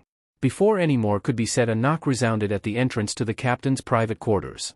"Hinata-sama," came the familiar voice of one of the medics. "From what I recall, this is my ship, yet they ask for you," Ishio stated in a somewhat amused tone. Ignoring the increasingly annoying pirate captain, Hinata responded to the medic. "Come in." When the door parted, it revealed both medics as they entered the map room, their clothes blotched with a few small bloodstains, though it seemed relatively minor, so Hinata wasn't panicking just yet. "Final verdict?" she questioned, cutting right to the chase. "She's gonna make it," the medic said, wiping his hands before placing them on his hips, giving the air of exhaustion which he rightfully held. The incision on her neck managed to cut the internal jugular, though the cut was only millimeters wide. It was still causing trouble throughout most of the procedure. 3 of the brachiocephalic veins were severed and needed to be reattached. We also needed to remove much of the blood that was already beginning to drown her. The second medic nodded, putting in his own 2 cents. "That girl is either a walking miracle or she has a very strong will to live." Hinata sighed in relief, leaning back in her chair. She was willing to bet the latter. "Captain, how much longer before we can reach the port of Wave Country?" "Few days, give or take. Your great and wise leader chose one of the best times to launch this attack. Yes, right when the winds are high and blowing from west to east, away from the mainland." "Has he sailed many ships before?" he questioned, his tone laced with sarcasm as the smug, taunting smirk remained firmly on his face. "Hold your tongue, Captain. I don't necessarily need you to crash this ship into a beach and leave the wreck," she stated coldly, her patience quickly wearing thin. "My such a short fuse when it comes to your fearless leader. Don't worry, Missy, I shan't be both Aaron you anymore today. I still do have a ship to sail," he stated, giving a minor wave of his hand, complemented with a clearly over-exaggerated bow before he brushed past the 2 medics, closing the door as he stepped out. Hinata watched the captain leave, eyes narrowed as the door clicked shut. That man is either a real fool or very dangerous. "He's not even a ninja, Hinata-sama. What danger could he pose to you?" one of the medics questioned. Eyebrow raised with skepticism as he looked at the Hyuga. "Anyone can be a threat, Chunin. Remember that," she stated simply, watching as the man nodded once in acknowledgement. "Now, the 2 of you are to make sure Temari remains stable until we reach the mainland." The 2 ninja nodded before they stepped out of the room, leaving Hinata to her own thoughts. Jiraiya sighed as he walked over the deck of the ship, injured and dying ninja lined along its edges, pressed against the railing, with a variety of injuries from severed limbs to electrical burns. The light of the moon barely made it possible to distinguish the blood-stained wood that marred the deck. The dead were being tossed overboard as they died. The risk of disease was too great, keeping them aboard to give them a proper funeral at the mainland. Jiraiya sighed as he rubbed his temples tiredly. This battle was a battle that they didn't have to win. But it was not easy to know that so many of their elites had perished in that lightning attack, worse yet to know that it was because he himself wasn't able to stop it. They went in with 100 elite shinobi, with over 500 ships. They were leaving now with barely over 30 elites, most wounded, and barely 20 ships, and 12 of those were probably in such horrible shape they wouldn't even reach the mainland. Still, all in all the plan was in motion, it would have been better to win. But the defeat was not even a real flesh wound in their war effort. One thing that was bothersome though was the lack of knowledge on where Jinchiko and Naruto were. He wasn't worried about Naruto, nothing short of a god could kill that boy. Whom he was worried about was Jinchiko. The woman was their supreme naval commander. She's the one who knew all the seafaring tactics, and if she died, he wasn't sure if they had another to take her place. Last he heard from Hinata she had gone after Mika. She may be back on the mainland, or one of the small islands that had been just a few miles away from the battlegrounds. As he walked up to the elevated platform of the ship, the voice of a certain Kunoichi brought a small smile to his face. "Lee, I'll be fine. Really, it's not nearly as bad as it looks." Jiraiya turned his eyes to the starboard side of the ship, where a doting Lee hovered over Tenten's sprawled form, clutching her side where a red blotch was clearly visible on her clothes. "Let the man dote on you, Ten-san. In fact, take advantage of it," came the voice of Toshiro, amused as he watched the two, though his smile was quickly removed as a jolt of pain forced him to wince, clutching his side. Jiraiya smirked before changing his course. Though he'd never been close to any of the three, he'd spoken to each them on one or two occasions, and seeing them alive was a great thing in itself. So walking up to the three he spoke to catch their attention. "I'm glad you three made it out all right." Lee stood ramrod straight, bowing quickly before the Toad Sannin. "Jiraiya-sama." Walking forward with his cane, Jiraiya grabbed Lee by the upper arm before pulling him upwards. "Come on, boy. You know I don't like formalities," he said before looking to Tenten and Toshiro. "So what happened to you two?" Tenten answered first. "Piece of shrapnel from one of the lightning bolts caught me in the side. It didn't hit any organs, just tore into me pretty bad." Jiraiya nodded before looking to Toshiro. "And you?"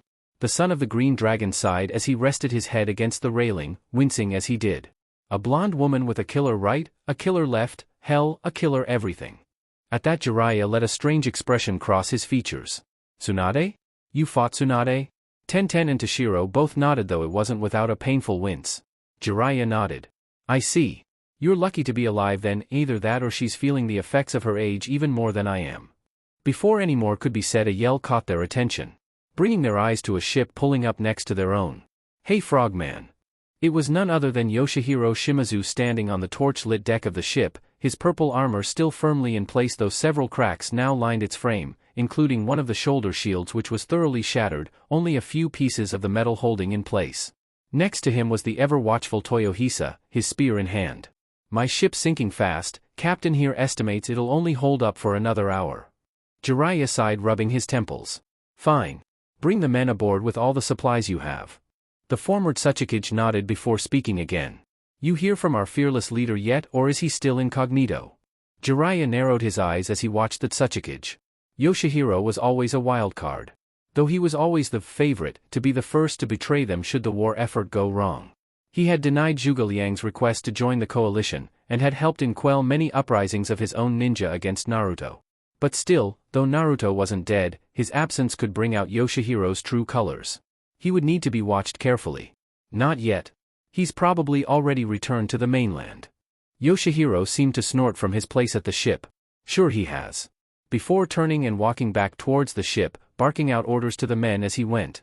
Jiraiya kept his eyes on the retreating figure of the Tsuchikage before turning back to Lee, Tenten and Toshiro, whose eyes were also fixed on the rock ninja.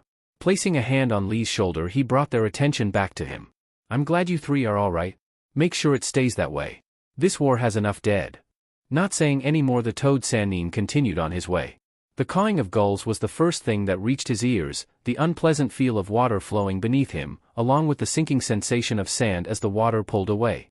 Naruto opened his eyes, grateful there was no glare from the sun in the middle of the night, before he slowly pulled himself up, feeling the edge of the wave as it washed over his legs again, the back of his soaked cloak covered with sand. A slow, grating escaped his throat as he pulled himself to his feet. Wiping his shoulders, he began to look around. He stood on a beach, the sand giving way to rock a few yards inland, with the rock giving way to grass a few feet beyond that, which finally gave way to a dense tree line. It was thick and he could smell the moisture from here, indicating plenty of rain. It did not rain this much anywhere near Fire Country, and Kumo did not have any forests near this dense. Only Tea Country, just south of Wave, fit this description, and a few islands around Kiri. The odds that he was washed up all the way in Tea Country, bypassing nearly 1,200 miles of ocean was ridiculous, so he wasn't even going to contemplate that he was there. Eliminating that option, he knew that he must be in one of the tiny islands around Kiri. Still, it wouldn't hurt to make sure. Eyes quickly finding a small mountain top to the far right of where he stood, the Jinchuriki calculated the relative distance before vanishing in a cloud of smoke with a shunshin. Reappearing just a few feet from the summit, Naruto made his way up the rest of the distance. His eyes shifted to red before he quickly began scanning over the expanse of land. Discovering that he indeed was on an island. A very small island, if he had to guess it was only 3 miles long or so. Naruto just barely resisted the urge to slap his forehead as he sighed in exasperation. How very annoying. Looking to the sky, Naruto registered the position of the North Star before his hands moved through a quick succession of hand seals. Kuchios. He muttered before a cloud of smoke surrounded his right arm. When it dissipated, it revealed a small blue snake coiled tightly over his arm. The creature's teal eyes shifted to Naruto's own, languidly awaiting its orders. You are one of the few snakes that can survive the cold of the open ocean. You are to carry a message to Kachi Suzum, in Konoha. She'll be at the tower. Tell her that I need transportation off of this island. From my estimation it is the 5th or 6th island of Kiri, though I cannot be certain. The snake slowly nodded. Yes, my master. Naruto knelt down, placing the creature on the earth before he pointed in the direction of the mainland, watching as it slithered away. As Naruto stood, he glanced around the empty forest, deciding that for now it was best to find shelter. Konoha's ships were certainly not going to be the only ones patrolling the ocean, and if Kumo suspected that he was stranded here somehow, he did not want to take the chance that they would catch him unawares. I swear, those stinkin' ninja, always acting so high and mighty, one of the crew members grunted as he pulled on a rope attached to a pulley, raising a rope net loaded with barrels over an open portion of the deck that lead to the lower storage area. His crewmate replied as he pulled with him. Almost makes you wish they hadn't even offered the money. That way we wouldn't have to put up with them. Well, don't be worrying, laddies, you won't have to be dealin' with the little Hyuga girl for much longer. Came the voice of their captain, causing the 2 crew members to nearly drop their load in surprise. Catching themselves before they damaged both their alcohol or their ship, the 2 crew members straightened, with one smiling at the taller man. Aye, Captain. We'll be back in wave soon. Where we'll get our money and drop off those freeloadin' ninjas real quick. Ishio let his smirk slowly widen. Oh, we'll be getting our money all right. With a bit more satisfaction than simply dumping them back on the mainland. Watching the confused faces of his men, the captain chuckled to himself before walking off towards the helm of the ship. The doors to the captain's quarters on the ship were slammed open, making a resounding bang echo through the closed space of the room. Bringing Zhuge Liang's eyes to face none other than the Kazekage, who was flanked by none other than Yujito and his brother Kankuro. Kazekage Dano. Liang greeted with a slow nod. The greeting was ignored, however, as Gaara stepped into the room, the words spilling from his lips without pause or hesitation. Why are you stopping the search for survivors?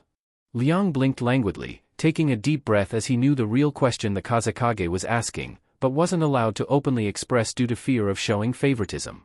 Why are you stopping the search for Akina? Zhuge Liang sighed before he stood up, grabbing a small parchment from his desk before tossing it to the Kazekage, watching as Gaara caught the paper with his sand before bringing it closer in order to read. Reikage-sama. Gaara began aloud, feeling Yujito and Kankuro discreetly try to look over his shoulder in order to read as well. Situation on mainland has reached crisis. Leaf Ninja have breached through defensive lines Ukami, Kappa, Taka, Tokage and Hibi. Force of an estimated 1,000 Leaf Ninja is now marching on the village. Expected to arrive in 3 days' time from when I write this message.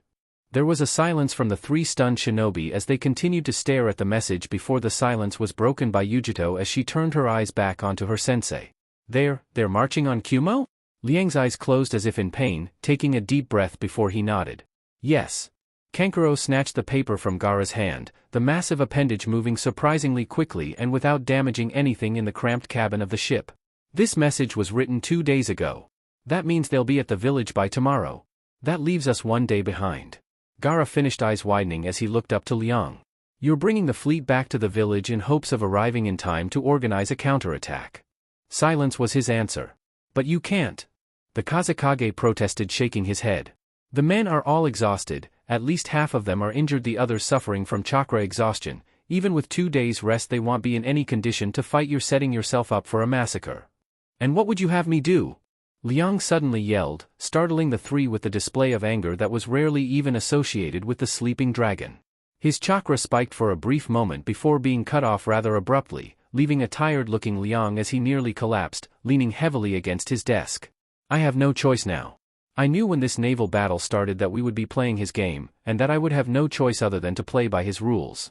He has not only succeeded in weakening our overall shinobi force, but has also broken through our defenses, injured our already fragile economy and now threatens to destroy our village for a second and final time. He paused before releasing a bitter chuckle. Our victory, if it can even be called such, probably helped him more than it weakened him. The less mercenaries return, the less money he needs to pay. Liang slowly fell back into his seat, one hand rubbing the bridge of his nose before the thudding sound of footsteps caught his attention. Opening his eyes, he looked to the Kazekage as the red-headed ninja stood across his desk. The Shikaku vessel's teal-green eyes seemed to shine in the torch-lit room before he slowly nodded.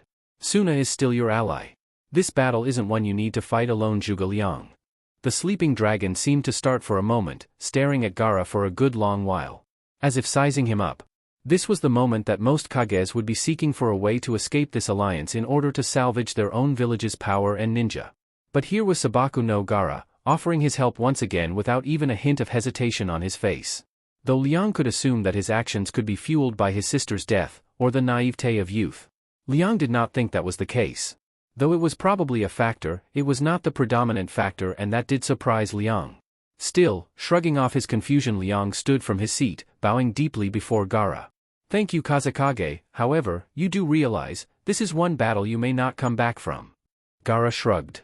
There's no chance that Uzumaki himself will be there. How much worse can the fights be? He answered simply before turning and making his way out the door, brushing past Kankuro and Yujito. Watching as Gaara walked out of the cabin and onto the deck, the thudding heavy footsteps of his brother soon followed him, before Kankuro's voice broke through the air. Bro, wait a sec. The puppet wielder said, bringing Gaara to a stop as he caught up to his younger sibling. What is it, Kankuro?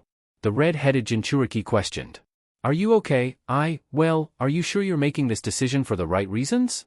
Gaara let out a snort, half amused, half sad. From what I recall, you were the one that needed to be restrained by the Umbu when I told you yesterday. Kankuro's smirk was bittersweet. Can you really blame me? Gaara's smile fell from his lips as he sighed. No. I guess I can't, he said before walking over to the front of the ship, Kankuro following closely behind. The Kazekage leaned on the railing heavily before he took a breath. Kankuro, did I do this? Is it my fault? Did he do this because I decided to fight him instead of surrendering? Kankuro undid the clasps on his armored hand, opening the wooden suit to lay his real hand on Gaara's shoulder, bringing his younger sibling's eyes up to him. Don't think like that, Gaara. This isn't your fault, you acted as any Kage would have in your place. He chose to kill Temari, he chose this whole damn war. Gaara slowly nodded, blinking away tears. Kankuro smirked, deciding to at least attempt to lighten the mood. Just promise me you'll make it slow. Gaara chuckled. And very painful. He finished before looking up to the night sky. Temari, sister. Wherever you are, know that I will kill him. I promise you that at the very least. So, this is Kumo-e? Came the voice of a four-armed ninja as a larger man stepped up next to him. Doesn't seem like much. Bet that we'll take this city in a day, was the statement the man made as he came to a stop. The two were currently watching a city several hundred yards across an expansive plain, the imposing stone walls rising high into the horizon, and though they couldn't see anything beyond or on those walls clearly, it was obvious that whatever lay behind the fortification was scrambling to marshal their defenses. Do not underestimate them. Zhuge Liang's strategic skills are legendary. He may have had a contingency for our advancing while he is away at sea. A white-haired man spoke up next, appearing next to the two a moment later in a swirl of leaves. Oh please, I'm sure your prissy ass is just being paranoid again, spoke a red-headed woman, appearing next to the fat one. Not even that twat-licking sleeping dragon could hope to stop us, even if he were here himself. She's right, Bones. Relax a bit. Even if Kumo's fleet does get back, we'll have breached the city walls long before then, and once we do that, there's no way to stop us, spoke a feminine-looking man wearing purple makeup as he chuckled to himself. We are so going to tear this place apart, they're gonna need tweezers to pick up the pieces. Oh yeah? The red-headed female responded with a smirk. This is gonna be good. Let us not forget dash, a final voice interrupted next to the five, bringing their attention to one cycloptic jounin, nose buried in his familiar orange book. That you five dash. Ahem. Sorry Yukon, 6, are under my command. You'll conduct this assault according to my orders, he stated firmly, watching as varying expressions of discontent filtered across their faces. Even Kimimaro seemed displeased at the notion of not being able to finally cut loose and really wreak some property damage. Kakashi smirked beneath his mask. "And my orders to you six are?" He paused for dramatic effect, watching as their eyes trailed back to him, a hopeful gleam visible in a few. Kakashi continued with a simple shrug. "Rip them to pieces." Their eyes widened for a brief moment before identical smirks crossed their faces. Even the usually stoic face of Kimimaro held a minor upturn of the lips. As black marks spread over their skin, Kakashi slowly glanced behind him to the force of Leaf Ninja that were about to make their way across the plain.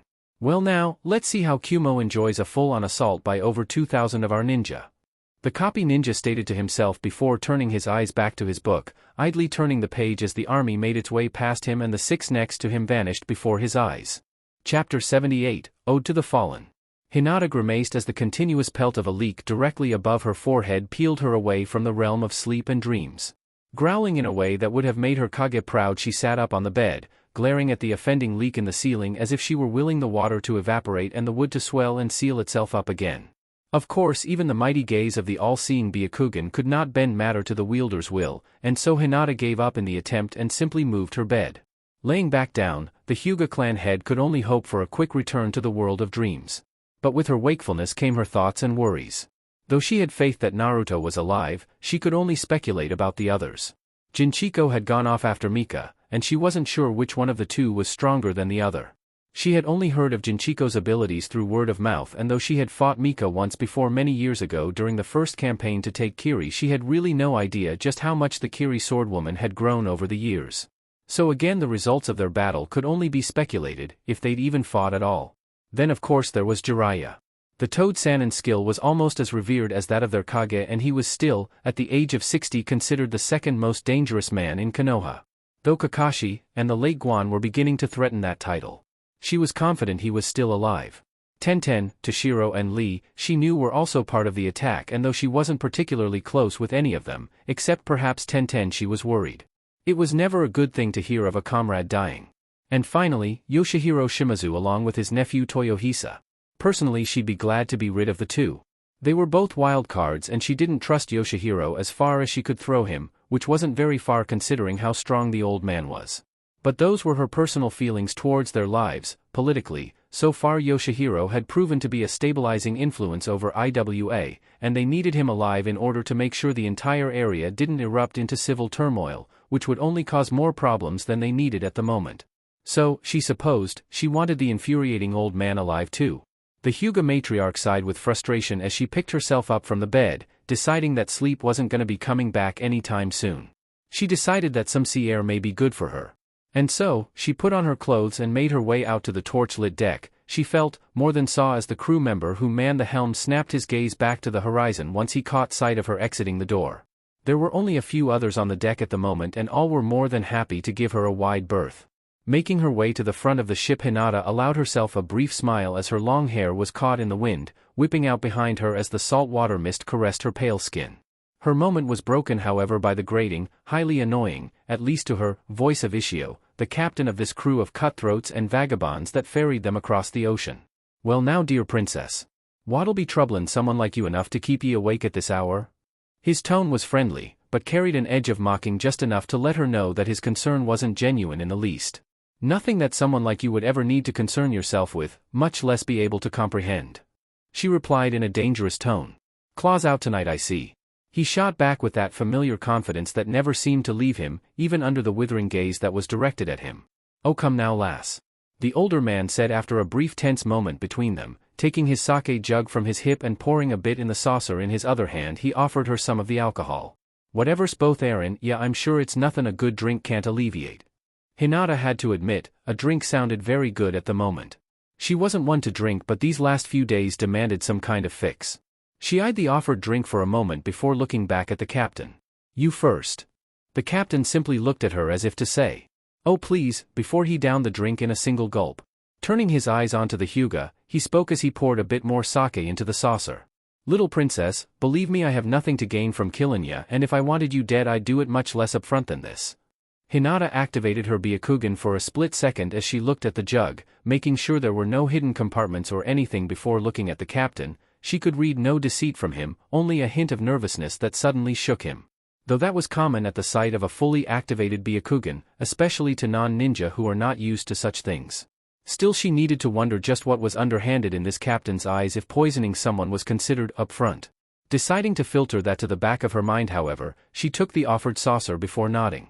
"How very noble of you," she said before she drank the sake, relishing the sensation of the warm liquid trailing down her throat. Extending the saucer towards Ishio again, the pirate captain served her some more before pulling out another of the small dishes before pouring himself some more of the alcohol. Downing the liquid with a satisfied sigh, the older, bearded pirate decided to converse with his drinking partner. "So Ms. Hyuga, mind tellin' me why you're in this little game?" "What little game?" Hinata questioned before she drank a little more. "This little game of you leading armies, risking your life for a half-dead Suna girl, sailing across the Great Sea with nothing but 2 firm allies to have your back should anything go wrong. Seems like a losing game to me." He answered. "This is no game," she said firmly. "People's lives are at stake, as is the fate of this country, our country." "I see." He breathed, almost sarcastically, "And what would your intentions be for the fate of our country?" "My intentions don't matter, only Naruto's intentions matter," she said firmly. "He is our leader, and we fight for him." "We, or just you?" the captain questioned rhetorically before downing his sake. Hinata did not turn to look at him this time, instead looking out towards the inky black distance, contrasting sharply with the bright reflections of the moon against the ocean's glossy surface. "Seems to me like you place an awful lot of faith on the character and integrity of your commander-in-chief, especially considering some of the things he is rumored to have done. And especially of the things he's known to have done. Poisonings, the slaughter of entire families, manipulations of any kind to get what he wants." "What's your dash?" Hinata's sentence stopped dead as she turned to face the captain, the world coming to a violent and dizzying spin. Hinata felt her stomach lurch and bile rose up in her throat, sending her to a fit of coughs as she stumbled over the railing, barely managing to catch herself in time to avoid falling completely. Heaving coughs racking her frame as saliva slowly fell from her parted lips, dripping onto the wooden floor with her dry heaves. "The point is, little princess," the captain spoke, walking around her, uncaring to her apparently failing health, "that everyone is out for their own gain. Everyone. And your commander, and especially myself, are not above this rule either. So you see, since I have no intention of working to help fulfill his ends, I'm going to work on fulfilling my ends, and one of my ends is to get rich. Hopefully filthy rich." He paused, watching as several of his crew emerged from below deck, ropes, swords, torches in hand as they approached the downed Hyuga. Hinata continued to cough, her saliva now tinted red as she turned her pale eyes onto the smug Ishio, the darkening veil over her sight making his image deformed and blurry, but the smile was still clear. She didn't try to pick herself up, recognizing that her body was beginning to shut down. What toxin did he use? How did he even use it? She's seen the sake jug. There were no second compartments hidden in the muzzle of the bottle where he could have hidden any other liquid so that he didn't drink. Unable to come up with anything, she took a breath, even that proving difficult in her current state before she released a jagged, "How? Oh, nifty little drink we got there. It's actually a poison developed by some old hermit in the woods. Apparently he had a grudge against a ninja who massacred his whole family several years ago, probably your commander for all we know, and so began to develop a poison that would specifically target ninja. The more chakra the person has, the quicker and deadlier the effects are. I didn't learn many of the basics before I killed the old goat, but someone of your level of skill, from what I understand, would probably become ill by tonight, but you won't die for at least another 3 weeks. More than enough time to get you back to Kumo or Suna, who I'm sure will pay quite a hefty price for your head, as well as your eyes." He smiled at the last part. A gleam in his eye as he leaned down, cupping her chin in his hand as he brought her dropping head to look at him. "Oh yes. They'll pay for those eyes all right." Not having the strength to do anything else, Hinata curled back her lips and spat in his face before her world faded and she collapsed on the deck. Ishio wiped his face, smirk still firmly in his expression as he did. "Humph, claws out as usual. Tie her up, boys, and secure her below deck. I'm sure you've already dealt with the medics." "Aye, Captain." One of the pirates nodded as the others went about tying her up. Ishio nodded, turning to leave when he heard the man currently tying her ankles spoke. He, I'm sure we'll be enjoying this stuck-up little princess later tonight. I've always wanted to do it with a ninja girl." Turning sharply on his heel, Ishio smoothly grabbed a crossbow from another crewmate's back, aimed, and fired. The bolt pierced the offending crew member through the neck. The man gurgled, choking on his own blood before he fell over the ship's railing, a splash soon accompanying his fall. All eyes turned to Ishio as the bearded man handed the crewmember back his crossbow, his smile still there. I trust there'll be no more words so much as inclining to acquiesce the suggestion our former friend put forward, yes?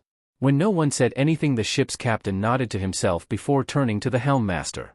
Change course east, we'll be heading to our stash so we can gather our supplies before heading south. Aye, Captain. The helmsman yelled before he turned the massive wheel, grabbing his hat as a powerful gust of wind suddenly blew over them. Aye, 'tis a good night for sailin'.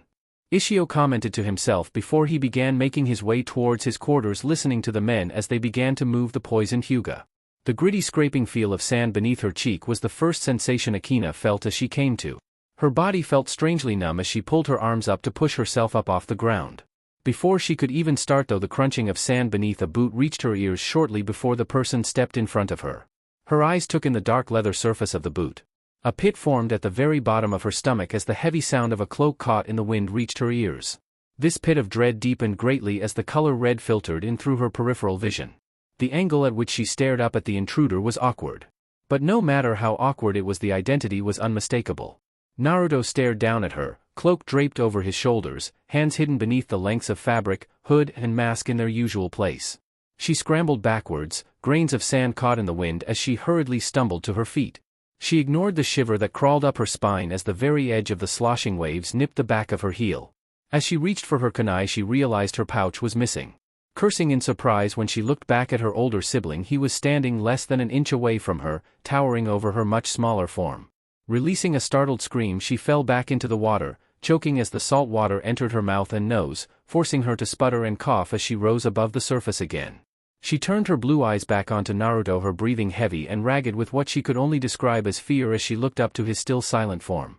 For several moments the only sounds between the two siblings was the hissing of the waves as they came to and fro. Finally the former Kumo Kunoichi couldn't take the silence and yelled out to her brother. "What do you want?" His eyes bled into red, glowing in the shadows like rubies as the wind picked up and the skies darkened. When he spoke, his voice seemed to come from everywhere, echoing around her as the ground rumbled beneath her. "What I want?" came the ghastly echo as his right hand slowly extended forward. The shaking of the earth became more violent, the sun that hung above them growing blood red as the clouded sky turned the same color. Akina's eyes darted left and right, staring in horrific awe. "What I want?" he repeated as the ground behind him cracked, the sound deafening even as she covered her ears, clenching her eyes shut before turning them back to Naruto, noticing each one of his fingertips now covered in a deep purple flame. Fire rose from the cracks in the earth, the heat licking at her skin as screams, horrible, haunting screams, seemed to filter up from the earth. "What I want?" The ground suddenly opened up beneath her and she could barely scream before the water washed over her. She felt herself sinking, deeper, deeper, the sight of Naruto fading into the bluish-green water of the ocean as she futilely tried to gasp for air. She felt herself twisting, moving, up and down, lost its direction in this place. She felt sick, her stomach twisting horribly as vertigo hit her. A voice reached her ears as she tried to open her eyes, coming to her like a mere echo. Nah, be okay. More echoes, more shadows. As light came into her eyes, the only thing she was able to make out was a man's dark hair before her eyes closed again. Naruto's eyes languidly opened, bringing him away from his sleep, allowing his gaze to take in the full glory of the stone, cold ceiling of the cave he currently resided in.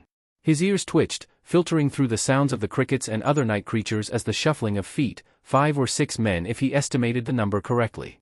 Gathering chakra to his nose, the stench of alcohol, sweat and hinata? Chakra was filtered into his ears, allowing the men's words to reach him. For we're talking nonsense, but the two who appeared to be at the back of the group were an exception. "Man, I sure hope the captain knows what he's doing. I don't like the idea of getting on Konoha's bad side. Please, do you really think that Devil King guy really even cares for this girl? He'll probably have her spot filled before he even gets word that she's missing. And even if he did care, do you really think he could track us down? We're pirates and he hired thousands of others in that battle. It could have been any of those guys. There's no way he'll find us.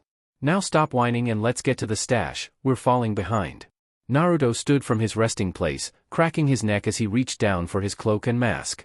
He could think of quite a few things that disproved those theories already.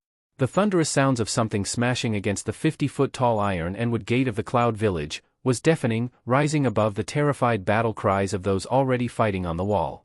The seals that disrupted chakra did well enough to keep them at bay, but more and more were beginning to analyze and decipher the patterns of the chakra-disrupting seals. It would not hold them for long. Umbu Commander Koro stood in the courtyard, yelling orders to his men to bring more wood for the barricade. Somewhere in his mind, He could only ask himself one thing. How did it come to this? How is it that they now face extermination against this enemy? How is it that the once gentle, peace-loving village of Konoha had become the monstrosity that now descended onto their very doorstep? How is it that their Kage was not here in their time of need? How is it that Konoha could have this many ninja in their reserves while they also needed to fight against Suna to the southwest? How is it that everything that they, the ninja of this village, hold dear and strive to protect, their families, their homes, now face imminent destruction? So again, how did it come to this? He was brought away from his thoughts as one of the Chunin rushed up to his side, an open wound along the left temple, dust and soot covering his face and clothing as he breathed deeply, eyes wide and frantic. Sir. Sir. He coughed, choking as he took in a deep breath. BR breach at Sector 12. The enemy is pouring in, there are too many, the line is breaking. We need reinforcements. Everyone needs reinforcements. He snapped at the younger man before a deafening crack splintered the left side of the gate. The banging was increasing now, their opponents driven to a frenzy as they saw the first visible sign of the gate beginning to weaken due to the repeated impacts. Hold the gate! He yelled to several other Chunin who stood in the courtyard, watching as every man scrambled to find a spot against the gate, pouring their chakra to reinforce the wooden barrier. An explosion shook the earth beneath their feet, the bang momentarily drowning out everything else before the sounds came rushing back. The insistent banging against the gate accompanied by more splinters and cracks that pelted those in the courtyard with splinters. Sir! Another Chunin yelled from a nearby rooftop. The walls aren't stopping him. They're beginning to swarm over the defenses. Before he could answer the younger man, a massive chunk of the gate came loose, launching towards him with the strength of whatever impact had snapped it free in the first place. Get down! Someone else yelled before Koro and several others behind and around him hit the floor. The massive wood came to a stop several yards into the street behind them. Koro looked back up to the gate, a hole protruding from the higher portion, where some kind of claw from what he could only guess was a summoned animal was beginning to tear off more chunks of the wood. The banging increased now, almost like drums, before one final deafening impact smashed the gate wide open, crushing several of the men as the massive wooden slabs toppled over them, crushing grown men beneath the nearly 2-ton weight. Now! He heard myself yell before hundreds of kunai, some with explosive tags, others without, were thrown through the now open portal. He couldn't see past the dust and smoke, but the flashes from the explosions and the screams of whomever they hit was more than enough to tell him we were hitting something. Over the chaotic sound, something else reached his ears. Is that a flute? Something barged through the gate then, a humanoid beast with gray skin followed by two others. It carried a massive club, its long black hair covering its face as he swung the weapon, smashing several of the terrified Chunin before they could react. The other two, one who was tied up in bandages from head to waist, the last had cream-colored skin and bone spikes wrapped around his forearms which extended down towards his wrists and up to his elbow. The three 15-foot-tall creatures tore into ninja squads, using their bodies and weapons freely as blood spilled onto the cobblestone streets. He moved to step forward when suddenly dozens of more Konoha ninja poured through the gate, engaging the disorganized, panicked men left at his disposal, easily cutting through them. The sound of the flute reached his ears again, more clearly this time, its haunting melody ringing loudly in his ears as he followed the sound, finding the source instantly as a gray-skinned, horned, red-headed woman. Stepping through the gate, her eyes were closed, focused on her instrument. Koro took a kunai from his pouch, hurling it at her, only to have the blade intercepted by one of the creatures, the edge simply bouncing off his hardened skin. Rounding to face the lone Umbu, the beast roared, raising its club high before it brought it down. He leapt away as it smashed stone and brick beneath the massive weapon. Damn it! Koro cursed as he landed on one of the rooftops. Glancing around at the men who were quickly falling, there was only one order that came to mind. Fall back to the tower. Fall back. The cry was loud, going well over all other sounds. The men did not hesitate to obey, scrambling back through the streets, the Konoha ninja hot on their heels as the three beasts tore up the surrounding buildings. It was then when he realized it, that their only hope now is to save as many as they can. With the gate breached, it is only a matter of time before they leave their dead on the streets of the White City. As he turned to leave, a sudden searing sensation spread from the center of his chest to the rest of his body. Stumbling, he glanced down where a bone was sticking out? Then, he was yanked back, off his feet. Earth met sky in his eyes before I felt his body slam into the ground, a white-haired man standing over him. He kicked him in his side, forcing him to roll over, allowing him to yank out his weapon. Why was it suddenly so cold? He pushed the thought away from his mind as he saw the man step around him, marching into the gates of the village where Koro could already see smoke beginning to rise from within its walls. How did it come to this?